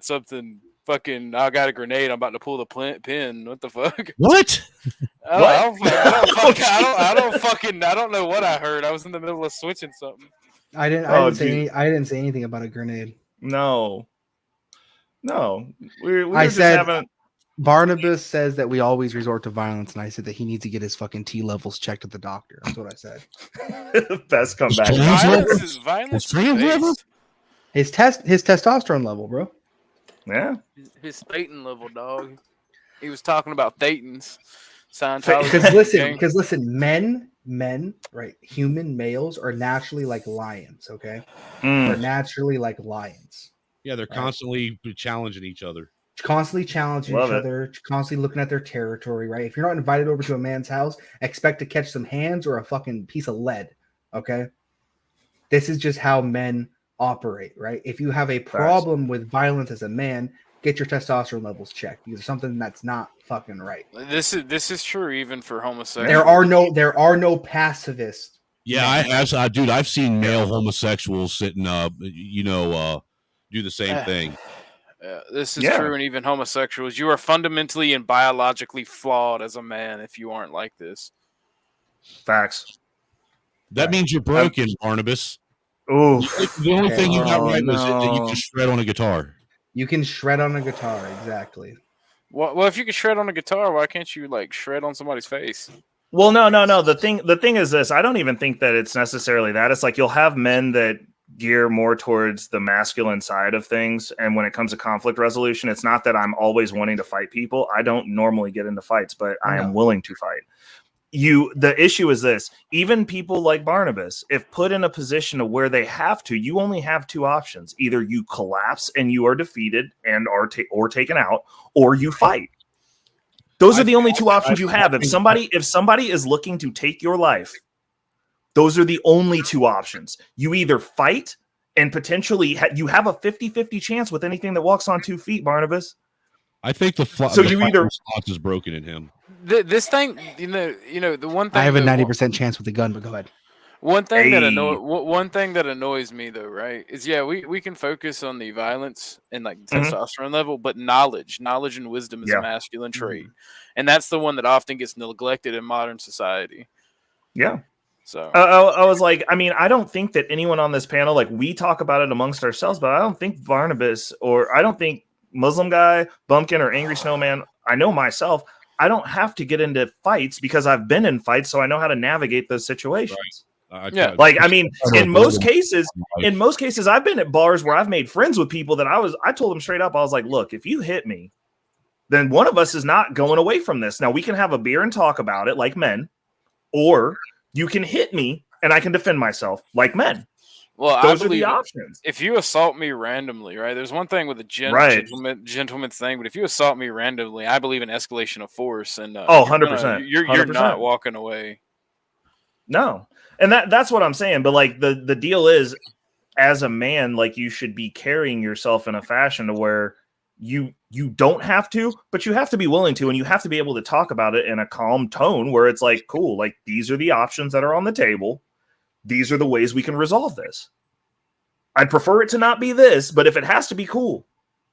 But here's some other options that we have. Like, conflict resolution and a willingness to fight are two different things. Like, you should have both. Like, if you have good conflict resolution skills, you should never have to fight unless somebody's really disheveled. I can pretty much mediate any situation, but I know because of my politics, there are some situations with certain people that I wouldn't be able to negotiate. You telling me that you ain't going to be able to hit them with that silky smooth bumpkin voice and just calm them down and put them to sleep, bro? I feel like they would come up and be like, you're a racist. And you'd be like, come in here, bro. Let me tell you about your life. And then, like, they slowly drift off to sleep, and then you, like, put a blanket on them and go about your night, bro. Yes, a blanket. Like, you get him with a blanket. You keep little blankies with him. Be like, here's your little blankie, bro. You ain't a weighted blanket and a deflated raft. How about that? It's like this, man. Some of these, because I've had scruffles with Antifa types.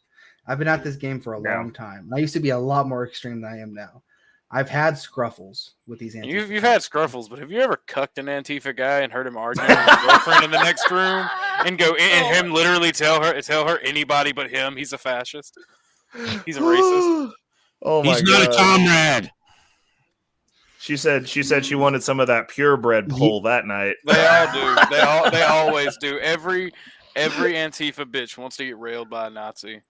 That's fact. Bruh. I can't tell. You know the story, Muslim Guy, and I'm not going to tell that story on this fucking stream. Oh no, Bumpkin pulled a Mr. Steal Your Girl on the Antifa.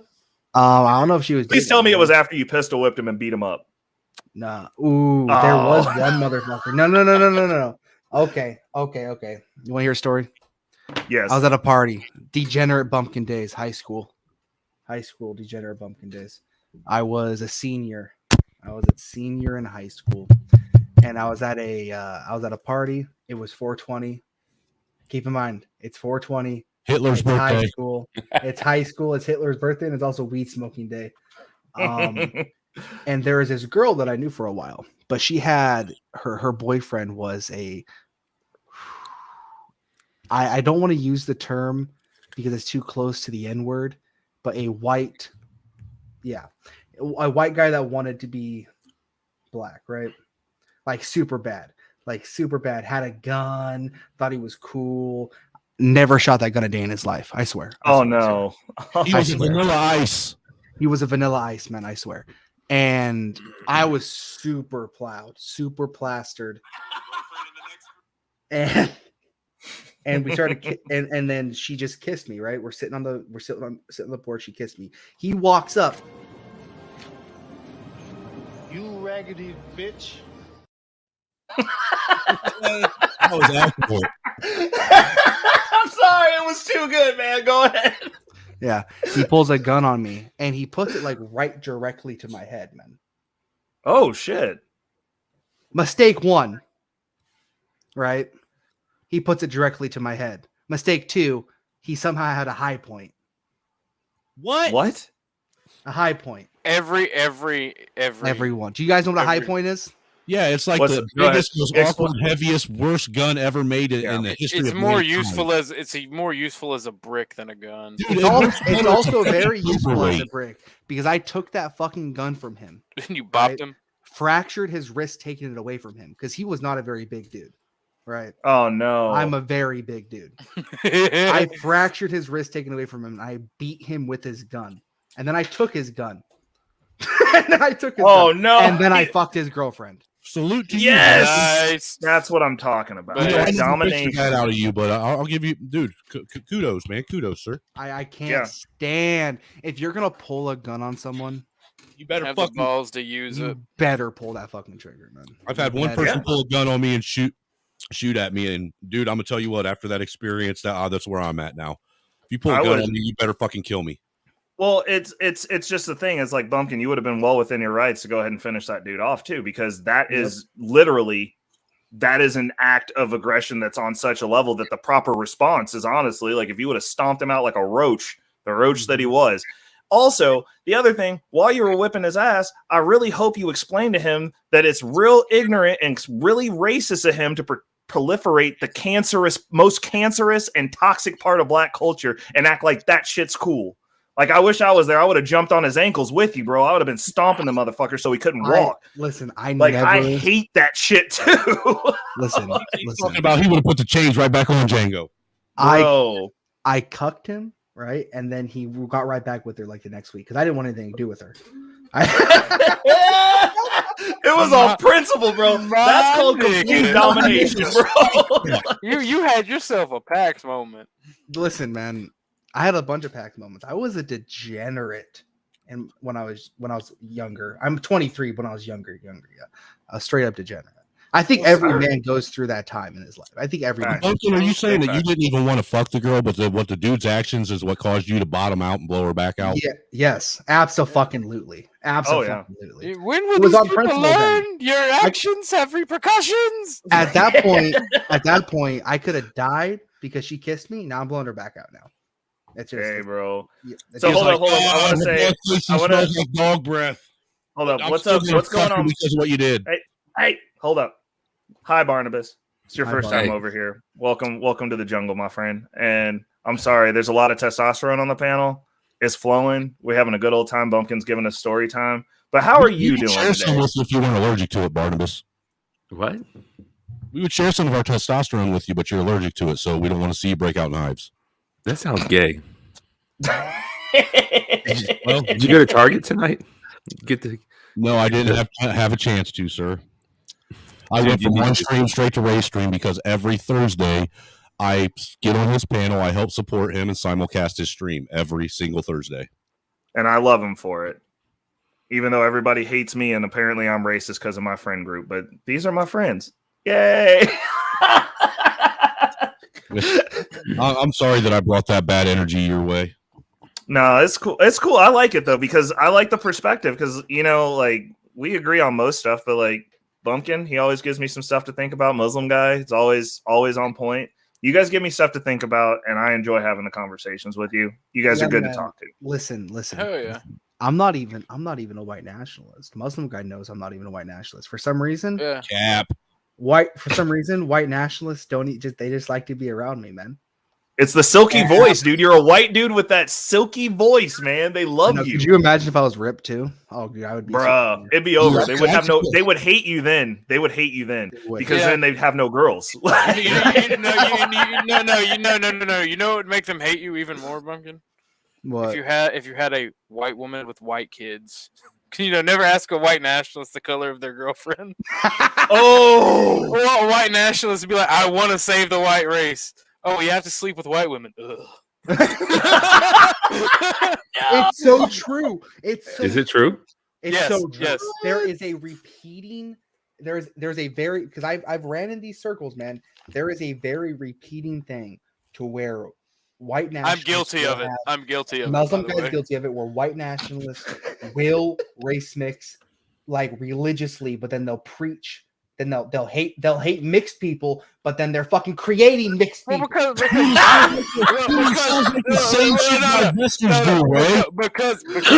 white women are for procreation, not white women are for fun. Tell me that doesn't sound like the same thing a divester does. Bruh, for real. It is. It's the same on the other side, right? So, dude, so I guess white men and black women are a match made in heaven. Yeah, leave my black girlfriend Shaniqua out of this, okay? Shaniqua and Bone Creature. There's a comic book of a skint head kissing a BLM chick, and whenever I want to get a rise out of my old white nationalist friends, I'll be like, "Look, you being my girlfriend," and they get mad as fuck. Bro, it's less black women, but you want to know what the big thing in the white Don't you tell them. Don't you tell them about Ling Ling. Don't you tell them I about gotta Ling Ling. tell them about Ling Ling. It's Asian women. Bro, man, they and you know what's messed up is like they will hate the fuck out of y'all forever too. Like my buddy, he's literally he would be like the best white nationalist ever. He's he got that purpose built body, like dude's jacked. No, he's white. He's a white dude. I grew up with him, and he married into a Vietnamese family. Her brother refused to go to their American wedding, and then didn't acknowledge he existed in his presence for 2 years. He was mad that she married a white dude. We're the for lack of a better term, N-words to Asians. Like they get mad as fuck. They be like, dude, they're like, hey, leave our women alone. It was so awkward. But like, no, so check this out. So his uncle, who's like very like the way Vietnamese family works, I really like it. They have a very hierarchical culture. And his uncle is like one of the important people in like every phase, even the weddings. It's highlighted that like, hey, these are the important people in this family. These people have accomplished something. And his uncle had me come up with them to another Vietnamese wedding, to a stranger's wedding, so that his mom could try to get me to marry his sister. And they hated him. Like, I was just like, bro, like, I guess that I'm really well liked within your community now. Sorry. To Lawrence's question, yes, I did tell them about. Well, I told Ray about the Cyber and Be Brave altercation. Man, that's insane. I'm actually intrigued to see Cyber get angry. Dude, it was something I've never witnessed before. Seriously. That's wild. I don't know. Like he got seriously, he was livid angry, dude. Livid. You could tell he was pissed. Which one? Cyber, when he came up and was talking to Be Brave. I'm not familiar with Cyber. Obviously, I know Cyber Be Brave. Cyber's one of the guys that he's predominantly one of the guys that follows my channel. Okay. But he's still all over the usual places. The usual. Hold on, places. let's go ahead and pull that up. I find this. I think this is interesting. So it was today's stream. I'm just gonna go ahead and. Yeah, you go ahead and pull it up, dude. And while you're doing that, I'll find you a timestamp on where it starts. Okay, cool. Can't listen, man. Don't let Be Brave and fucking think get underneath your skin. That is crazy. Be Brave and Think is a poor representation of white people. Be Brave and Think is like one. He's a schizo even amongst white nationalists. I'm gonna be honest with you. I've heard his talking points, and it's like schizophrenic as fuck. Like I'm gonna be real. I'm gonna be real with everyone here, right? He basically says that there's no point in fighting back against the system at all because they have the most power that we've ever seen throughout any course of history. Therefore, just enjoy your life, do whatever you want, and just ride out the wave. He's a defeatist. He's a black pill defeatist, basically. And the reason why he has these opinions is because he's an old fucking boomer, right? That isn't gonna have to fucking worry about his kids because for one, he doesn't have kids. So he's a boomer that is He's gonna die in like 20 to 30 years. He's not gonna give a flying fuck about how the planet's gonna go. Not gonna give a fuck about how the United States of America is gonna go. So why should he care? And you know what? If that was his opinion, whatever. But don't bring other people into your cult. So, Bray, it's the time. Start the timestamp around 3/19/26. Oh, 3/19/26. Got you. Hold on. Processing. Look, can I talk about my idea for you, Snowman? Let me just run this by the fellas. Are you guys familiar with the Target bikini that helps you Georgia? junk? Hold on, real quick, Georgia. I actually text messaged Casey while Be Brave was up there, and he was pissed off that he was at a fucking graduation. It's like, why does graduation gonna fuck my day up, bro? Go ahead, Barnabas.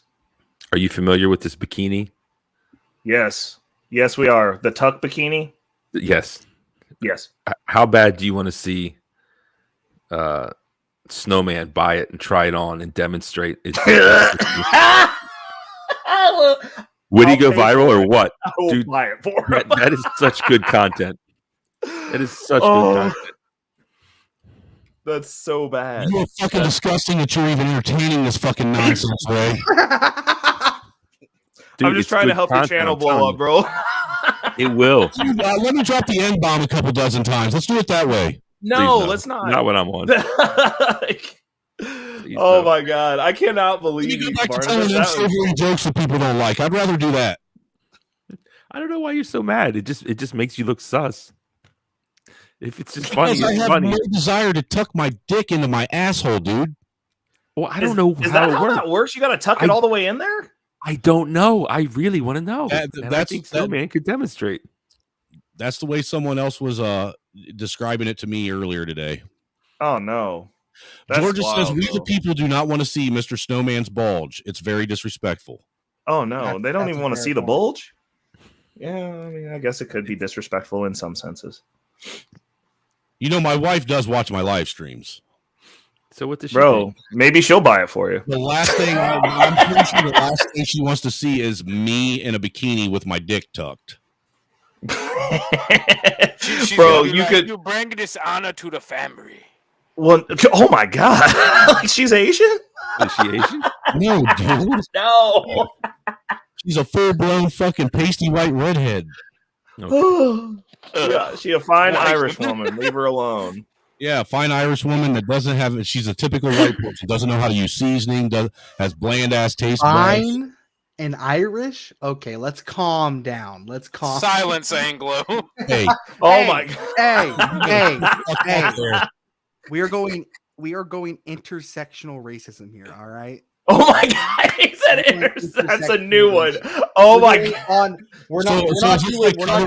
Instead of the brown bag test, are we going to do the white paper test? Yes, we are not doing racially anymore. We are doing by ethnicity. All right. Guess who had Anglo baby. Guess who had one of the biggest empires next to the Roman Empire, baby? Anglos. Yeah, but y'all wouldn't be shit without your German ancestors. So Shut the fuck up. I don't give a fuck. Hey, I spit on you. Okay, bro, he kissed that microphone to tell you to shut up, Muslim guy. Okay, fucking what's the word? Hold on, what's the word I'm looking for? Centennial octoroon. Okay. I have a question for the German. Do you find it funny that you were basically like mud hut fucking each other in trees when the Roman Empire were around? We had steel, they had brass. Okay. You guys were fucking each other in trees. Well, I mean, yeah, you were fucking little boys in bathhouses. Yeah. Ooh. Like, so what's the? Oh yeah. Whoa. You believe that? You believe that? I do believe the Romans were very gay. Yes, absolutely, 100%. No. You're really gonna buy into those globalist lies? Look, okay. Let me take it back to my racist days. Let me take it back to I hate them all, my racist days. All right. Hotel Bumpkin. If Rome was that great, how and they taught us how to bathe and shit. How were we able to beat their ass and sack their empire? Dude, all I'm going to say is Epstein Island. Epstein wasn't a Roman. No, but he was part of the elitists. So yes, I do believe those elitists were diddling little boys. Well, I mean, absolutely. They're still doing it to this very day. They never stop the practice. He's a globalist banker from a certain tribe in the Middle East. We're saying Okay, thanks for blowing. Now I got to think of a different fucking word, Muslim guy. Thanks. No, he was literally a globalist. What are you talking about? That's fair. Yo, I got to pull out. I'll be listening in the back. But take it easy. Why, Barnabas? Where are you going? Try to stay out of fights. Reckless, right? He looks like he's about ready to have a stroke. Where are you going, Barnabas? I got stuff to do, man. What do you got to do? What do you got to do? I gotta get my life in order. Flashing lights. He's about to have an epileptic seizure. You know how you get your life in order? Yeah, tell me. Stop sucking dick. Go to the doctor. Get some testosterone. Get some testosterone. Dude, honestly, like I'm 46, man, and there's. If you're 46, it sounds good, man, because it's fucking steroids. But it's like once you start, you can't stop. Testosterone is not. You can get protein. No, it's not. PRT isn't the same as steroids, bro. It's not the same. Yeah. Whatever term you want to use. Well, the deal is this though. Like you can go get your levels tested to just find out. You know what I'm saying? Because like it's stuff that should be there. It actually increases your energy levels and your life. So it does help a lot. Are you on it? No, I work out all the time. I'm in good shape. You can produce natural testosterone by just doing more squats than usual. That's true. By exercising, you will produce more testosterone and sucking less dick. That will also produce. Also true. Yeah. Also true. Doesn't semen have testosterone in it? Yeah, that's what my boyfriend tells me. That's not how it works. Damn it, Barnabas. It's got protein in it. That's how I get vegan girls. Look, I don't trust any man that drinks a big ass fucking beer mug full of ice water with lemons in it. First off, it's a pitch. It's a All right. First off, that shit looks scrum-diddly fucking umptious, and I'm jealous. I want some. Facts. That does look tasty. Yeah, no, that's not my cup of tea. No, once you start that TRT, man, you can't stop because it shuts your own endogenous shuts down. So no, I'm thinking maybe 10 more years. But if you're low, like you need to get back to a certain level. You don't not just do it for like. I mean, you can, but like, let's be honest, dude. You can pay a doctor to do anything you want. That's Michael Jackson. They don't set up these male clinics to not get people black market Viagra pills just to get his dick hard. Man, I'll tell you what, you can't pay doctors to get you upgrades because I know the best spinal surgeon in the region and he won't make me faster. So that is a lie. Yeah, the $1 million man is not ever going to happen. Yo, speaking of upgrades, Elon Musk's fucking brain chip had just got FDA approval for human trials. Are you serious? How did that get FDA approved? Because then they'll be able to control us with ads. I'm trying to sleep. Could you imagine trying to fucking sleep for work, right? And you're sitting there trying to sleep, and then suddenly an Amazon ad fucking pops up. You're like, oh my god. No, see, with us, well, with me specifically, it'll be like stop hate and anti and like the ADL fucking ads. It'll be like I'll be like, I swear to God, that would be terrible for them. Dude, what's the chances that this whole microchip that he's putting in the brain is going to be attached to that whole Sears virus? I legitimately think that like I just feel like that's the next step in human society. Like I'm not against it, but I'm not for it. You think that basically transhumanism is the next step in human evolution? You say? No, human society. I don't believe in that. If you want to force evolution, you do that through the genome. No, I mean, so you basically are saying that our next step is like the Ghost in the Machine type shit. I mean, I wouldn't be for that, but I'm here for it. I feel like we need to start developing artificial limbs and developing cloning. Yep. Well, artificial limbs and stuff is one thing, but it's another thing to actually, to make tech part of your like the way. Why? Did you guys read comics? Quick question. Yeah, I did. Do you remember Wildcats from Image? Like their big breakout comic thing. No. No, Like, I don't. God dang it! It was like a futuristic where there were mutants, but there were also like cybernetically enhanced humans. Oh my God, Dude, Ray. I'm I hella almost up had for a heart that. attack. I almost had a heart attack. Your dog stood up behind you, and I was like, Ray, look out! There's That's not something a dog. behind you." That's bro. You want to hear some crazy shit? That's a 20-pound cat. That's a fucking big ass That's not a cat, cat. G. That's a fucking That baby cat will lion. murder everything. Like, That's I'm not not a even cat, joking. That's a lion.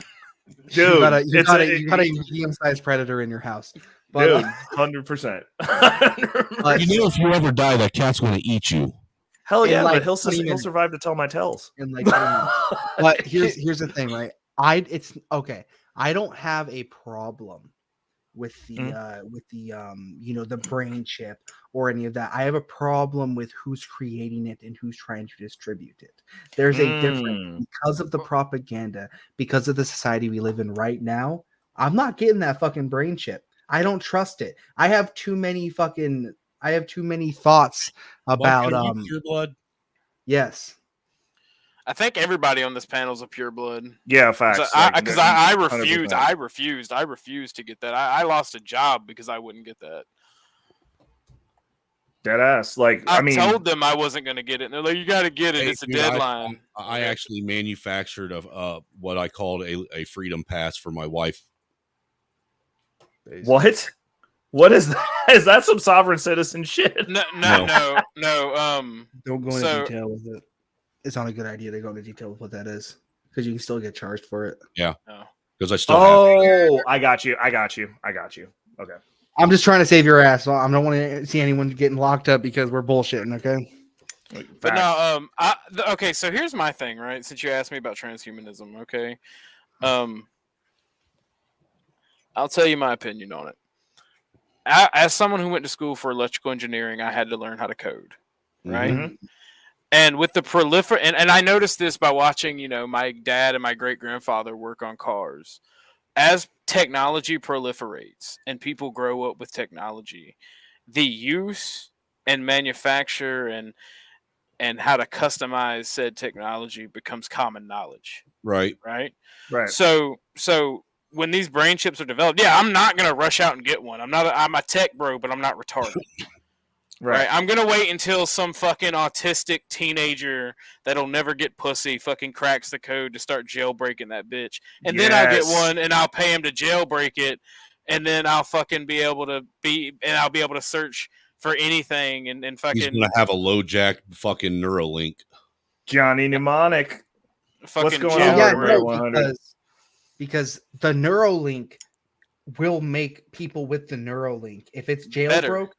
And if it's jailbroke and there's no control at all, it will make you better. You will be a better human being. There's no doubt about that. Being able to, because the human brain is slow compared to computers. Okay. Mm-hmm. And when they process faster. And with the chip, you're going to process things faster. Like, what's that word? Are you sure it's the human brain that's slow, or is it just our ability? No, the human brain is nothing but. Okay, as a Christian, I believe in God. I believe God created everything. But as a man who understands science and how nature works, our brain is nothing but a human computer, or nothing but a biological computer. But even some of science is sketchy, dude. Yeah, no, but it's a fact that the brain, the way it's built, it has a set processing limit. Right. It's basically a supercomputer in your head. Yeah, but with really, really low memory. Well, that's only because we only access that's not true.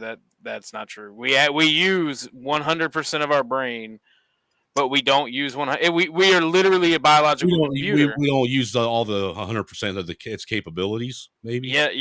No, we use 100% of its capabilities. The thing is, we use our different parts of our brain for different tasks.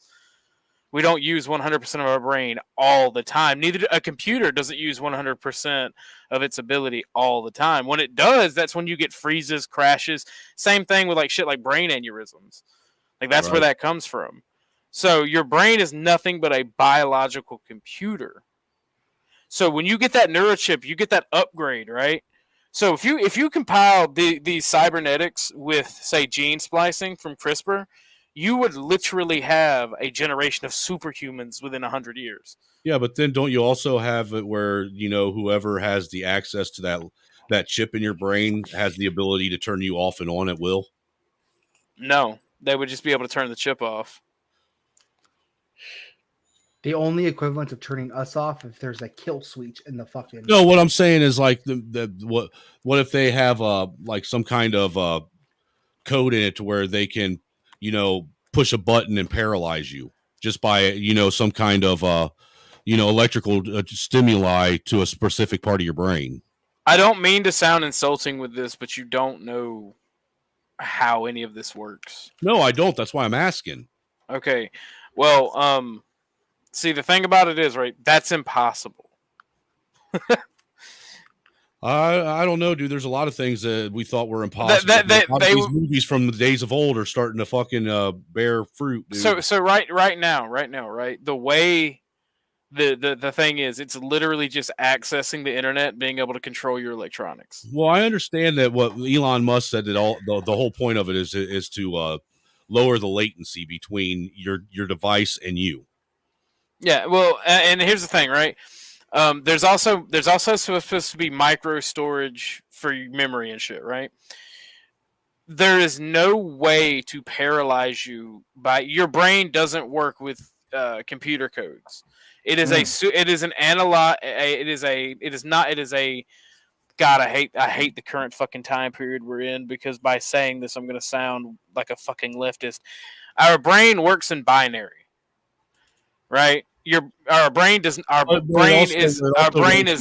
mean to say our brain is non-binary. Computers work in binary.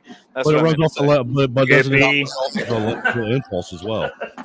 Well, see, here's the thing, right? The power of the chip would come from your brain, it's not vice versa, right? The power goes straight from your brain to the chip. The chip, if you have an impulse charge from your brain, right, that'll fry the chip. It won't fry you. I don't know. I just find there's just something that. Well, there's no scientific way that they can just turn you off or make you paralyzed, because they would have to shock the spinal column or something, and right now it's not capable of doing it. 2, your brain would not be able to receive a kill switch, because your brain is non-binary. It doesn't work with the binary system like computers. Because I don't know if you know this, but imagine a computer, right? Get one in your head. Imagine it. Think about it. And then take a light switch, miniaturize that and then have like 1 million of them in there, and that's all a computer is. 1s and 0s control those switches, and a series of switch placements is how computers work. No, either open or close. What if they program them 1s and 0s to be able to, and put some way for the chip to be able to, produce an electrical impulse in your brain to where it can actually cause specific, because isn't that what your brain runs off of, is electrical impulse, right? Yes. The neuron. If they're able to use that chip to direct an electrical impulse to a specific place, wouldn't they be able to, in essence, temporarily paralyze somebody and prevent them from being able to do anything? I don't think so, because you would have to think about the amperage and voltage necessary to do that. And a computer chip, even if you put a computer chip the size of a Zippo, right? I'm holding one, that's why I'm using that as a reference. The size of a Zippo, which that would be like, I don't know if you place a Zippo on the back of your head, that would be very uncomfortable and retarded. So you're going to have something way smaller than that. Right now, we do not have the technology to create something that can produce that big of a electronic charge to paralyze you. Well, it doesn't take that many. Well, he makes a good point, because all it takes is 0.5 amps to stop your heart.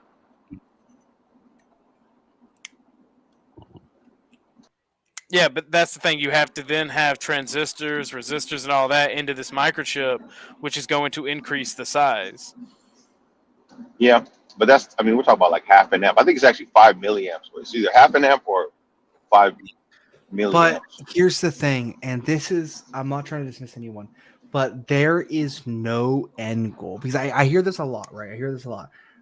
the government just wants to kill you. It's like, in reality, there is no end goal to them killing you unless you are a threat to them. So and also they want you to continue to consume. They want you to continue to buy products. They want you to continue to make. They just want less of us, because the less of us they have, the easier it is to control. Well, the thing is, even most radicals aren't a threat, so they don't want to get rid of people's. Yeah. Yeah. Most radicals aren't even a threat. As it's standing as of right now, they know I'm not a threat. That's why they're not kicking in my door.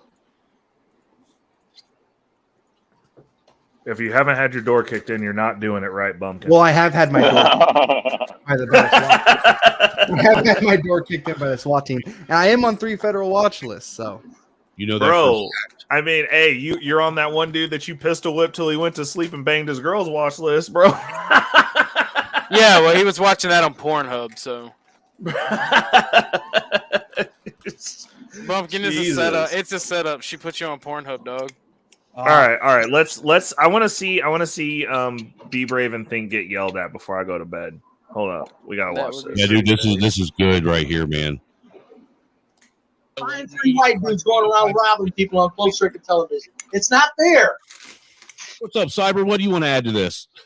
Hey, is my mic working? Yes. Good. I wasn't getting any signal from it, and I'm on my phone. I couldn't get in with my laptop. I think my headset is messed up because the pause real quick, because I am actually thinking about my headphones. I'm actually thinking about clipping this, separating it, and restreaming just him and Cyber's interaction all by itself, just because it is such great content. To do that. Okay. Well, okay, so then we're gonna just acknowledge the fact that Cyber Toxin got mad at Be Brave and yelled at him. No, go ahead. I want you to play it though. Oh, okay. You saw it here first. Yeah. Phone speakers on my laptop, so there'd be feedback interrupting the whole time.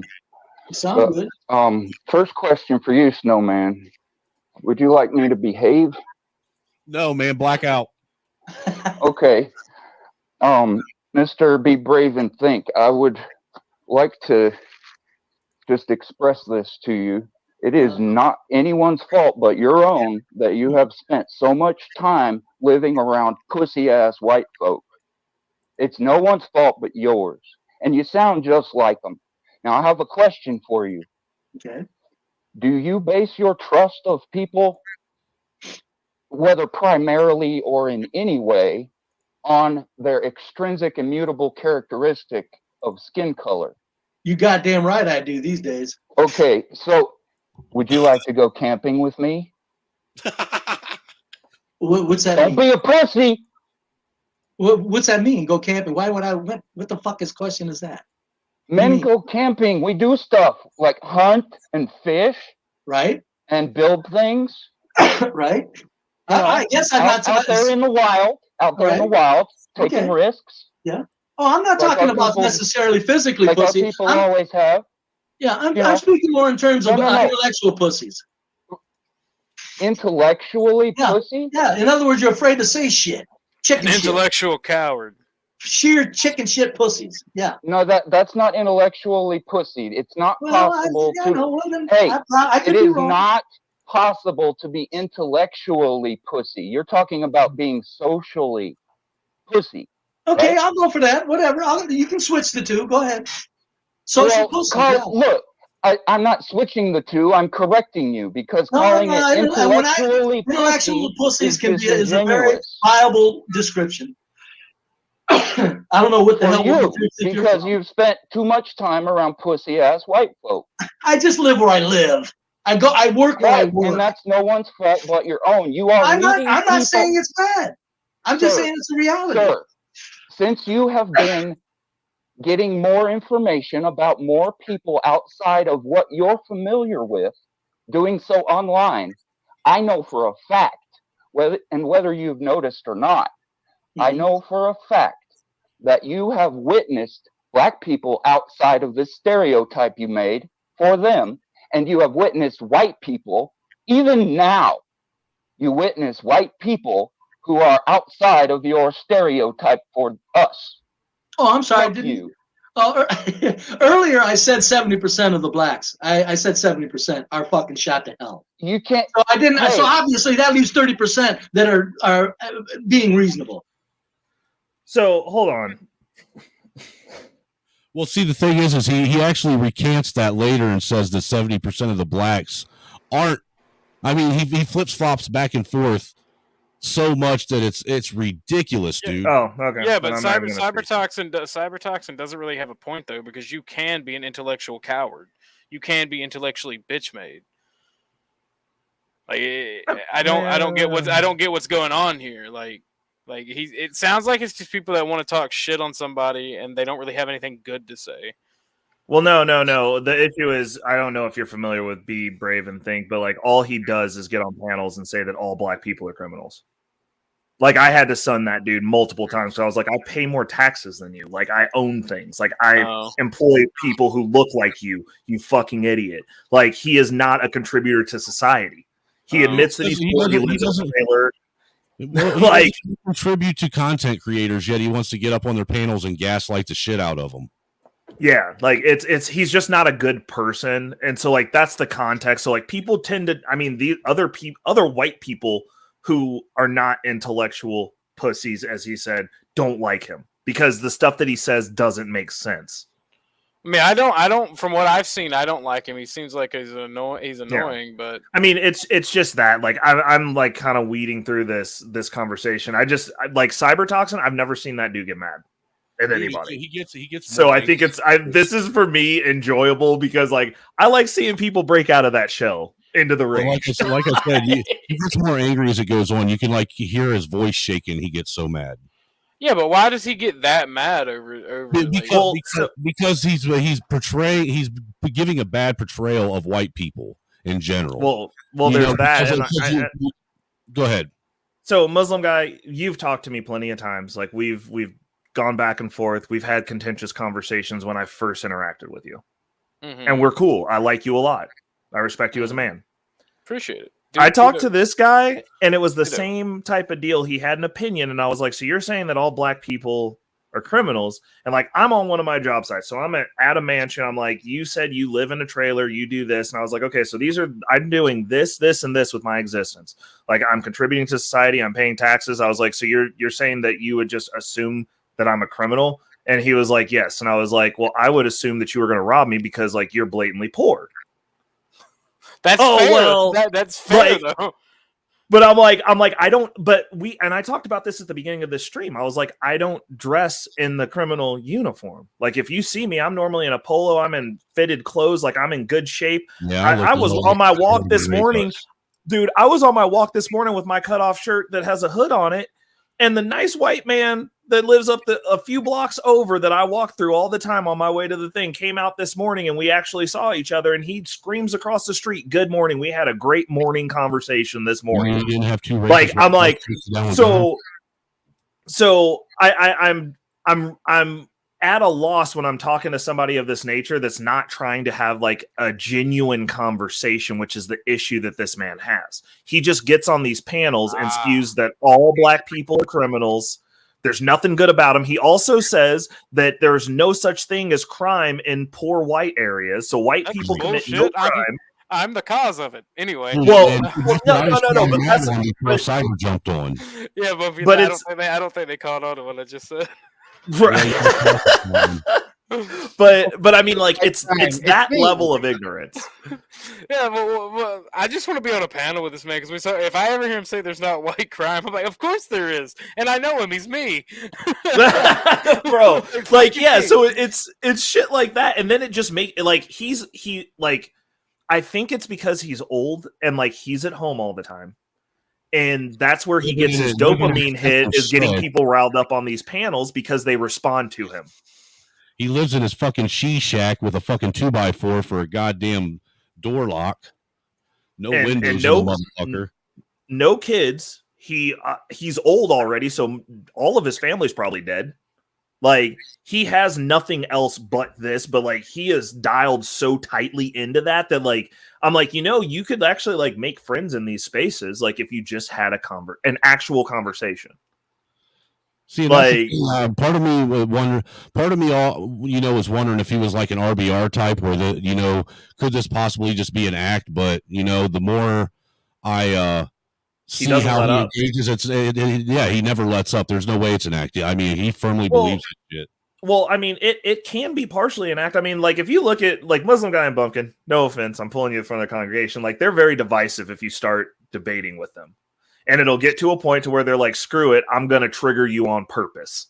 Yeah. Yes. Because right. And so like, I mean, you can get through that because I'm like, okay, you're saying things, there's buzzwords, you're trying to trigger, but like if you continue to have the conversation, you crack through that shell and you find out that these young men are actually very intelligent and have some very good points to give.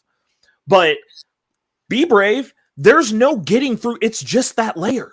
Like, that's just all that's there. You're just like, oh, so you're just stuck on fuck shit, huh? Okay. I don't like to talk shit about people that have donated to New Frontier before. He don't even donate to Chaotic. He's donated to New Frontier. He's donated around $40 to New Frontier. Okay, that's fair.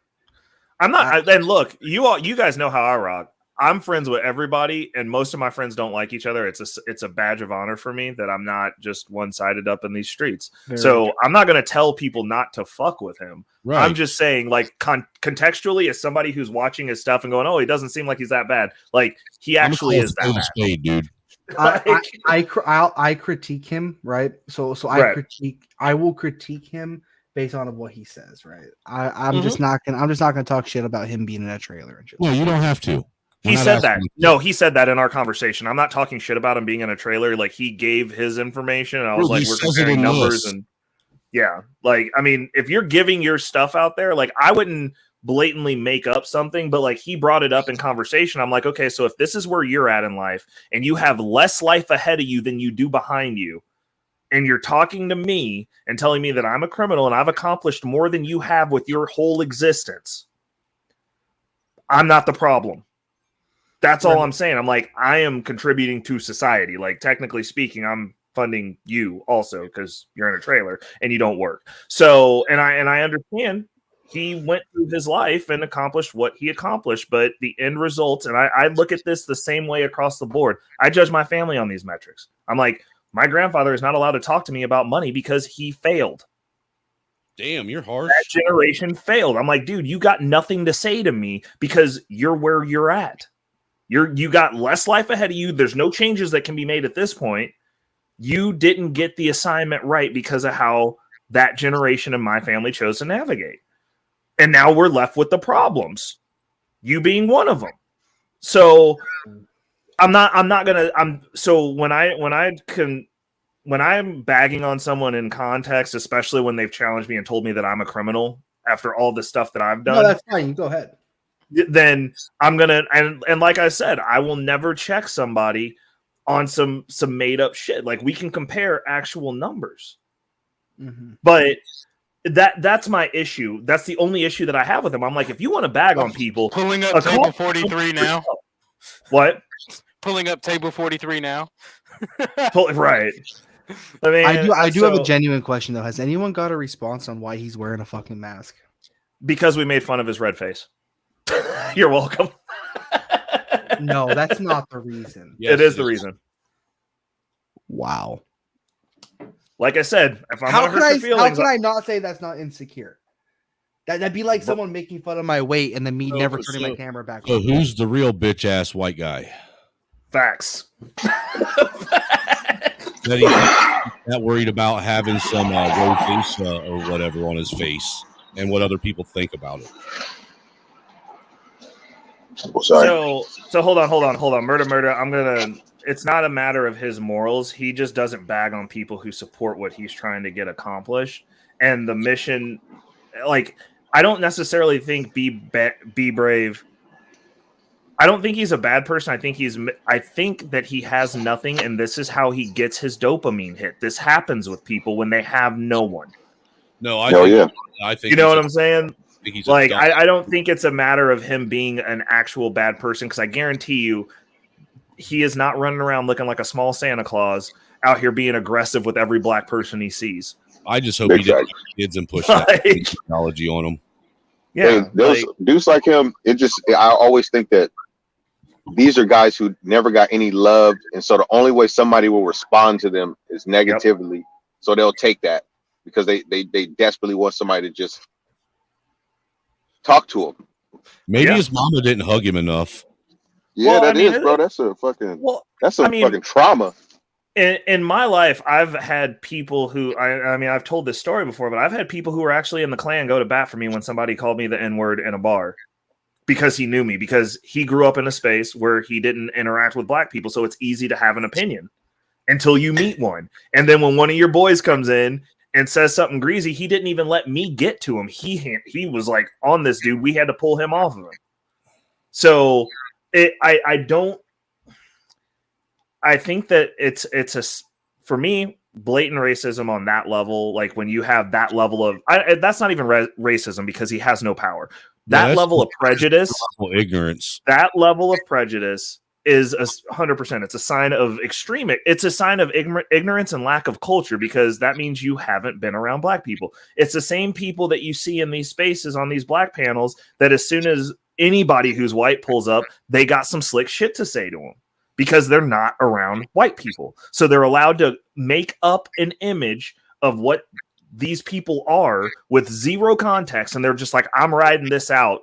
And I'm just going to put myself in a space where it never gets proven wrong. So I don't have to be wrong. Mm-hmm. That's all it is. And that's what intellectual bitchmadeism is, or being intellectually bitchmade. Oh, damn. Okay. So he's actually projecting intellectual bitchmadeism. Yeah. Like, it's the unwillingness to expand one's mind and speak truth. Because, like, I remember go ahead. Oh, go ahead. No, I was just thinking what Ray said. I remember Bumpkin first day on Fight Club. Yeah. Bro, they projected everything on him.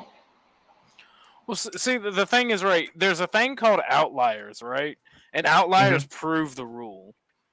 And tomorrow, if I find that my racial ideology, right, if I find that every black person or every Hispanic person or every non-white person acted a certain way, not even every of them, just the majority, I'd be wrong. I'd have to not be racist anymore. If not, that's just retarded. Hey, that's a good book too. It's called Outliers. Yeah. I mean, it's just like that. It's just wild because like the whole time that I was growing up, growing up within black culture, like that was one of those things that was always outside of my family. Wasn't my family directly, because like my mom specifically and strategically made sure that I was well cultured. She was like, you need to be able to navigate around everybody, not just people that look like you. But there was always people who were trying to pour into me that like, oh, you can't trust these white people. These white boys are dangerous. Like you can't be friends with white people. Like that was a regular conversation piece when I was growing up outside of my immediate family. Well, in white people's defense, we did perfect the art of destruction and, fucking shit up. Just saying. That's true, Speak but I mean, for like your fucking self. My ancestors created. About? Yeah, created. What white people are you talking about? No, you done made all the other white people mad. If you want to talk, even as a joke, this shit's gay, because if you want to talk like that, that's fucking retarded as fuck. You're retarded as fuck. You ain't going to trigger me. Yeah, that's beside the point. I ain't trying to trigger you. I'm saying it's gay. If I was trying to trigger you, I'd say something abhorrent. Like here's the thing. Like I can't stand fucking white people who do that shit. Like, well, white people, they're bad. Even as a joke, it's fucking pathetic and makes us look bad. What the fuck are you talking about? I didn't sit and say white people were bad. That is literally saying white people are bad. All we do is destroy. We don't know how to create. No, I didn't say that. That's all we do. You heard what you wanted to hear. So perfecting the art of don't get mad. You can't even hear my fucking headset. Perfecting the art of destruction is not saying that all we do is destroy. Because in order to perfect something, in order to call yourself master over something, you have to 1, seize control, 2, Master it, learn its ways, understand it. 3, eliminate all other factors before it, and then you establish dominance over it. And that's whether it's intellectual or physical. And the thing is, in order for white people to have mastered destruction, that means that everything we do would have had to lead to the destruction. And here's the thing, no race is completely destructive, except for, say, Aboriginals, because they turned Australia into a fucking desert. But that's a whole nother story.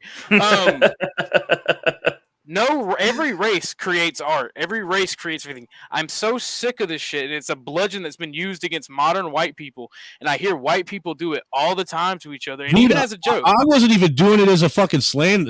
I was taking it as pride that we perfected the art of shit. Don't. That's fucking bad, bro. That's bad as fuck. There's so much we could be proud of. It's like when I hear fucking white nationalists attack a black person. Oh, you have no culture. You people are evil. It's like, like, I want to agree with you, but at the same time, there's plenty of shit for black people to be proud of within their own history.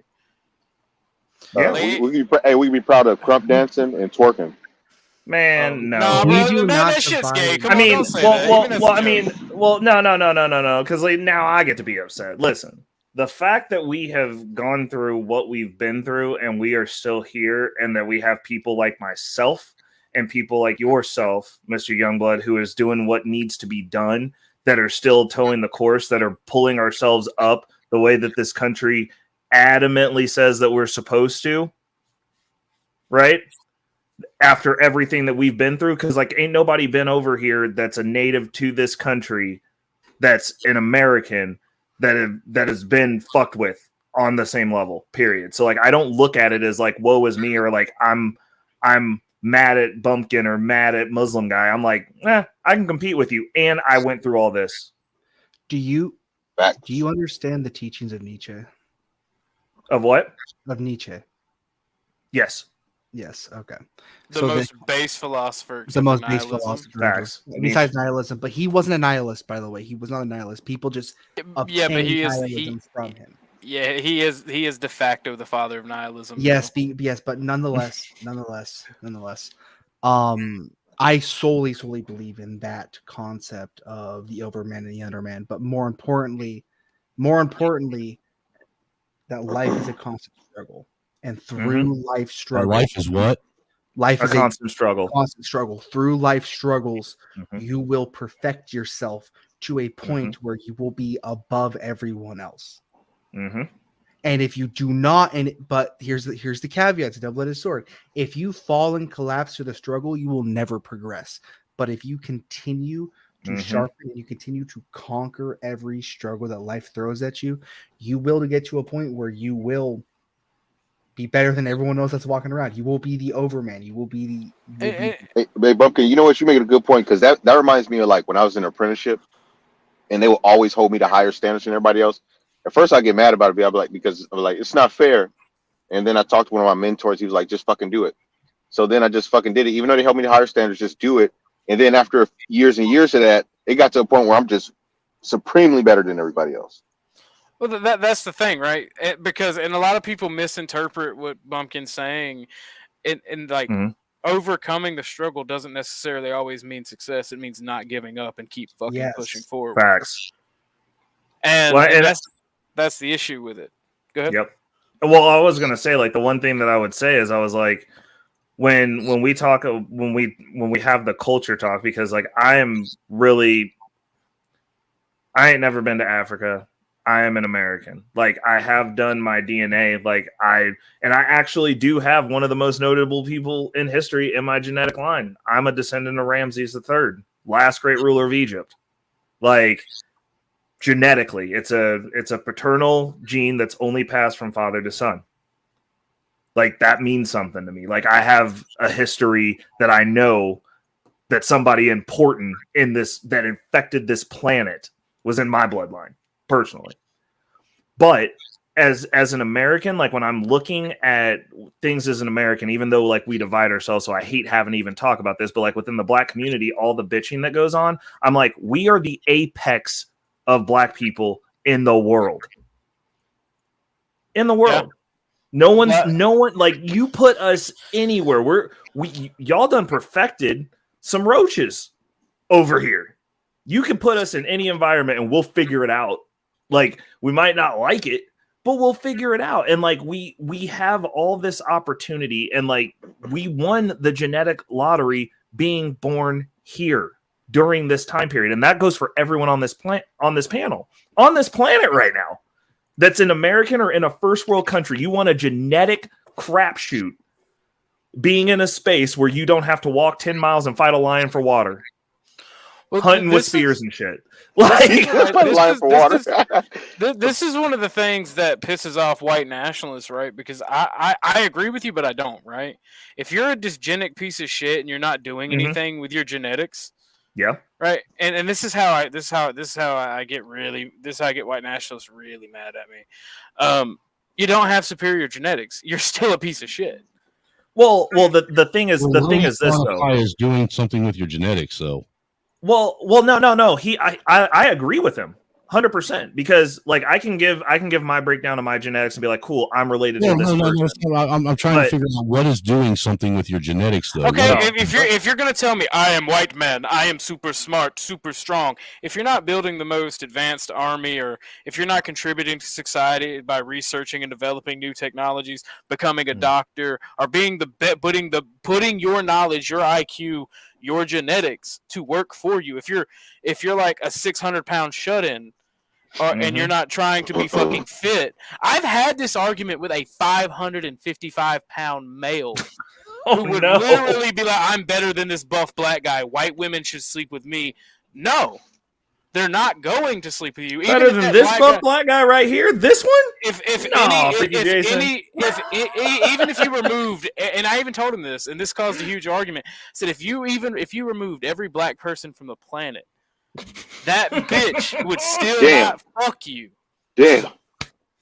Like, no, hey, you giving him that truth though? That's the truth.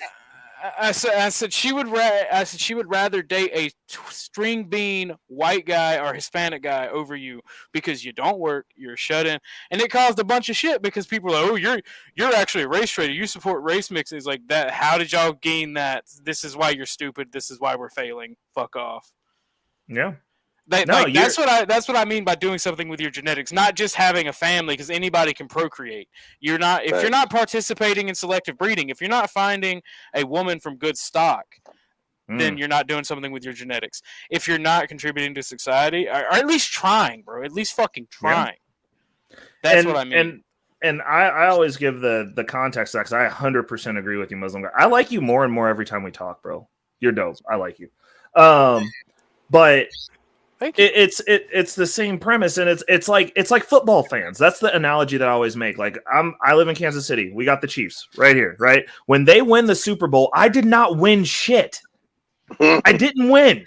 I feel good about it. I go to the parade, but I did nothing besides exist.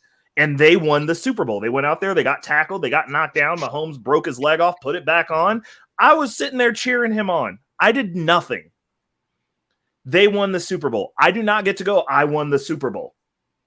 And people do that with like it's almost like you're like LARPing off the victories of everyone else. And it's like, well, what have you personally done, or what are you personally doing? Are you being the best version of yourself? Now, that doesn't mean that everyone's going to be at the forefront of everything. Everybody's got a role to play, but per Stoicism, you should play it to the best of your abilities, and you should stretch yourself as far as you can, which requires effort. It requires pain. It requires discipline. And those are the things that people don't want to deal with. So they get to sit back in their chair, get to 550 pounds, and be like, well, I'm genetically related to these other people that are doing things. Be like, yeah, but you suck. You suck. It doesn't matter if your grandfather conquered the free world, baby. You're 500 pounds and a piece of shit. Get outside, touch grass. And you don't want to change. And you don't want to change because you're comfortable. Facts. You're and the issue burden on us. But the issue is we're a product the problem is we've had good times, and it creates weak men, because like we've been able to like, and I'm like, I have to apologize to you the same way that Angry Snowman was talking earlier. Gen X dropped the ball. We came after Gen X. I'm the in between, the forgotten, whatever the hell. We didn't even get a Gen, but we dropped the ball as well because times were so good that everybody just got to look good. Everybody got to just coast. Yeah, and now we're having problems, and now we got to have Muslim guy and Bumpkin figure out a way to freaking fix it. And that's the reason I'm telling you, old motherfuckers, you don't get to yell at them on my panel. God damn it! Like, only person who gets to yell at them is me, and I don't even do that. Can I change the subject real fast? Yes, sir. I got this article here. I just read it. It made me want to throw my fucking phone across the room. No, is that what you were looking at? I was like, what does he focus on? Biden regime lumps Christians, conservatives, and Republicans into the same category as Nazis in new DHS anti-terrorist program. Dude, as the only national socialist on the panel, first I'm offended with being. What were the other groups? Christian, conservative, and Republican, I believe. Hold on. Okay, first off, as the only national socialist, I'm offended that they would lump me in with conservatives and Republicans. Okay, we actually did shit. Oh, Jesus. No. Here's the thing. I've been saying this forever. You can't fucking run from these people. They will call you and classify you whatever they fucking want. Just because you believe in God now, you're a Nazi. Just because you believe in conservative values, you're a Nazi. It doesn't matter. You can't run from these people. You have to fucking fight these people. They will Waco you. They will fucking come out into your cabin in the woods and find some way to fucking kill you and your family. All right? Mm-hmm. You can't run from these people. That's my issue with libertarians. Like I had the argument with a libertarian today at work because we had some downtime and like people wanted to talk politics, and like he was like capitalism this, capitalism that, it's all great, and then we don't have. It's literally when you bring up the problems with capitalism, it's this, and I made everybody laugh, and I hurt his feelings, pissed him off. I'm like, man, I'm sorry, I'm not trying to piss you off, but I just hear the same fucking argument for late stage capitalism that communists make. That's not real capitalism. That's crony capitalism. Real capitalism hasn't been tried. It's like, okay. Well, that's because everything sounds good on paper until you interject people. People inherently want power.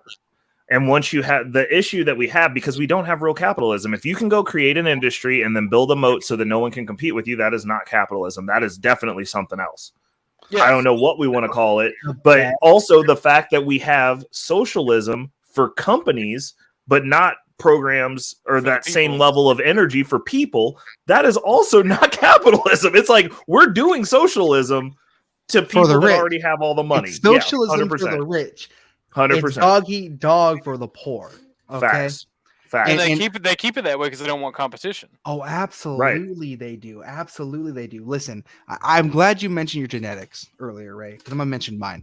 In every single aspect of my genetics, all my genetics are from the British Isle. Besides like 2% German. I don't even know. Hell yeah! I don't even know. Gang. Every single aspect of my DNA at some point fought a revolution at some point.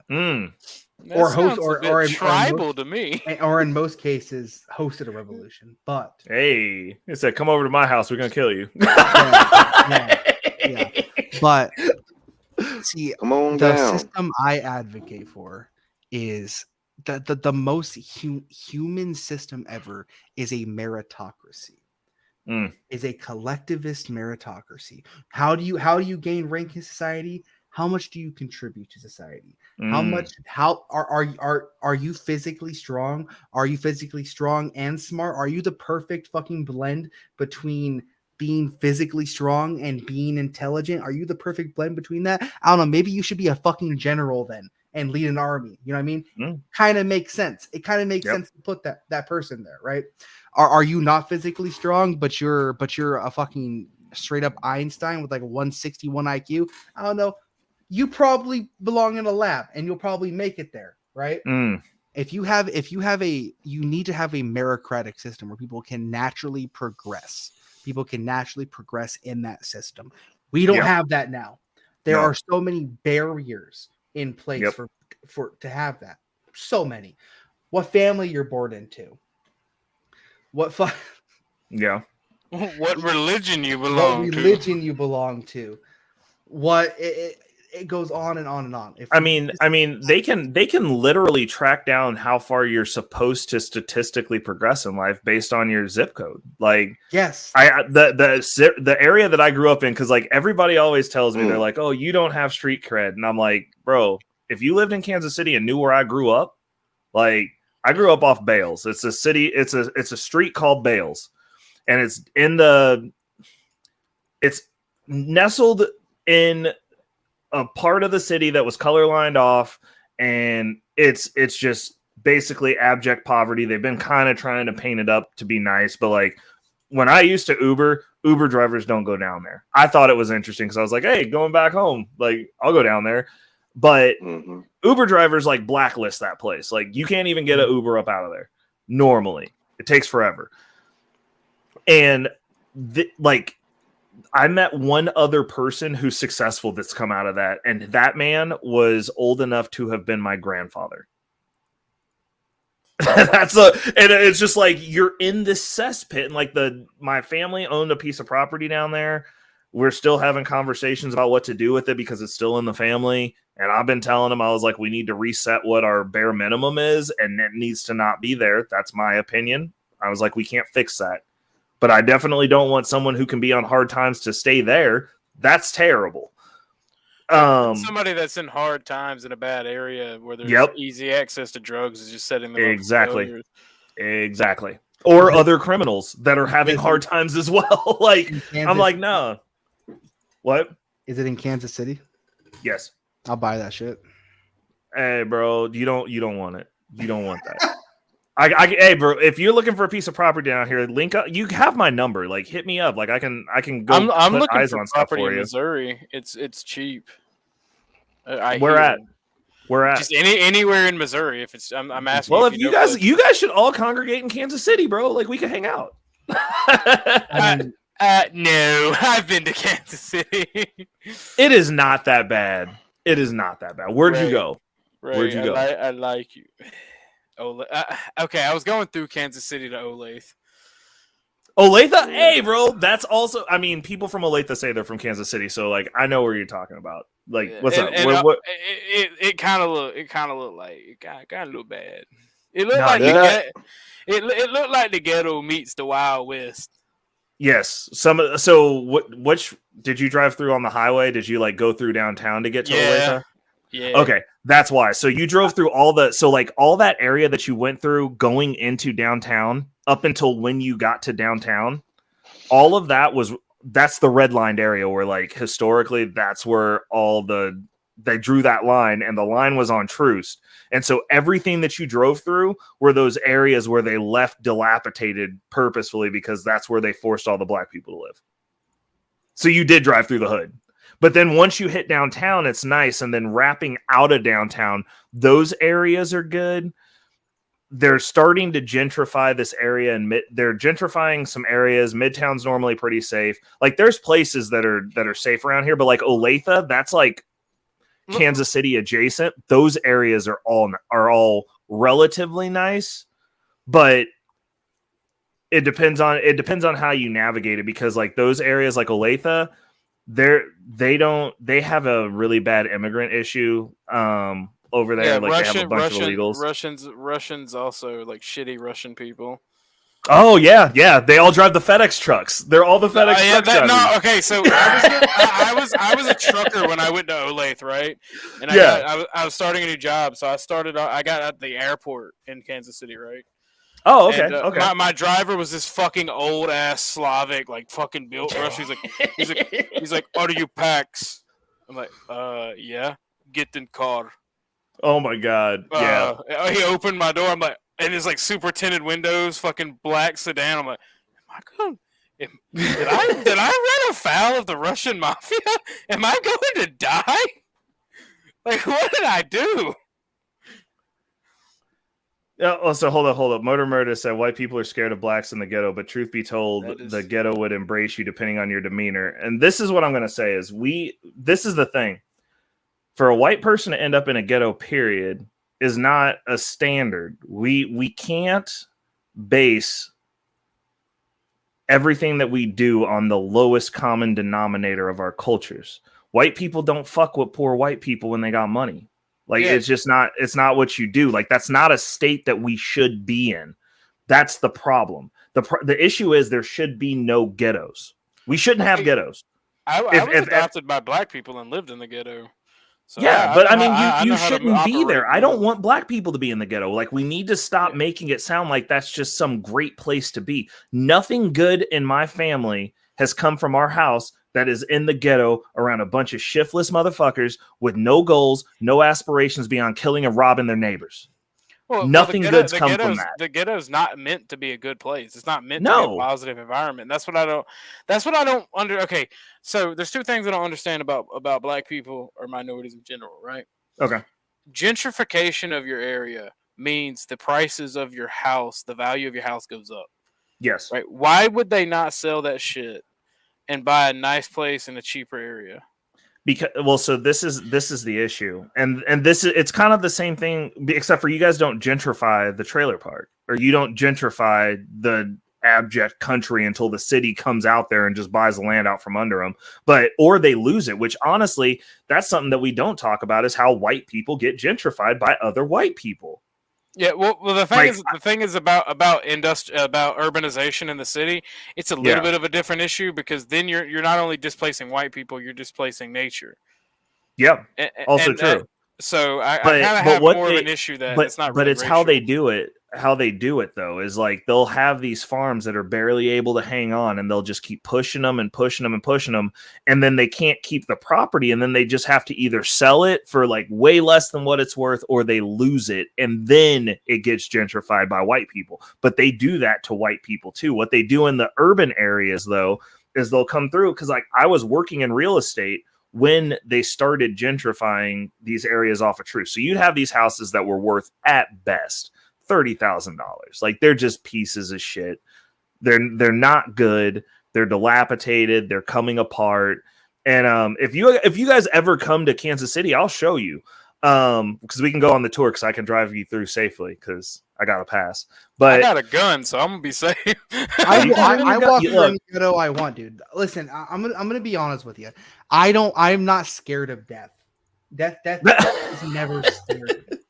Hold up, let me put Bumpkin on the big screen. Say it one more time. Say it again. I'm not scared of death. Death does not. Bumpkin said, "If you don't give a damn, he don't give a fuck, bro." I love it. I love it. I don't give a fuck. I will walk by anyone, and I will fucking bulldog anyone. Listen, if I'm walking and you're walking, right, and we're going like this, you better get the fuck out of my. And you're about to bump my shoulder, I'm not moving. I'm gonna in. check now, you. Now we're in a stalemate. All right, you're moving because I'm not moving. All right. Look at the gap. Look at that's how much space you got. Bumpkin's not fucking. Yeah, he's not playing with you. I've been to Hilltop Tacoma. Do you know about Hilltop? But no. But what I was gonna say was when Kansas City broke ground for our Power and Light District, all these $30,000 houses immediately got assessed at like $70,000 to $100,000, and these people couldn't pay their property tax. So what you have now is you have these whole blocks where they just bought the block, leveled the block, built new houses in the hood. And so you'll have a block where like those people could hold on to their houses, and it's kind of dilapidated. And then the next block over, it's a brand new neighborhood. Got a park and everything. And that's how so the issue is gentrification. I'm all about it. The problem that you have from a perspective of minorities and specifically black people is we're not a part of the gentrification. So the issue is when we use the word gentrification, immediately seems like it's racist, because it's going, hey, we're moving the black people out and we're making it so the white people can live here. And the reality of it is the people who were holding on to those properties were barely able to hold on to the property to begin with. And it just took a little nudge to get them out of there. So like now you do have to move, right? Okay. So you either got to quick sell your house. Same thing that they do to the white people in the rural areas that are poor. You got to quick sell that property. It's the same premise. It's just there's a lot more black people consolidated together in these spaces. And then they drive the property values up, which is good. The problem is black people in and of ourselves, we don't gentrify anything. That's the problem. It's also an issue that we don't own anything. Like we talk about equity and inclusion, but like equity should be ownership. but it shouldn't be given. It should be earned. You should build yourself up and you should earn things. I got the position that I'm in right now because I made some good plays in the cryptocurrency market and my company knew I didn't have to go to work. But you know what? The reason that I got an equity stake in the company was I'm really fucking good at my job.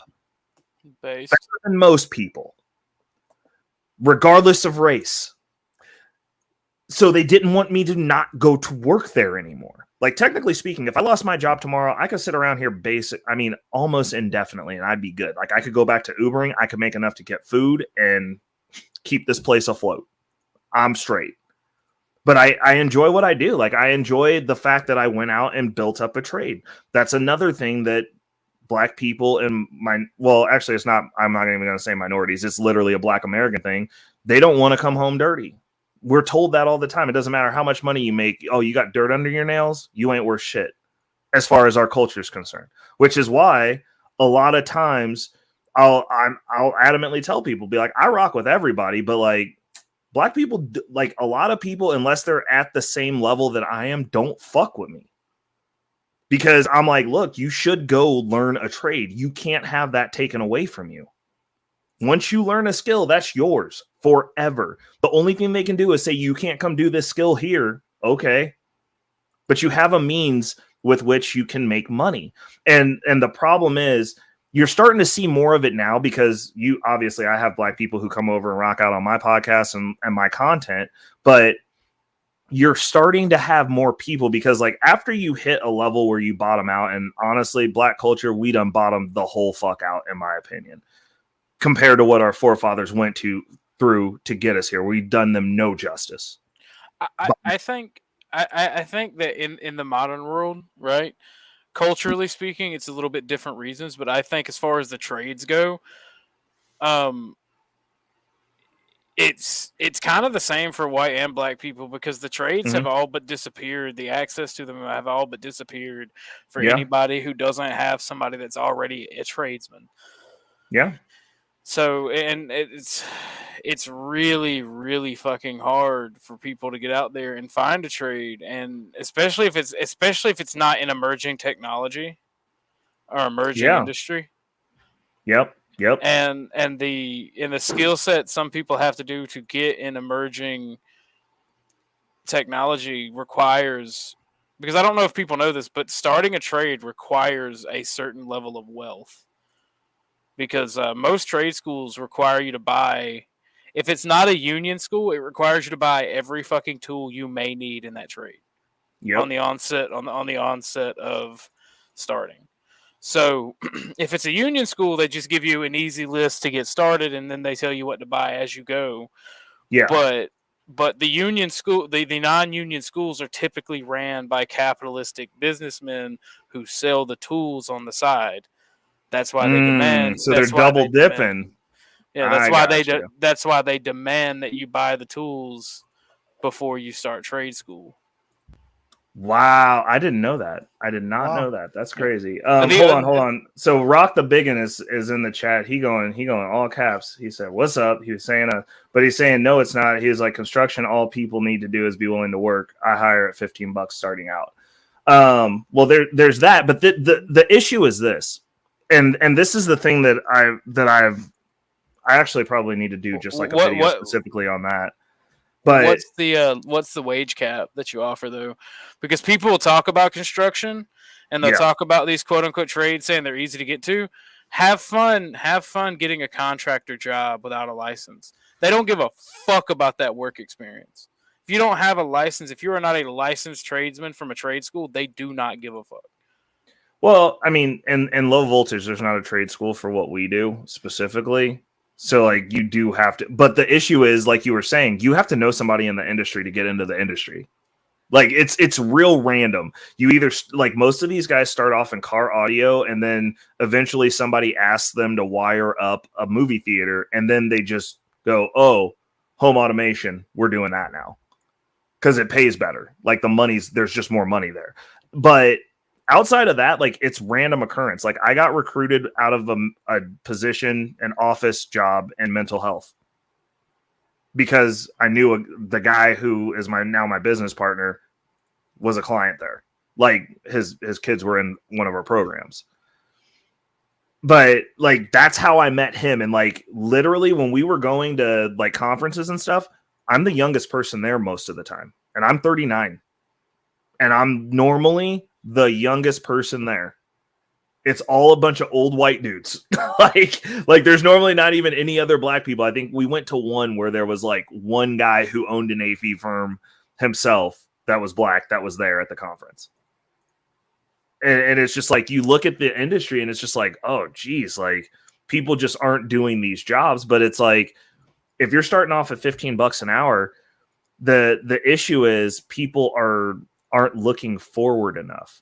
They're not positioning themselves. So like the reason I'm in the industry that I'm in was because I wanted to be in proximity to really rich people because I learn visually. So if I can see how you're navigating, I can see how your house is set up, I can replicate it. So I was like, I need to be in business around these motherfuckers so that I can fill in the gaps from the books that I'm reading, because you can only get so much from a book. I need to be able to understand how these people are moving. I need to understand how they're handling their finances. I need to understand how they're setting up their families. What kind of wives do they have? Is it really, do all these dudes really have a 10? Do they have a club baddie? No. There was a bunch of revelations from just putting myself in proximity to these people that like it allowed me to get my mentorship circle that I have. But there's a reason I'm there besides the paycheck. There's a reason I do these panels the way that I do, and my channel is the way that it is. It's not because I'm trying to make money on YouTube. It's because I'm trying to find people like the people that I have surrounded to be able to connect with so that I can go, hey, I know somebody you might be able to talk to. I can add value here. And I can find... Oh, go ahead. I was going to ask you, I don't mean to cut you off. I wonder if I can use my electrical engineering experience from college into low voltage. Dude, I'm telling you, have my number as well. Tap in with me, dude. Like we can talk about it. Like we can find that out. What is that? Installing stuff and permanently installing stuff like home theaters. Yeah. Instead of it's basically wiring into something and basically wire management, which I'm really good at. Yeah, that's what I'm saying. So like the wire management, dude, if you can make a like rack low with that, voltage, isn't that considered anything that's under 120 volts? Right. Yep. And then anything over that's high voltage. What's up, Rock? What's up, y'all? God bless y'all for having this conversation. All right, man. I try to do what I can. I like making new friends, and this is the only way I can make friends. So I know when I was doing when I was laying data cable and fiber and shit, I had to get low voltage qualified in order to do that because a lot of the stuff that I did was 25 volt panels. Yeah. And I mean, so there's a lot of option there, but like when the thing that I always tell people, I'm like, when I got into this field, like, fortunately, my mom's got a good head on her shoulders because I was the only person I had to consult on it. And I was like, I told her my concerns. I was like, it's something different. I don't know how this works. It's new. I don't have any experience. And she told me straight up, she was like, you can always go back to this office job. She was like, once you learn that skill, though, she was like, they can't take that away from you. She was like, you get fired from this office job at any point. And you can't just go make another office for yourself to be in at this point. You don't have the money for that. But she was like, that skill, if you flake out of this job, you will have a skill as long as you make it a point to learn the skill. And that can't be taken. And she was like, you can take that anywhere. And she was 100% right. Like, you know what I'm saying? Like, it's one of those things to where you can make yourself sustainable. Like I could always go install Ring doorbells and Ring cameras and, run a patch cable for your system, get your wireless network set up, design you a media space or a movie theater, run it, set it up, program it. I get you set up. Like you can't take that away from me. I've been doing it for almost a decade. I'm good at it. I hear what you're saying, and that's awesome. I hear what you're saying, but then those are valuable skills, but I don't think that is set out for everyone. You catch my drift? 100%. 100%. I agree with you. But what I'm saying is if you look at where you got to figure out where the money's at. And so like for an example, something that I don't do, most of our concrete companies in the United States, if they're not run by somebody young, most of them don't have anyone to succeed those companies. They're paying illegal immigrants $50,000 a year to come do those jobs because Americans don't want to do it because you get dirty, it's hot, it's a little bit grimy job. Now, if you went in with the intent of taking over one such company that has an old person, you could be sitting into a position where you could segue yourself from a grunt if you actually go in with the intent of like, hey, you got anybody you're giving this over to? Like, who takes this over when you retire? Are you trying to retire? You could go into a position to where you own a concrete company within a decade. 10 years of hard work. And I mean, you're not going to be doing grunt work up until when you're the owner either. They're going to move you up if you show that you have that intent because they can't give it to an illegal immigrant. And they don't have people who want to take it over. So, I mean, it depends on the way strategically. There's many ways to get to this bag. But what I'm saying is like we kind of poo-poo on tradespeople. And so now there's not enough of them. Tradespeople keep the world running. That's what I'm saying. Like there's not a robot that's... Oh, go ahead. We should push trades more than we should college because when we were streaming on New Frontier, we were seeing these dysgenic retards that do just, they don't belong in college. Yeah. Emotionally speaking, mentally speaking, you can tell they don't belong in college. They're going to debt. They're going to be hundreds of thousands. They're going to be at least tens of thousands, and if not hundreds of thousands of dollars in debt. I mean, for nothing. One of the things that I was blessed with when I was growing up was I started off at 15 working in service industry. So I worked at a restaurant for a Sicilian family for 10 years, 15 to 25, worked there. It was at that restaurant that I realized I wasn't going to college. Like I'm sitting there working, me and somebody who went to college that graduated with $80,000 in debt are doing the exact same shit, except for they're $80,000 in debt.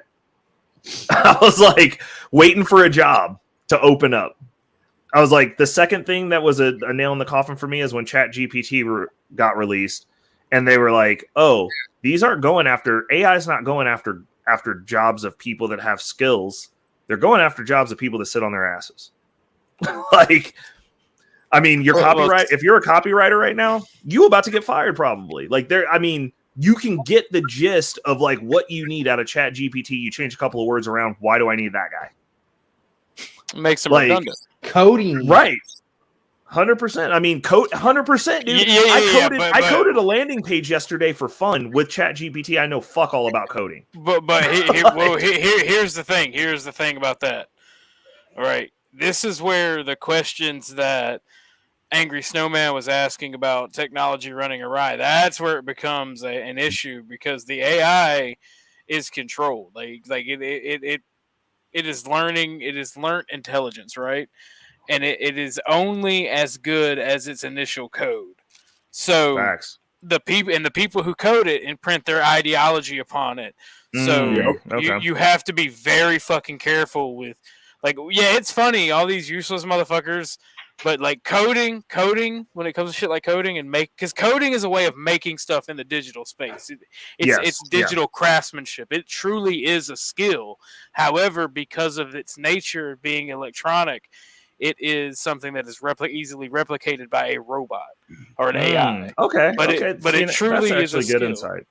It truly is. Like, I used to hate coders. I have respect from them for having to take the courses that I had to take in college. Oh, okay. I respect that. Yeah. Sorry, go ahead. Oh, no. I know a lot of people that took coding in college and failed, dude. Couldn't keep up with it. We have to really realize why school was made to be what it is today. I mean, we got to understand why school was originally made. It was originally made to educate people enough to work in the factories during the Industrial Revolution. And then we were going to expect them to just change their minds 50 years into it and say, you know what? We're going to educate people on how to be independent and as successful as they can be.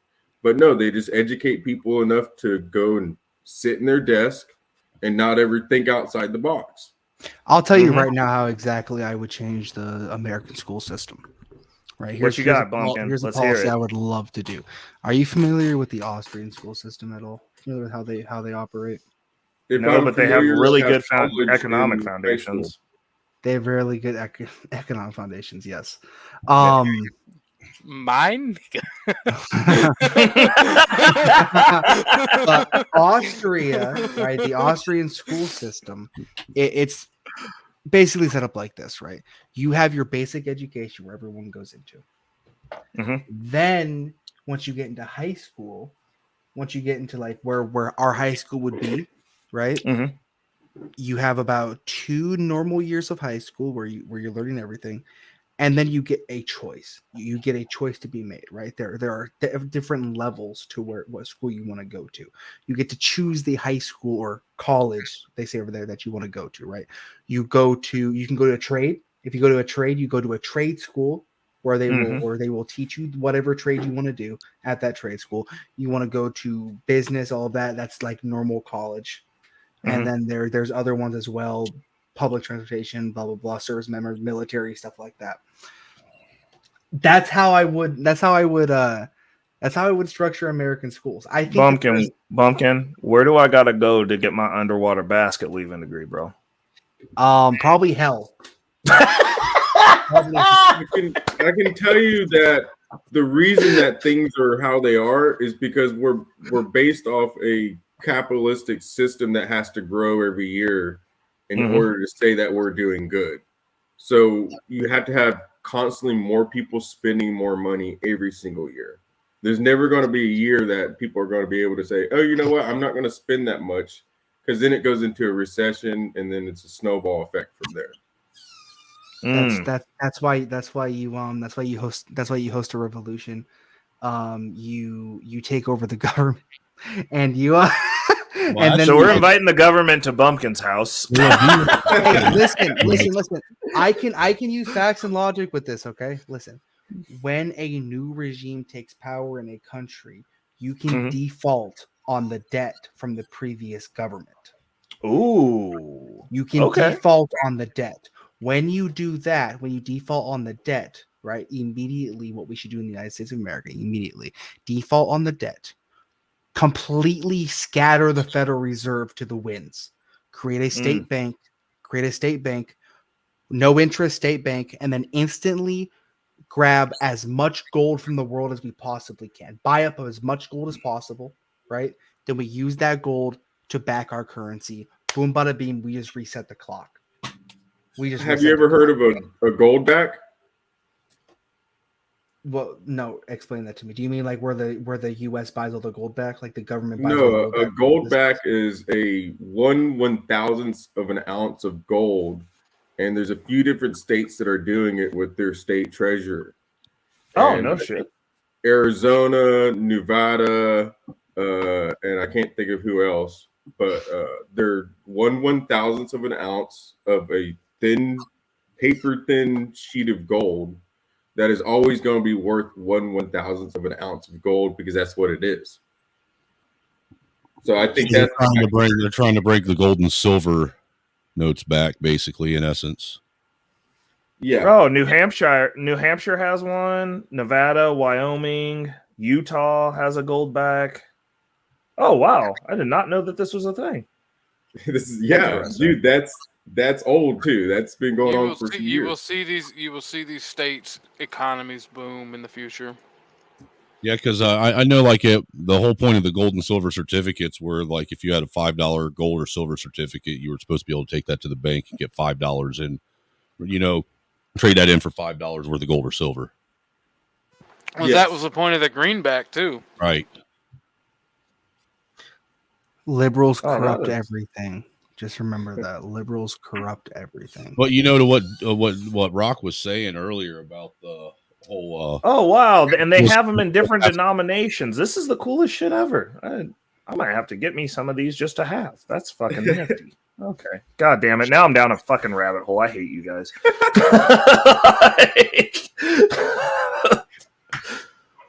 Like, oh, that looks cool. Angry? Huh? What was you saying? I was just saying to what you were saying about the fucking fuck. I lost. Why the schools were created? Why our economy is the way it is with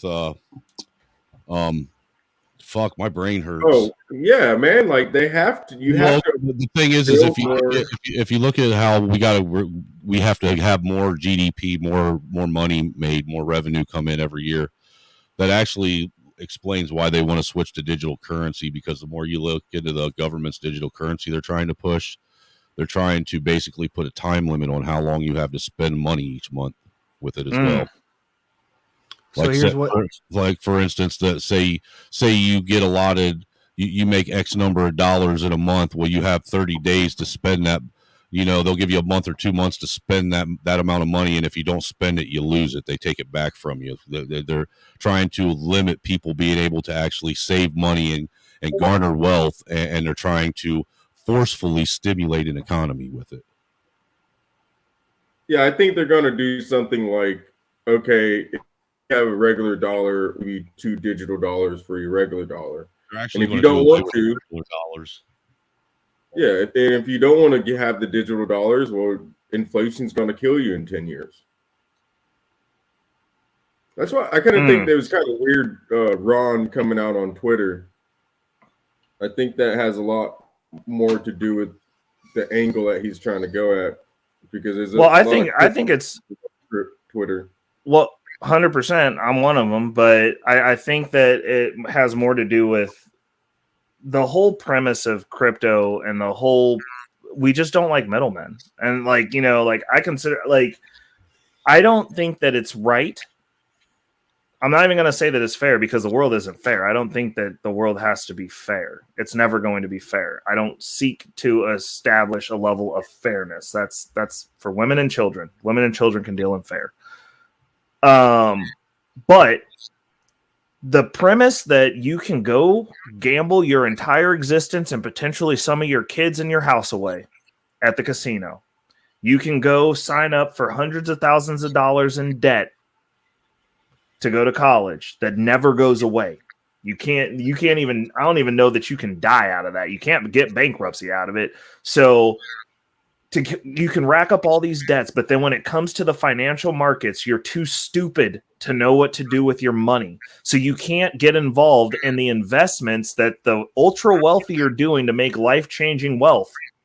You can't compete with them. That is asinine to me. That shit pisses me the fuck off. The fact that you stupid. have to have $20,000 in your bank account to day trade. Dude, I put $100 fucking dollars in my fucking TD Ameritrade. I got up to $1,200. They hit me with that. Oh, well, you, because of certain laws that you're day trading without the correct amount of money, we'll have to shut your account down for 90 days. Oh, and we'll have to keep them locked into the stocks they're in for those 90 days. Right. Yeah, hold on. Go ahead and finish. Rock it out. But we're doing it because we care about you. You know. Yeah, fuck off. Yep. Yeah, I'm doing risky trading, and you're gonna lock my fucking stocks into for 90 days. Okay, sure. Right. Fuck off. Suck my fucking dick. Yep, it's terrible. Okay, so hold on. I'm gonna answer over the whole GameStop thing. Let me answer this one for Murda. How do you feel about how do you guys feel about the benefits of online banking versus traditional banking? In all honesty, me personally, if your bank is not working for you, which means that if you're not approaching your bank with the intention of having a private banking relationship, or you don't need bill pay, use Cash App or PayPal. Same difference. Like if you're not pushing to get to a different side of the banking institution, all they're doing is extracting value from you. It's just another play. Now, if you're dealing in private banking, that's a different world. That's a different game, and you get to be a person. But outside of that, you need to be with an institution where you're getting the most that you can, and they are extracting the minimum that they can from you. Otherwise, it's not a good deal. Like traditional banking in general, I think it's a dead, archaic system. The only thing that they have that's beneficial for their users is bill pay. And if Cash App had bill pay, I wouldn't even have a traditional bank outside of the banking relationship that I'm establishing with Citibank, because they have international private banking services that I'm intending to use. That's why I'm adamant about banking at that specific institution. But if it wasn't for private banking, if you're not dealing in private banking, you're probably getting fucked at your bank. Just saying. Banking is a scam. Interest is usury, and usury is against God's will. Yeah. Sorry. And they're I really can't stand. Listen, I use a bank because you have to use a bank. All right. I have to partake in interest because you have to partake in interest. All right. But the idea and concept of interest is it's a satanic concept. Okay. They are going to make money off of you borrowing money. All right. And they're borrowing money from other people to loan you money. And then they're borrowing other people's money to give you money. And they're making interest off of that borrow. It's like, it's a fucking pyramid scheme. It's like the original Ponzi scheme. It's the original Ponzi scheme. Listen, I'm telling you right now, I don't suggest you do it, but if you went tomorrow and deposited $1 million into your bank account, and the next day you tried to walk in there and fucking pull, or a week later you try to walk in there and pull $1 million out, guess what? They tell you no. How can they tell you no? Because half your money is already fucking gone. Yep. Half your money is already fucking gone. Well, no. To Bumpkin's point, it ain't even got to be $1 million. You go try to get like freaking $30,000. The bank will be like, we ain't got that much money here. Dude, you try to get $5,000. You're like, what do you mean? I just deposited $30K yesterday. What do you mean you don't have that money here? Bernie Madoff just hold on. Murder. Bernie Madoff just wasn't a bank. Banks do this shit all the time. Like look at all these banks that have been failing. Yes. Because we're ratcheting interest rates up. They're just like, oh, ain't got it. Hope someone buys this out, or the Fed's gonna come in and fix this. Like, and guess what you see with that? You see banks like JP Morgan consolidating power. Yep. They will watch other banks crumble, and they will consolidate power. And guess what? JP Morgan Chase, they ban political extremists from using their content. They're the fucking devil is what they are. They banned Kanye West. They banned Nick Fuentes. Anyone that has a no opinion, they will ban you from using their services because they're a private company. They can do whatever they want. Yep. And this is why I got recently banned from Cash App. Actually, can you believe that? What? How'd you do that? I'd have no clue. I tried to go use Cash App the other day, and I usually use it a couple times a month because sometimes I accept payment through this. Sometimes I pay people. Sometimes I pay my rent. And they said that some of my information wasn't matching. And I was like, I've had this Cash App for like 4 or 5 years. What are you talking about? Some of my information doesn't match. And I go in there to check my information, and it was all correct. So I'm like, I don't even know where to go from there. I'm just like, whatever.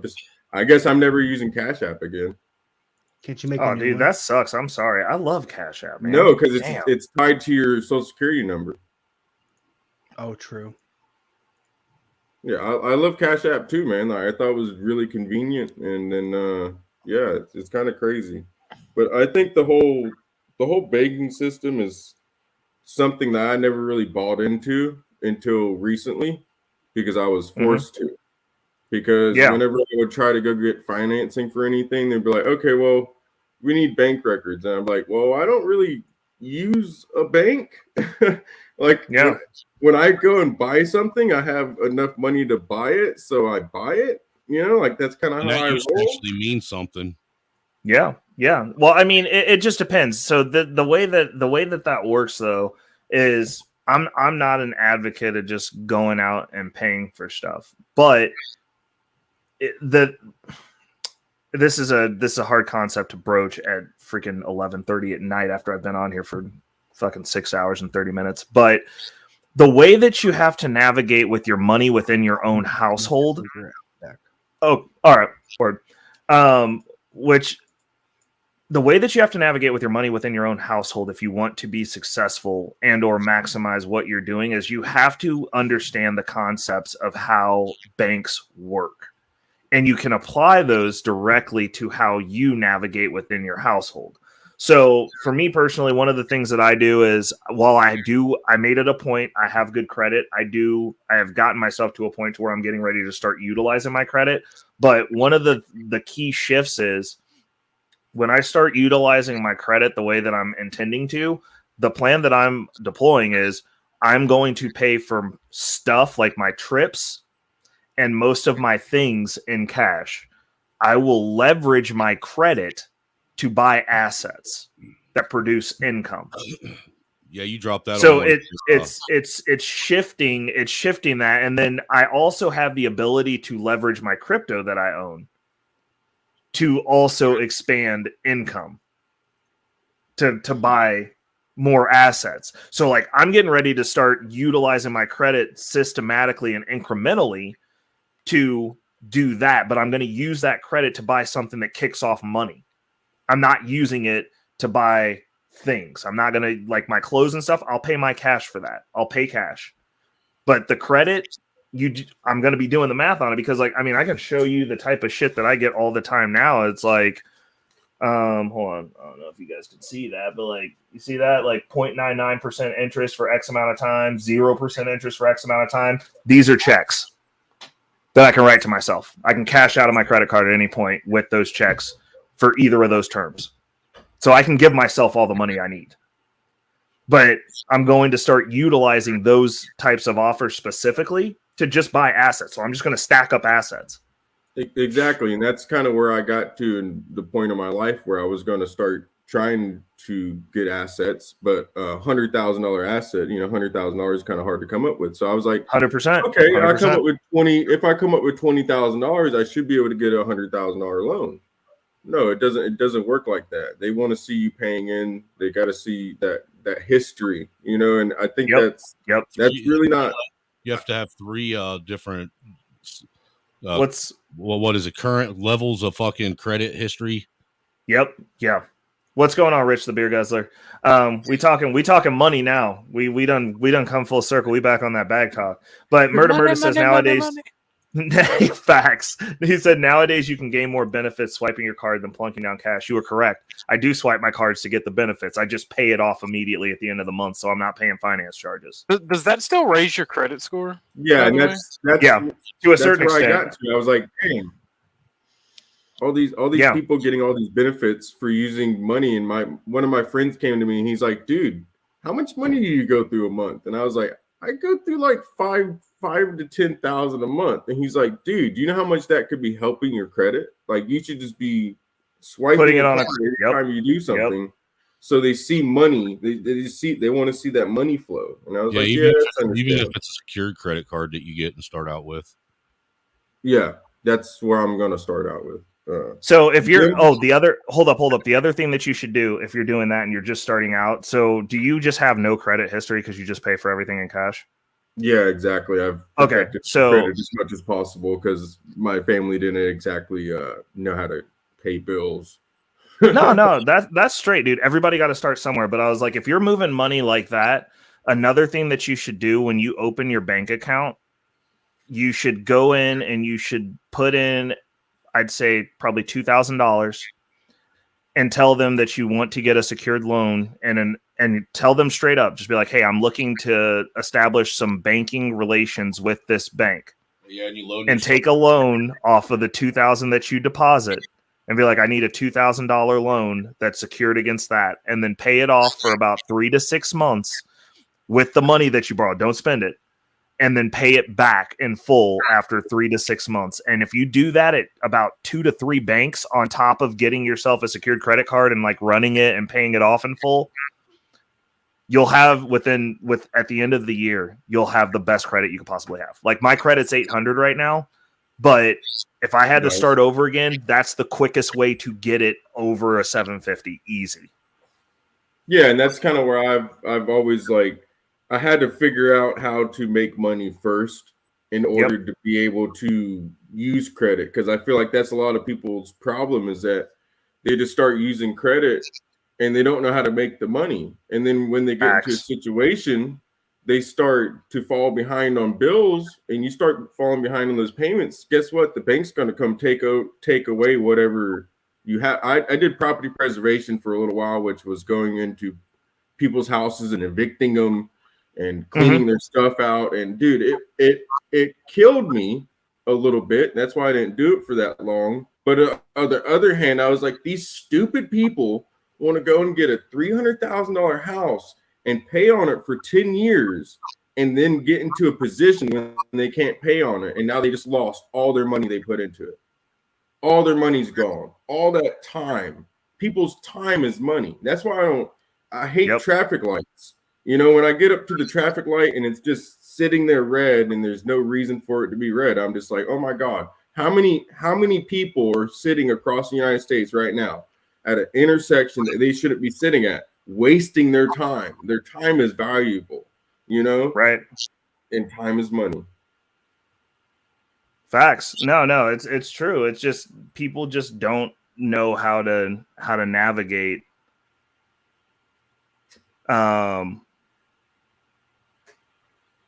they just don't know how to navigate their finances, and it's super sad, but it's like one of those things where it's like, okay, how are we moving forward with this? And like, at what point do we sit there and go, okay, this isn't working, maybe I should do some research and start looking at some other things? Because like, I have the inversion of your story. Like, I was using credit, didn't get it, racked up about 25 grand in debt, and like, fortunately got into crypto and figured out that's when I figured out how money worked, because I was like, I gotta pay this back. Like, you know what I'm saying? Like, I made a big ass mess, and like, the hens were coming home to roost sequentially, and I was just like, oh no, this isn't good. This is not good. And luckily, the opportunity to get in the cryptocurrency space, like, I made some moves that were appropriate. Learn how money worked, because like, crypto is what taught me how banks leverage. Because like, I understood it conceptually, but like, being in the cryptocurrency space, I actually got to implement it, test it, see how it works, see what happens when things fall apart. And I was like, oh, okay, like, this is how money's supposed to flow. Okay. When crypto first happened, the first thing I thought, I said, okay, we have town squares and we have all these things in physical life, right? There's all these different things going on. Now, on the internet, there's going to be the opposite of that. Whatever's happening in real life is going to happen on the internet. So cryptocurrency is the internet's money. That's it. Yep. Period. And that's why the central banks and everyone else is trying to play catch up now, because they're like, oh my God, we kind of can't stop this, and it makes sense. So let's make our own version.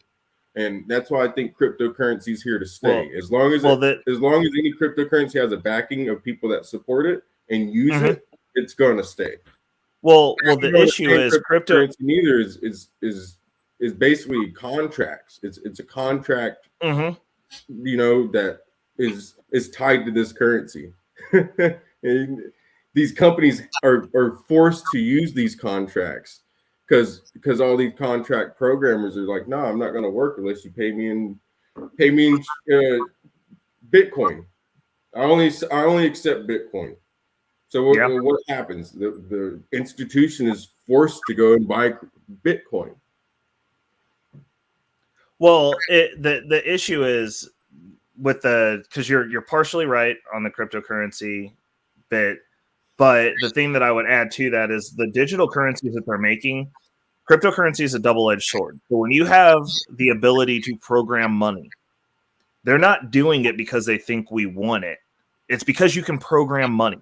Now, the concept of that is, if you look at it now, imagine you're a strong, independent woman that's extracting resources from a man and the means of child support.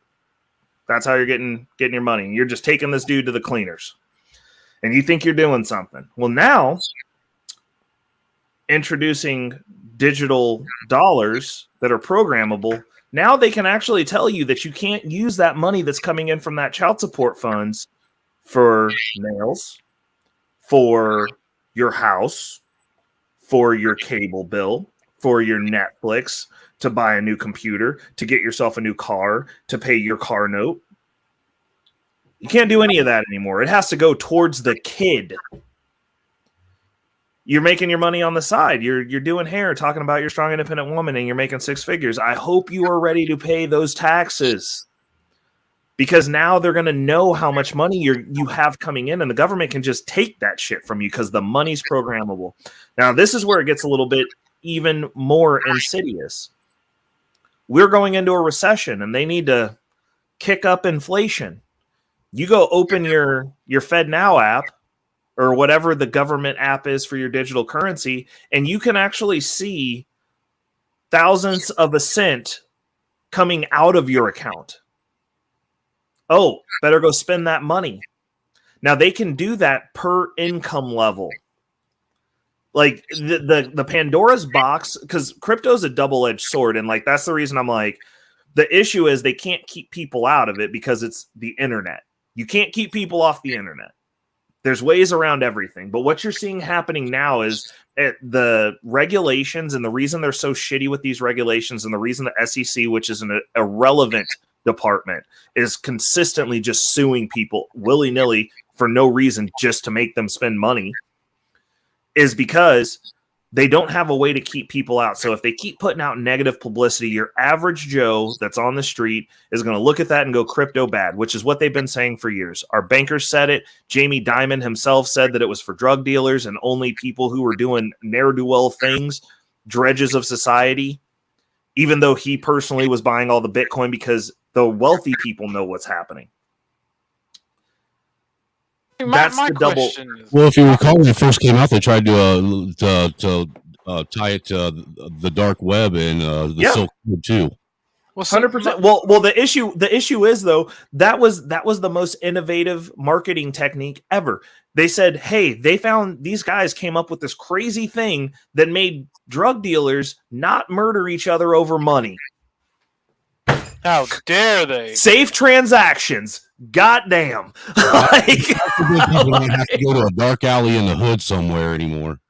Facts, dude. Like, that's what I'm saying. Like, I was like, that was the best marketing ever. You're telling me that this shit's so safe the drug dealers ain't killing each other over it? They're just giving each other their money. I never thought of that. All over the place.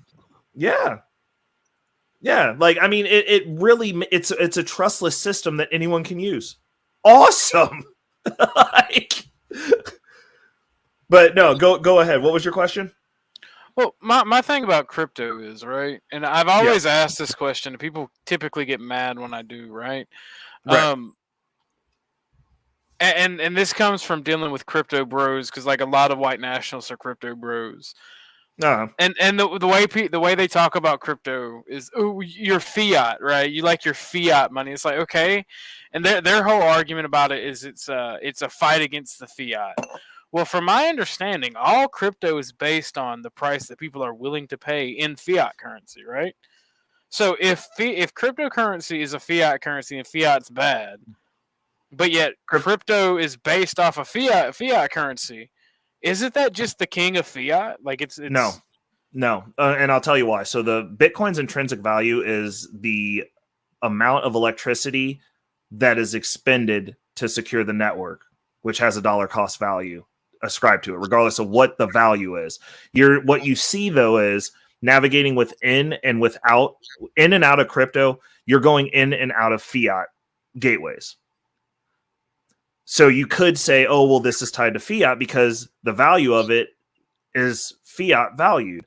But the only value that actually matters is Bitcoin's value, because most things are valued against Bitcoin, and secondly against Ethereum. So those two things in and of themselves are a value standard if you're actually in these markets.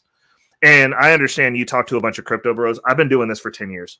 So I can speak to this at length, but like the value of Bitcoin specifically, the amount of money that goes into securing the network to pay for the electricity, because all those computers that are running on it, electricity does have value. You know what I'm saying? Yeah, I get you. Okay. So that's the value for that specifically. So now, as you for global warming and climate change.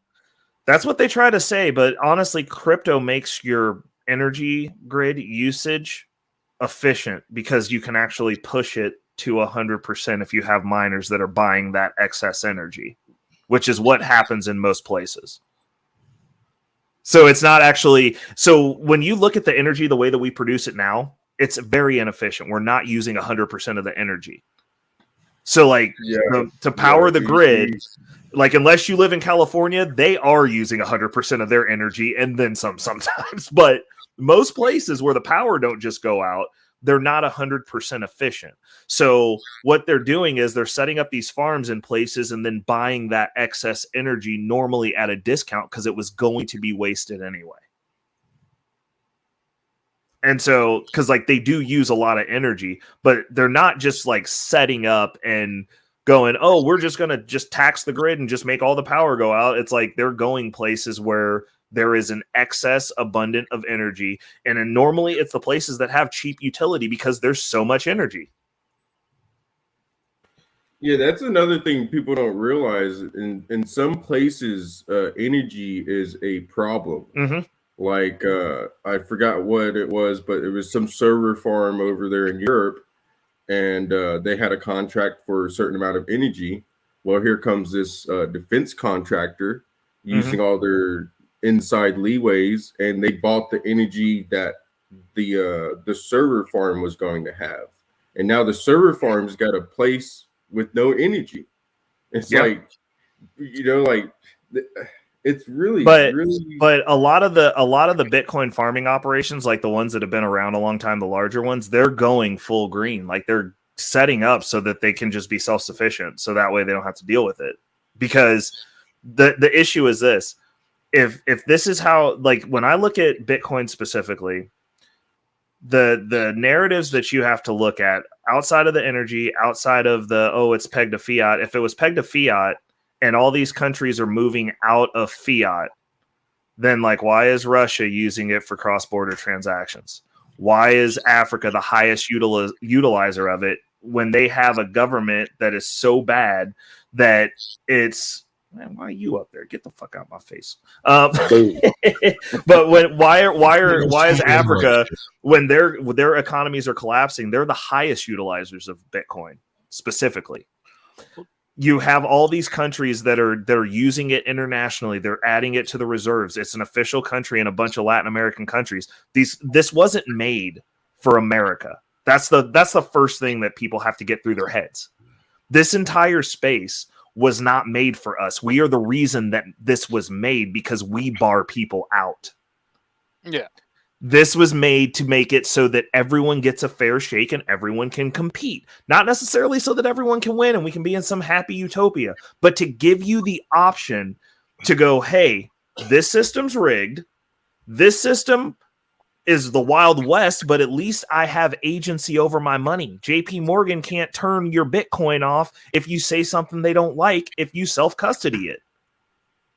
If things go bad, and this is the other thing, because like a lot of people are like, oh, well, like we have gold. And it's like, if you've ever talked to anyone who's lived through a collapse of a society, they will tell you, you get shaken down at the airport if you get to leave for everything of value. Gold is cumbersome. Yeah, that's what they did during the Great Depression. They took everybody's gold and then they made it illegal for you to own it. Right. And so the deal is this, if somebody wanted to take my Bitcoins and I said no, I could just die on that hill, literally, and then those Bitcoin can just never be claimed. They can't get to them without me. So, like, that's the reason that the ne'er-do-wellers and the people of the night were using it, because it's one of those things where it's like, you can't just roll up on somebody and be like, give me a Bitcoin. And it's like, oh, okay, here they are. It's like, it doesn't work like that. Like, I know the password. You have to have me to get those things. That's going to facilitate a whole different set of problems. And if I'm real honorary and really about that life, I'll be like, I'll let those Bitcoin disappear. I'll take them to the grave with me. What's up? So it do you think it's going to 1 million? I'd say eventually. I mean, if countries keep using it for a reserve, because the state that we're in right now, if we shift out of a dollar-backed world reserve currency, we're not going to another country's currency. And I think that people don't understand that. It's not necessarily like poo-poo on America. America's over. We are well past due for how long we've been a world currency. We're like damn near 75 years overdue. Like, you're not supposed to be the world currency for like over 50 to 75 years. We've been forcing people to use our dollars with guns. And people are sick of it. And everybody's like, oh, well, we'll go to war. And it's like, okay, so we're just gonna take out the entire country and the population because people are sick of this shit. It's not that America will be like Europe. Europe did not collapse after we came off the British pound. It was not the end of the world for Europe. They just went and rebuilt, and then people just didn't listen to them as much. like it's not like they're not there. Another currency to kind of save themselves. Well, they created another currency because like they conglomerated after the war was over, but they weren't the world reserve. They don't have that status. They don't have that power. The issue that you have is a world reserve currency needs to be boring. It can't be volatile. And the problem that you have, and the reason this goes in cycles, is because eventually, as an economy, your currency starts getting volatile. When we're facing inflation that we notice over here, and it's bad for us, we are literally destroying other countries with just our inflation that we're seeing that we're inconvenienced by.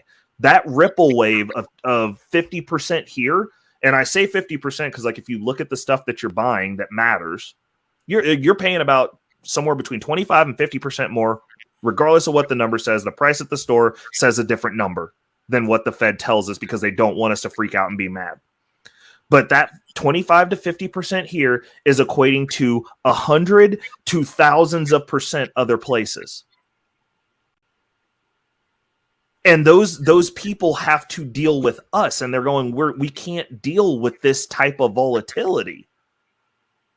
It's just not realistic. And like if you look at something like Bitcoin, yes, we can see day to day, week to week, it has volatility. But if you look at the long-term trend chart of it, the incentive is to hold on to Bitcoins. It's consistently gone up throughout the course since it's been made, an average of 200% a year.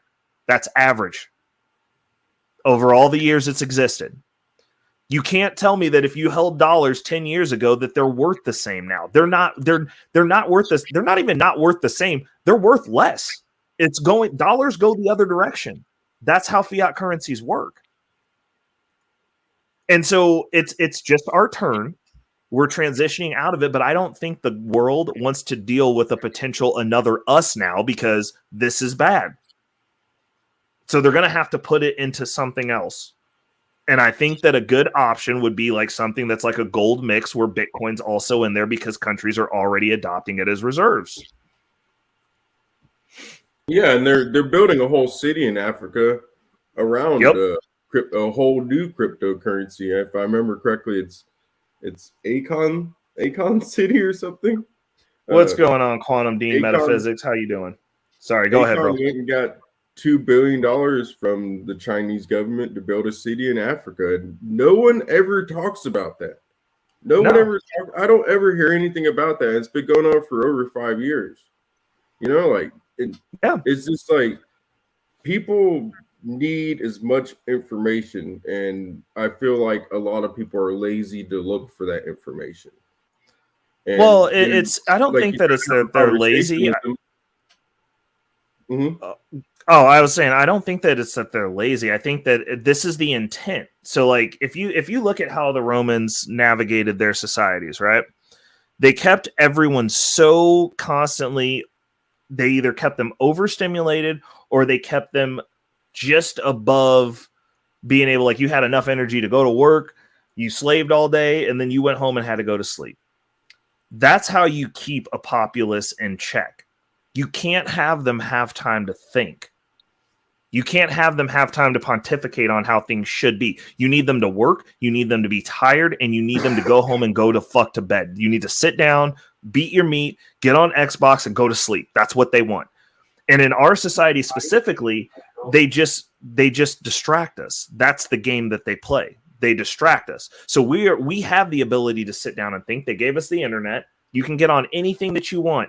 We've got, hold up. Let's count the numbers here. Between here and Rumble, we've got, snaps. We got 21 people watching. That's actually the best we've done. So, but there's only 21 people watching this. You know why? Because we're not sitting up here cussing each other out, talking about bullshit. We're talking about stuff that matters. Everybody else is probably sitting right about now on Fight Club or some other bullshit, watching some bullshit where there's not going to be any level of depth or anything coming out of it that's going to help anyone better their lives. but they'll sit there and they'll look and they'll want to watch. They want to see the drama. They want to see us hating each other. They want their gladiators. They want their sports. They want their Xbox. They want their corn, replace the C with a P sites.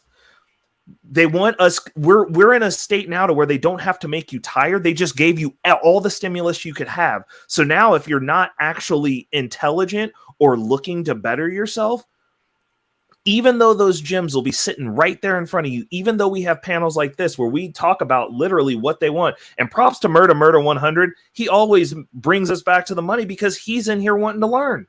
He's wanting to ask questions and get his questions answered. So every night I prioritize answering all of his questions. He types hard in the chat. I respect and love this man because he cares about bettering himself.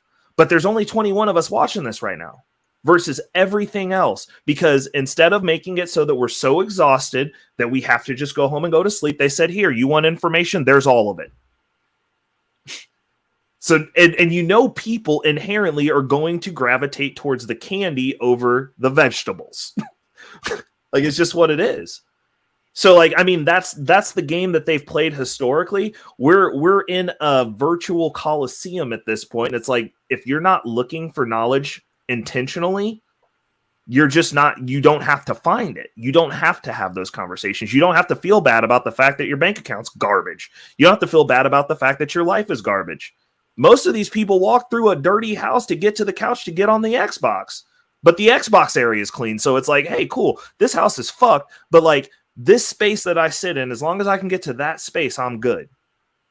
That's the state of affairs that we're in. And then you top that with going out of our way to make the men of our civilization weak. And now we've only got Bumpkin and Muslim guy who give a fuck. So, like, you know, and like, like I said, like adamantly, I'm an old nigga. So like, this is partially my fault because when I was their age, I wasn't on this time either, because I thought that like shit was going to just work itself out because stuff wasn't directly affecting me. I didn't. When you go to school, you're taught nothing about money at all, and 100%. And they expect you to turn 18 years old and get a loan for more school. Yep. And then that whole time they don't teach you about money unless that's your major or one of your classes. If you go to public school though, like in all honesty, I did get a glint of money when I was in school. It was just the culture was garbage. Like I think that some of those classes that I took in school now, if they still have them, like I know junior achievement still exists, which kind of they took you through the process of building a business, and then you sold a product at the school and you can invest in the business or not invest in the business. And that was how I learned the importance of investing, because I didn't invest in the business and we made money and there was a dividend. And then I found out what dividends were. And I was like, oh, everybody else in the class got like $20 and I didn't get shit. And I helped and did the work just like everybody else. I was like, it did not make me happy. But all right, gentlemen, I got to work in the morning. It was really great talking to y'all. Hey, Muslim guy, anytime you have my email, my number, if you want to mine that out, definitely get in touch with me. I'll help you any way that I can, bro. Yeah, I will. Okay. I feel like an idiot. I did not get a chance to actually write down your number, and I thought I did because I thought I typed it out. But I do have your email, so I'll send you an email. Email me, and I'll send you my number. Probably sometime tomorrow at lunch. I go on lunch at like 12. Okay. Hey, dude, I'll be looking for it. Like, no worries. But I was just gonna say, like, if there's anything that I can do to add value to you, even though you are the worst white supremacist I've ever known, or white nationalist. Thank you. I'm sorry. He's not a supremacist. It's a nationalist. We're rebuking the supremacy. Yeah. We're the thing is, like, you can have the best genetics in the world. If you do nothing with them, you're still a piece of shit. Hold on. I think it's okay to have a supremacy mindset. Okay, I think everyone should be able to think that, hey, I'm the best creation that I could possibly be, so I need to try. But I think what we're saying is, and I think we'll all agree on this, is you should act on that. You don't just get to live off the laurels of the people who came before you. Yeah, exactly. And go, hey, I'm them. Look at me. I'm cool. Like, you're not cool. Like, you suck. They were dope. Like on the black community says that the black people are the ones that built all of America. Hey, man, we used to be kings. Are friends with. It's like Actually, according not to all DNA of test, America. we were kings. Much love to you. Much love to you guys. Love you guys. Appreciate it. Dude, Thank you for having me. You have a good one, Muslim guy. I'll talk to you later, bro. All right, You Muslim guy, go fuck yourself. Oh my god. You first. I can't. My dick's not big enough. What's Hey, up, Casey? go to work. You awake tonight? Yeah, but no. So I just got done with all the graduation stuff, the meals, and everything else. Yeah. And I'm gonna kick it with my sister and her husband and my nephews and nieces and stuff. Okay. But I wanted to I stop hope in. You gonna come back extra large, bro, because you know you're gonna eat some more. No, I was joking. I already eat himself into a diabetic coma. Bro. But I did want to say what's up to everybody. It looks like the show's been going for like 7 hours. So I know I started loving that. early and we're having a good conversation. So I was just like, fuck it. I'm not going out tonight. I can go to Quick Trip at any time because they're open 24 hours and get me a snacky snack. So I'm good. Right. But it looked like you had Mike Rage in here for a while. It looked like you got Bumpkin and Muslim guy. Big ups to them. The whole you got- family came through, man. It was great. Oh, and then man. you stopped through. This rounds it out. It's a perfect night. Right. Bro, but you even got Rock in here. It's nice to see Rock in a situation where it's not just like crazy volatile. Because I do think Rock actually has good shit to say. I agree. So, He does. I'll be on his neck sometimes, but like, me too. Like, I'll be like, bro, but like, I think that I You like the understand? conversation. I do troll a little bit. I do. I know. troll a little I bit. know. I know you do. yeah, but me too, especially on CT's chat. You know what I mean? So I got you over on CT. yeah, hell yeah. But I just wanted to say hey to everybody. I love everybody. And I'm sorry I really couldn't be a part of shit tonight, but you know, family shit. You missed out on dude. You missed out earlier today on Yeah, I heard that Be Brave was on there. I'm gonna have to check all that out on the drive Oh, home. dude, Be Brave, and he was in his normal white power form. Bro, you also missed out tonight. I got like 2 people ejected from whiteness. Like one is a glowy and the other one's an anti-glowy. It's dope. I'm having the best day ever. Right. Well, make sure you tell your niece or your nephew, whoever it was that graduated, congratulations from all of us. Facts. Yeah, it was my nephew. My niece, she'll be in 2 years, so I'll be coming back down here to Tennessee in 2 years. But make sure you give them our congratulations, because that's not that's something to be proud of. Yeah, for sure. Well, I'm gonna go ahead and jump off now. Murder, it was good to see you. Youngblood City, good to see you. And I'll talk to everybody later. Appreciate your kind comments, man. Have a good All right, night. I'll talk to y'all soon. No, but yeah, no, Rock.